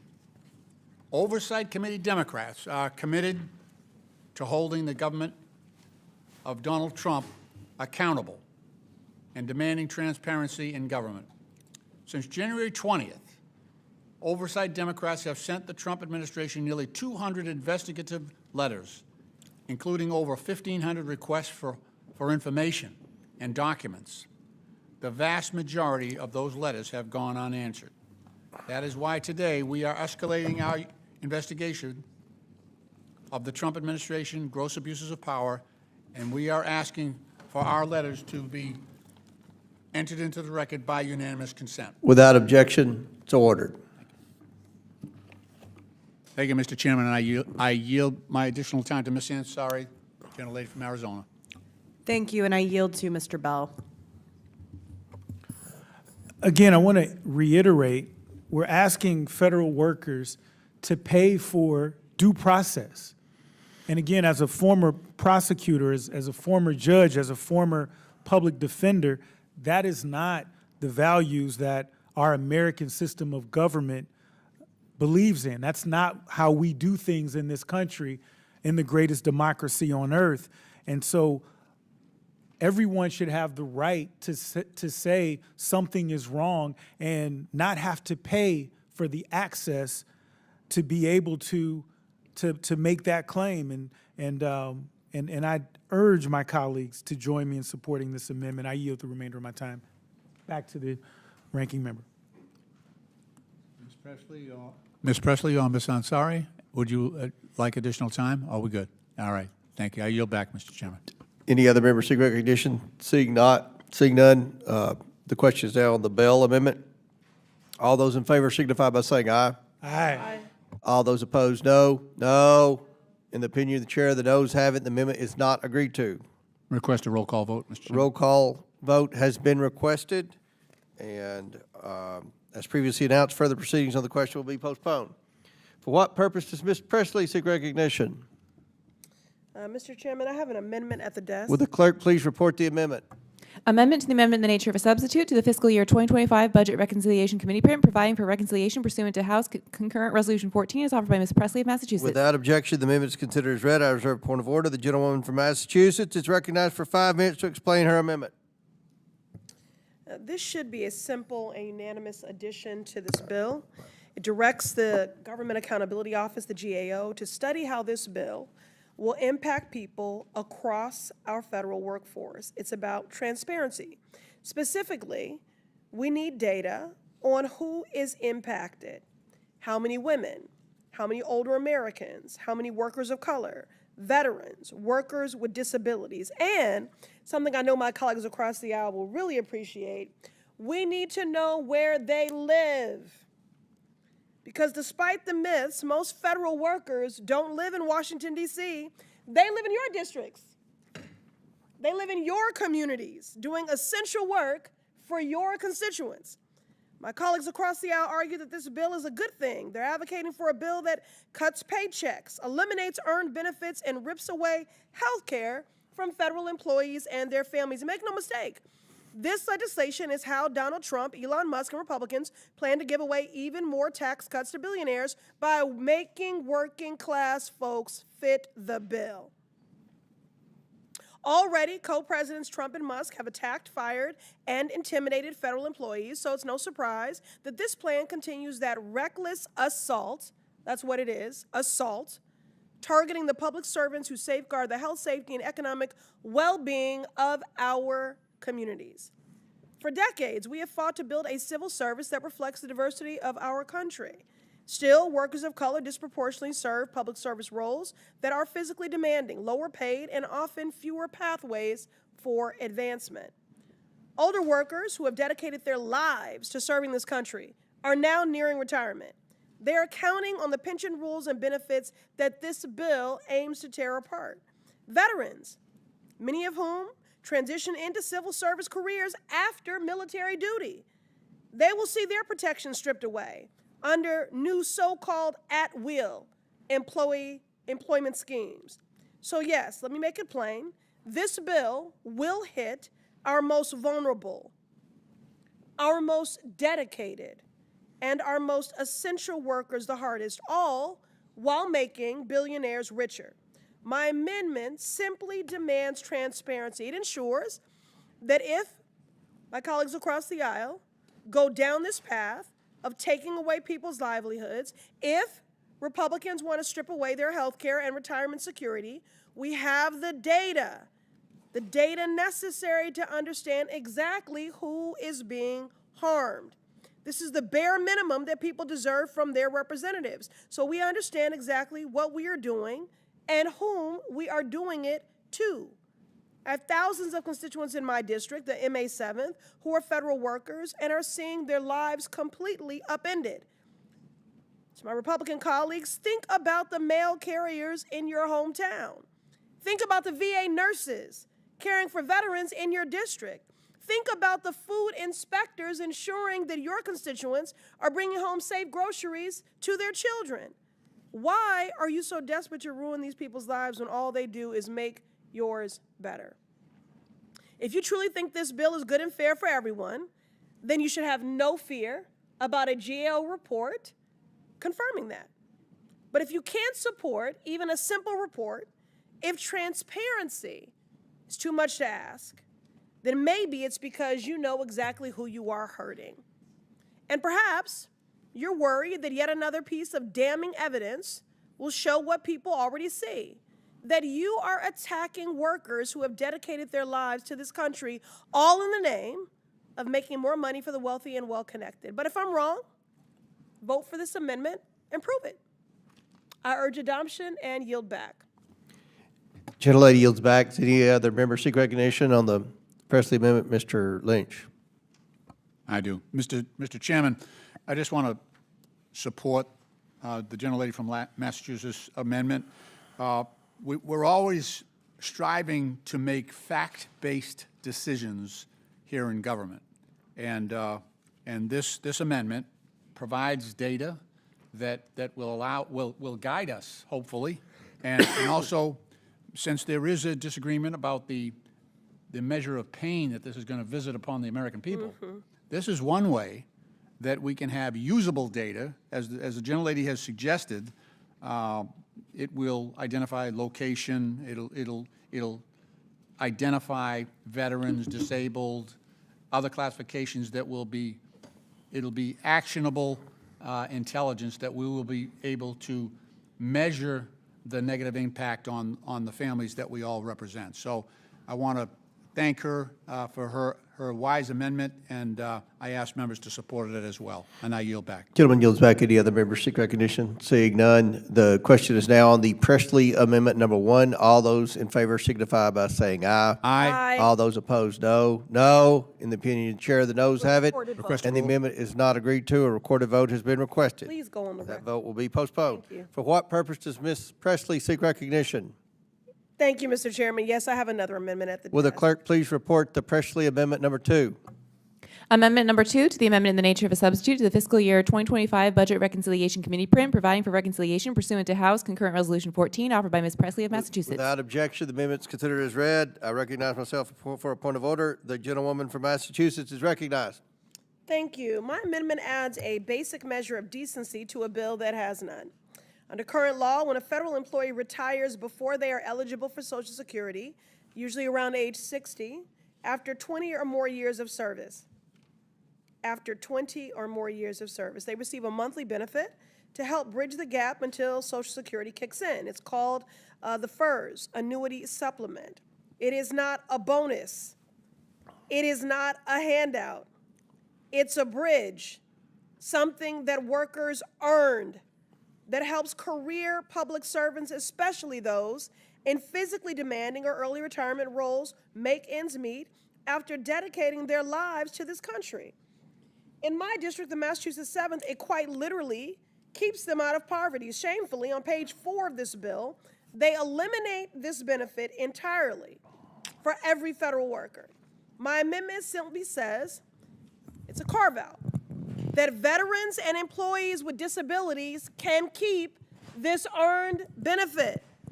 Every year, thousands of veterans transition into federal jobs after completing their military service. They become postal workers. They become TSA agents, maintenance crews at national parks, clerks at VA hospitals. You're nodding your head, so you know that. Inspectors at our ports.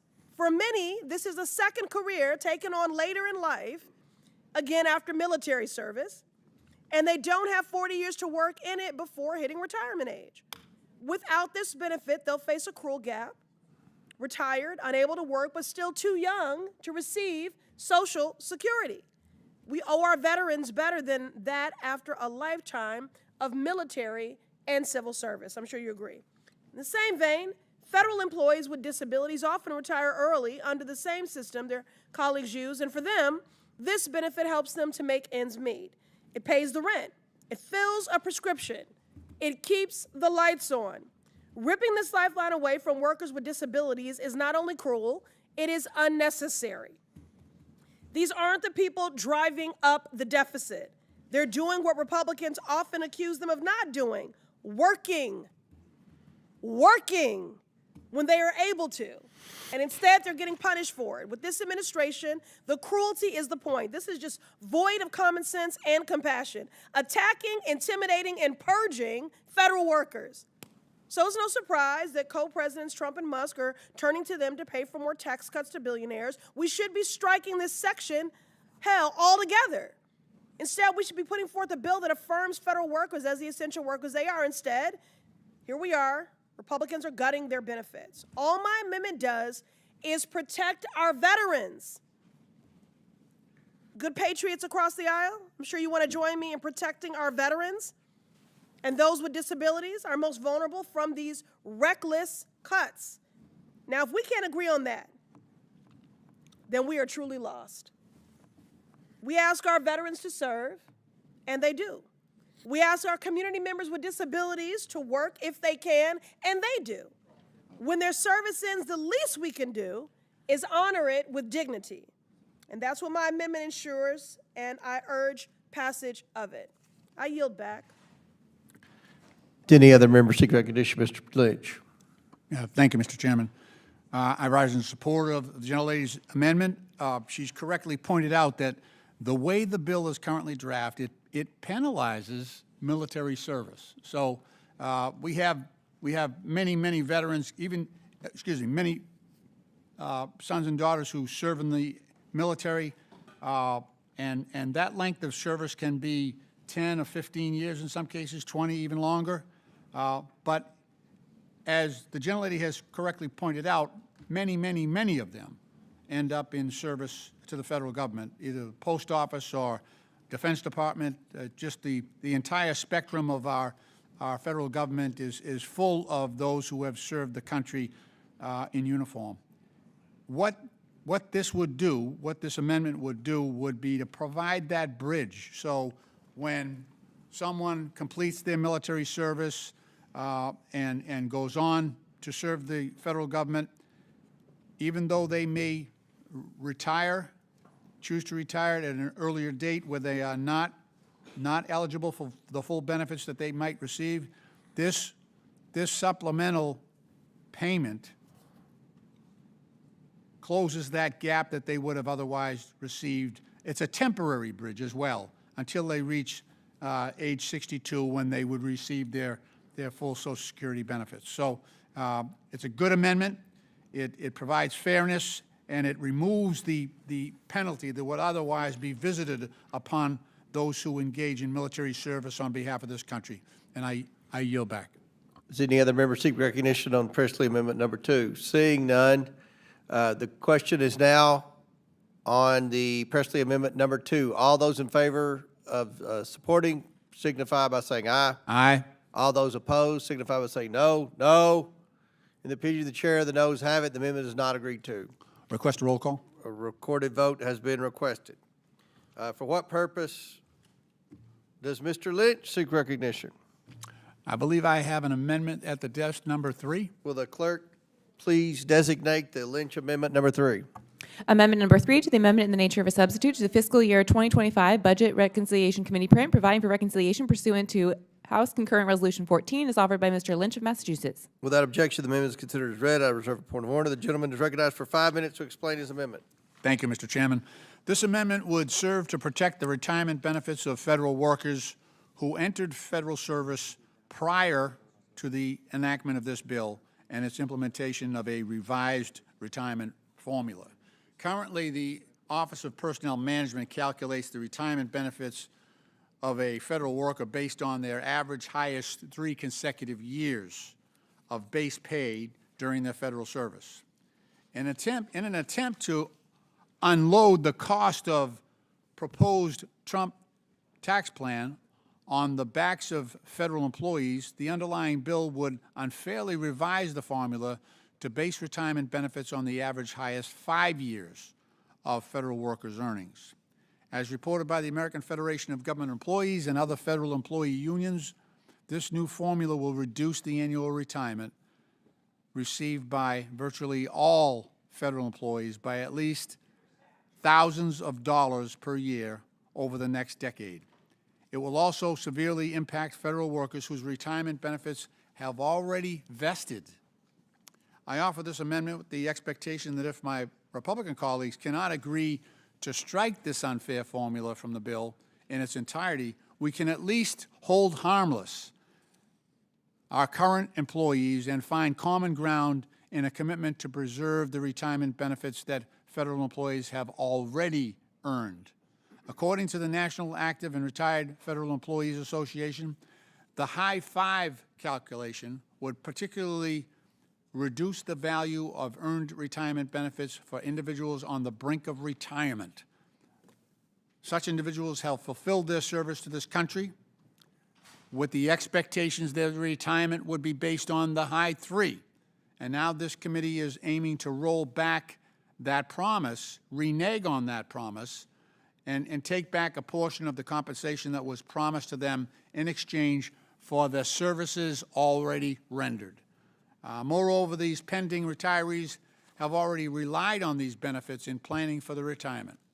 In the 100 days since President Trump took office, this administration is engaged in an unprecedented attack on the federal civil service in the form of mass layoffs, forced resignations, hiring freezes, and replacement of nonpartisan federal workers with political appointee loyalists.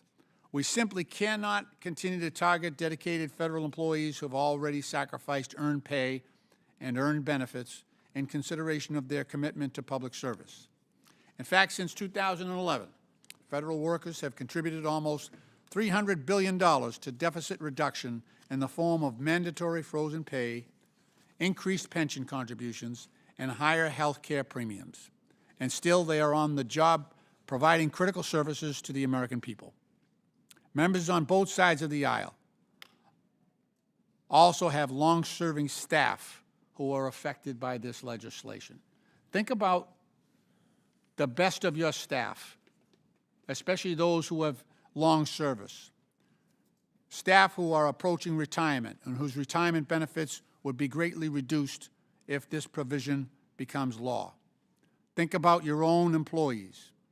And I urge my colleagues to support my amendment, and I yield back the balance of my time. Seek recognition. Seeing none. The question is now on the Lynch Amendment number 3. All those in favor signify by saying aye. Aye. All those opposed signify by saying no. No. In the opinion of the chair, the noes have it. The amendment is not agreed to. Request a recorded vote. A recorded vote is ordered. As previously announced, further proceedings on the question will be postponed.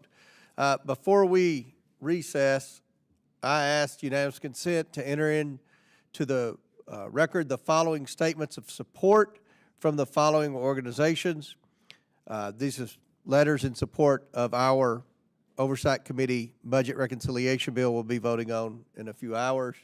The Americans for Limited Government, the Taxpayers Protection Alliance, America First Policy Institute, Foundation for Government Accountability, and the National Taxpayers Union. Without objection, so ordered. Pursuant to the previous order, the chair declares the committee in recess, subject to the call of the chair. We will reconvene at 3:30 p.m. Then we should be able to get our votes in electronically before the House floor vote. So the committee stands in recess until 3:30 p.m.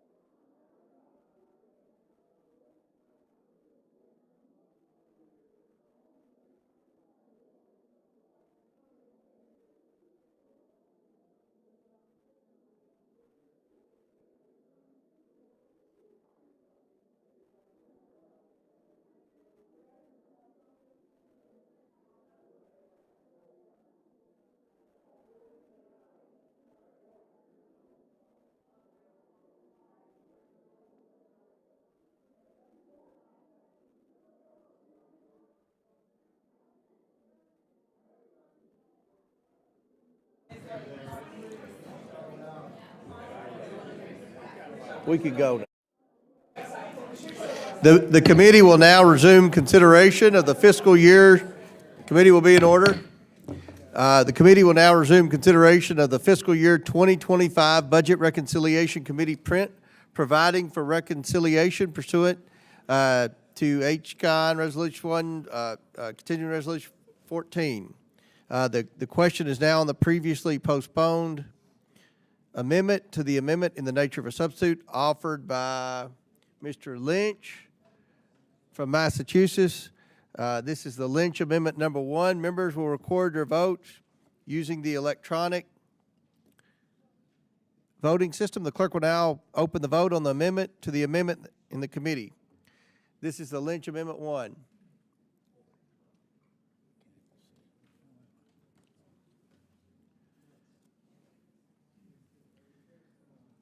And I cannot see that.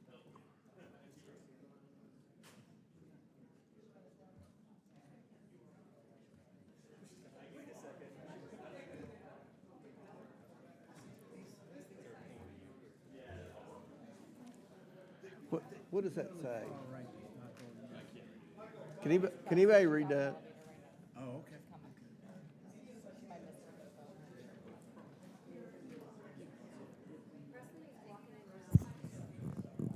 Have all members been recorded who wish to be recorded? We have one more member coming off the elevator. What's the...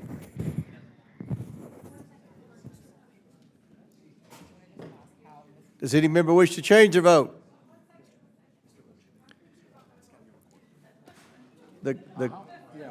Mr. Chairman, how am I recording? I can't see that screen. I can't see it either. Mr. Chairman, how am I recorded? I can't really see that far.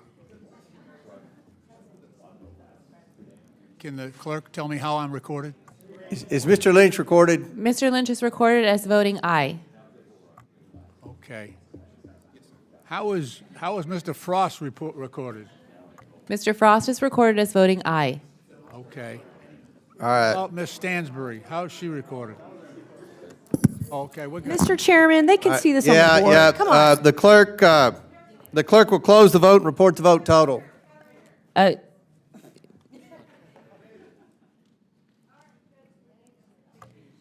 Mr. Chairman, on this vote, the ayes are 20, the nays are 23. The noes have it, and the amendment is not agreed to. The question is now on the Perry from Pennsylvania amendment to Reconciliation Committee Print ANS.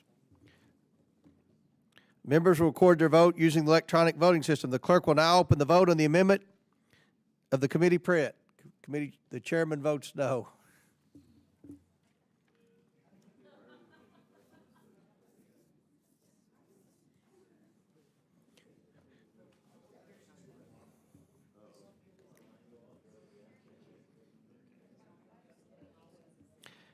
Have all members been recorded who wish to be recorded? Does any member wish to change their vote? The clerk will close the vote and report the vote total.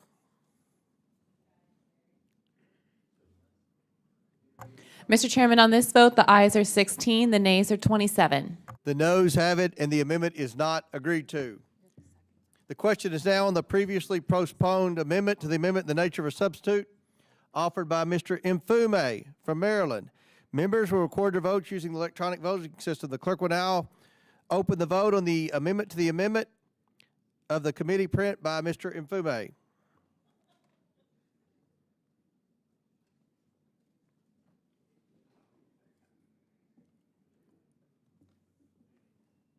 Have all members been recorded who wish to be recorded? Does any member wish to change their vote? The clerk will close the vote and report the vote total.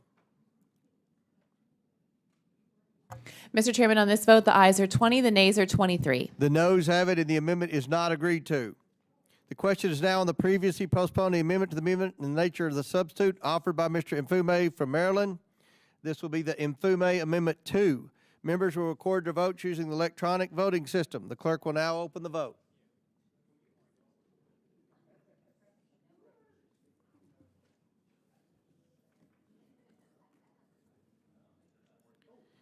Have all members been recorded who wish to be recorded?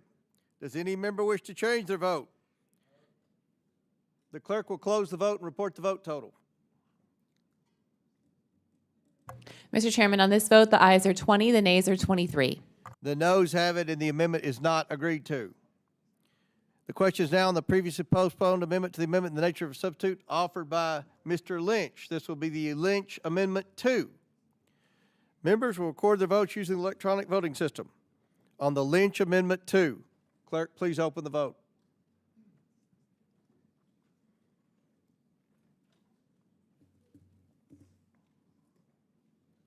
Have all members been recorded who wish to be recorded? Does any member wish to change their vote? The clerk will close the vote and report the vote total.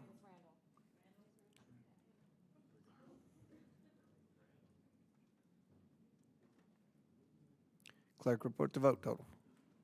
Mr. Chairman, on this vote, the ayes are 20, the nays are 23. The noes have it, and the amendment is not agreed to. The question is now on the previously postponed amendment to the amendment in the nature of a substitute offered by Ms. Stansbury from New Mexico. This will be the Stansbury Amendment 1. Members will record their votes using the electronic voting system on Stansbury Amendment 1.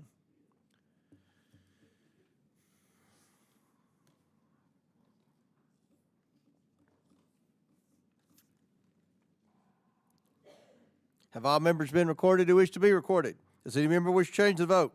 The clerk will close the vote and report the vote total. Mr. Chairman, on this vote, the ayes are 20, the nays are 23. The noes have it, and the amendment is not agreed to.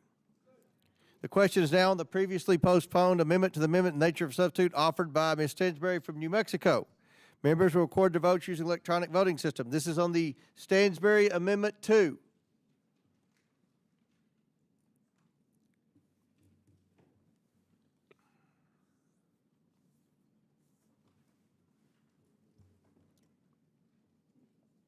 Have all members been recorded who wish to be recorded? Does any member wish to change a vote? The clerk will close the vote and report the vote total.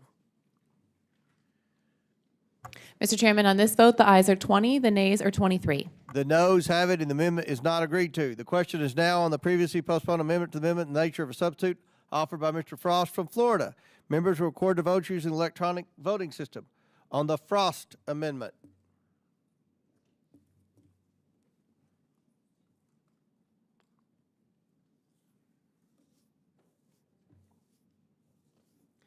Have all members been recorded who wish to be recorded?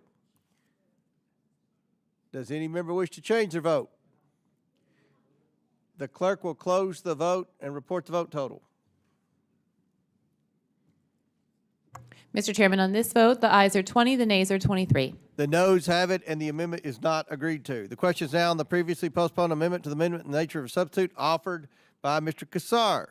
Members will record their votes using the electronic voting system on the Casar number 3.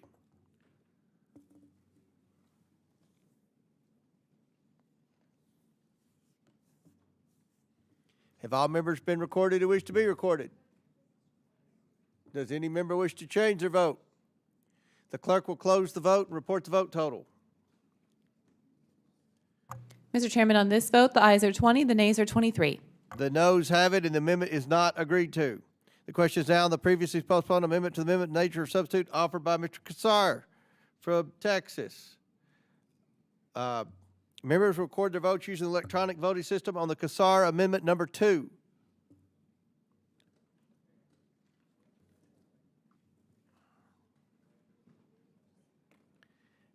Have all members been recorded who wish to be recorded? Does any member wish to change their vote?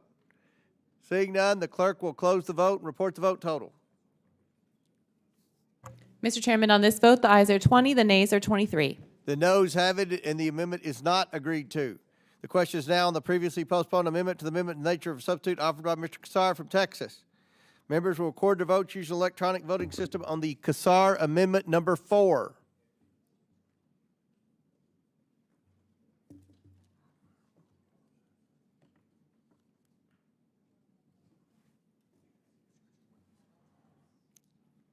Have all members been recorded who wish to be recorded? Does any member wish to change the vote? The clerk will close the vote and report the vote total.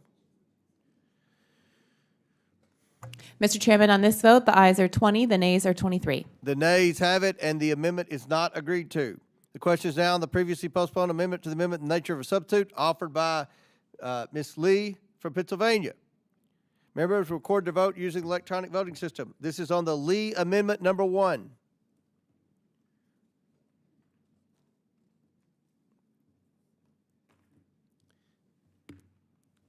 Have all the members been recorded who wish to be recorded? Does any member wish to change the vote? Seeing none, the clerk will close the vote and report the vote total.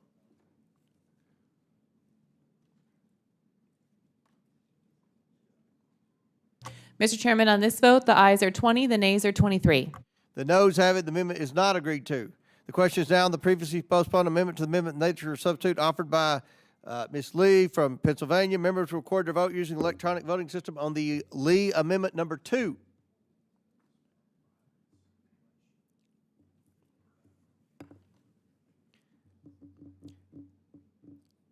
Have all members been recorded who wish to be recorded? Does any member wish to change their vote? Seeing none, the clerk will close the vote and report the vote total. Mr. Chairman, on this vote, the ayes are 20, the nays are 23. The noes have it, and the amendment is not agreed to. The question is now on the previously postponed amendment to the amendment in nature of substitute offered by Ms. Lee from Pennsylvania. Members will record their vote using electronic voting system on the Lee amendment number 3.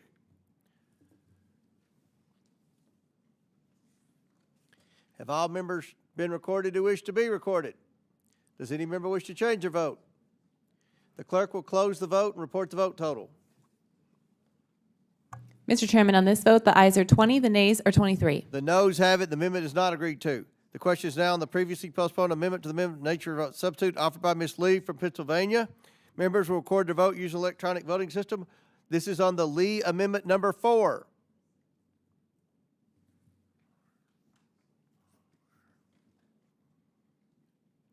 Have all members been recorded who wish to be recorded? Does any member wish to change their vote?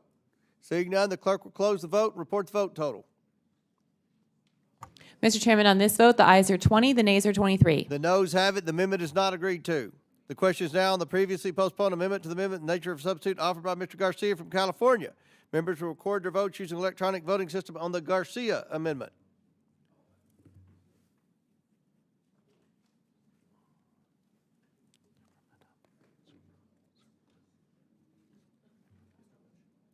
Have all members been recorded who wish to be recorded? Does any member wish to change their vote? Seeing none, will the clerk report the vote total? Mr. Chairman, on this vote, the ayes are 20, the nays are 23. The noes have it. The amendment is not agreed to. The question is now on the previously postponed amendment to the amendment in nature of the substitute offered by Mr. Superman. Members will record their vote using electronic voting system.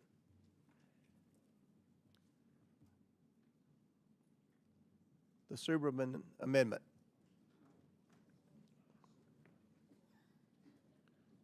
Have all members been recorded who wish to be recorded? Does any member wish to change their vote? The clerk will close the vote and report the vote total.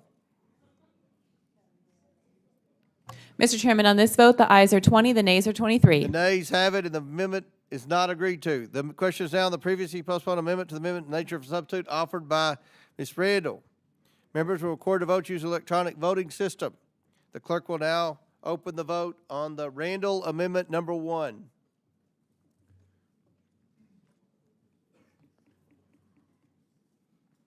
Have all members been recorded who wish to be recorded?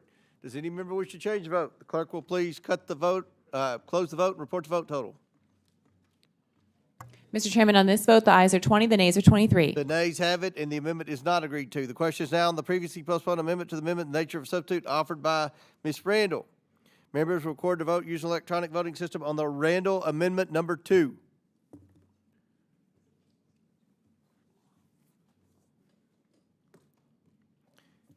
Have all members been recorded who wish to be recorded? Does any member wish to change their vote? The clerk will please close the vote and report the vote total.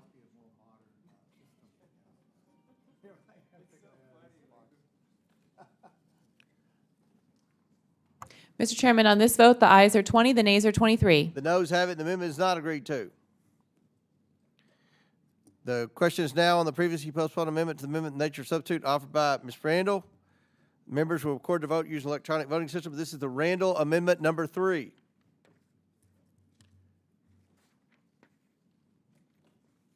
Have all members been recorded who wish to be recorded?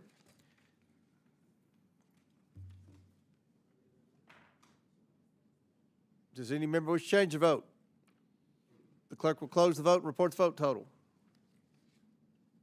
Mr. Chairman, on this vote, the ayes are 20, the nays are 23. The nays have it. The amendment is not agreed to. The question is now on the previously postponed amendment to the amendment in nature of substitute offered by Ms. Ansari from Arizona.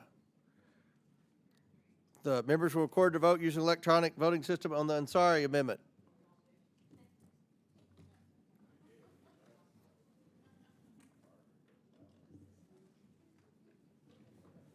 Have all members been recorded who wish to be recorded?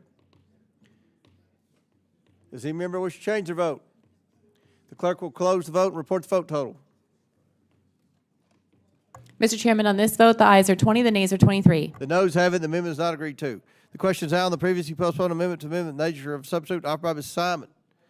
Members record the vote using the electronic voting system on the Simon amendment.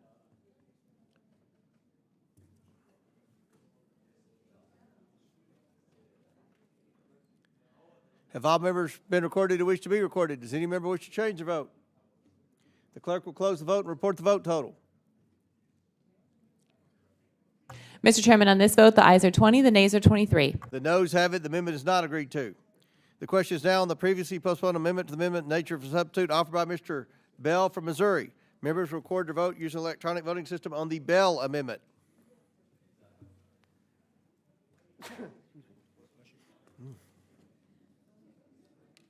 Have all members been recorded who wish to be recorded?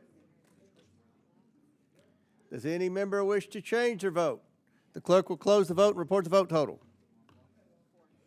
Mr. Chairman, on this vote, the ayes are 20, the nays are 23. The noes have it. The amendment is not agreed to. The question is now on the previously postponed amendment to the amendment in nature of substitute offered by Ms. Presley from Massachusetts. Members will record their vote on the electronic voting system on the Presley Amendment number 1.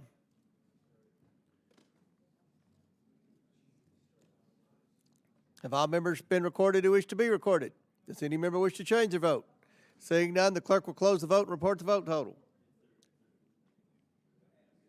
Mr. Chairman, on this vote, the ayes are 20, the nays are 23. The noes have it, and the amendment is not agreed to. The question is now on the previously postponed amendment to the amendment in the nature of a substitute offered by Ms. Presley from Massachusetts.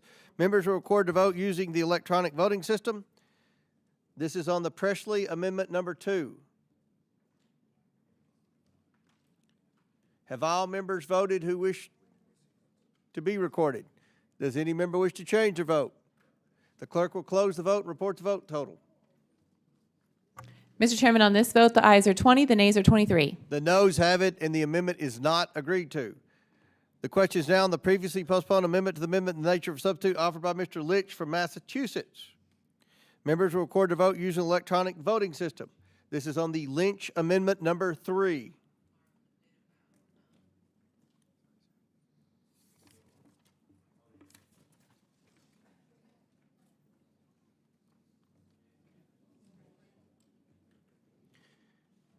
Have all members been recorded who wish to be recorded? The clerk will close the vote and report the tally. Mr. Chairman, on this vote, the ayes are 20, the nays are 23. The noes have it, and the amendment is not agreed to. The question is now on the amendment in the nature of a substitute to fiscal year 2025 Budget Reconciliation Committee print, providing for reconciliation pursuant to House Resolution 14 as amended. All those in favor signify by saying aye. Aye. All those opposed, no. In the opinion of the chair, the ayes have it. The amendment in the nature of substitute to fiscal year 2025 budget reconciliation print is agreed to. Mr. Chairman. But we got Dr. Fox, yes. Chair recognizes Dr. Fox. Thank you, Mr. Chairman. I move the committee do now transmit the recommendations of this committee and all appropriate accompanying material, including minority, additional, supplemental, or dissenting views to the House Committee on the Budget in order to comply with the reconciliation directive included in Section 2001 of the concurrent resolution on the budget for fiscal year 2025, H.Res 14, and consistent with Section 310 of the Congressional Budget and Impoundment Control Act of 1974. The motion has been made. The question is on transmitting the fiscal year 2025 Budget Reconciliation Committee print, providing for reconciliation pursuant to the House Budget Committee. Members will record their votes using the electronic voting system. The clerk will now open the vote on transmitting the fiscal year 2025 Budget Reconciliation Committee print, providing for reconciliation.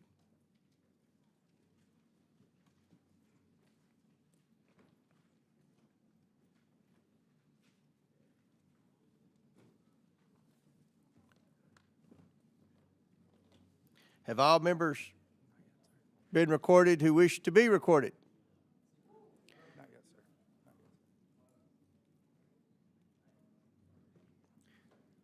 Does any member wish to change their vote? The clerk will close the vote and report the vote total. Mr. Chairman, on this vote, the ayes are 22, the nays are 21. The motion, the ayes have it, and the bill is considered, the bill is ordered transmitted to the House Budget Committee. Without objection, the motion to consider is laid on the table. And lastly, pursuant to notice, I now call up the following en bloc postal naming bills which were distributed in advance of this markup. H.Rs. 323, 397, 1372, and 1830. Without objection, the bills are considered read. If any member would like to speak on any of the measures, they may do so now.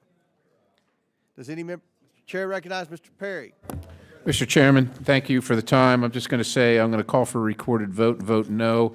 And the reason for that is I oppose H.R. 397. I don't think we should name a post office or any federal building after a person who was kicked out of his minister's conference for encouraging violence and bloodshed. So I will be voting no on H.R. 397 for that reason. Okay. A recorded vote is ordered. Members will record their votes using the electronic voting system. The clerk will now open the vote on favorably reporting the en bloc postal naming package. What is the point of clarification? Well, okay. What's the question? We don't know what it is. This is the en bloc postal naming bills. We were going to. He objected to 397. But this is the en bloc. We're voting on everything. He objected because of 397. So he's voting against all the postal naming bills. Am I correct on that? Do you want to? This is an en bloc, so Republican and Democrat bills. Mr. Chairman, can the question be divided? He said, do you want to? I would like to move to divide the question. Yeah, Mr. Perry, would you mind? Is everyone okay if Mr. Perry explains his opposition? Is that okay? I would rather, yes, thank you, Mr. Chairman. I'd rather not vote no on all of them because they're unblocked. I have little choice, so I would rather them not be unblocked so I can vote no on H.R. 397 because I don't think it's appropriate to name a federal post office after an individual who was kicked out of his minister's conference for encouraging violence and bloodshed. I second that, Mr. Chairman. And with that, I yield. All right, the vote is up. State your point.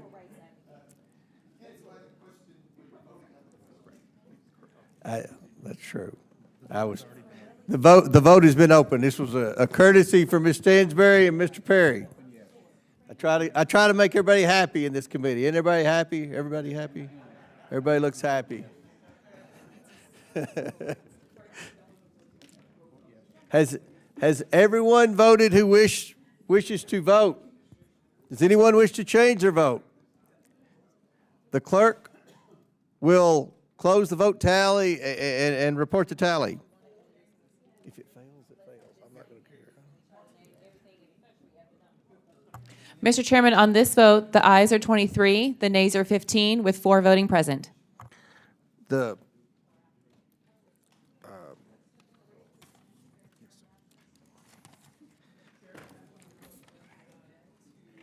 ayes have it. The package is ordered favorably reported. Without objection, the motion reconsider is laid on the table.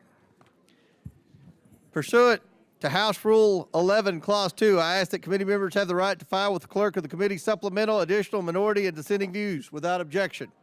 Additionally, the staff is authorized to make necessary technical and conforming changes to the committee print, subject to the approval of the minority. Without objection, so ordered. If there's no further business before the committee, without objection, the committee stands adjourned.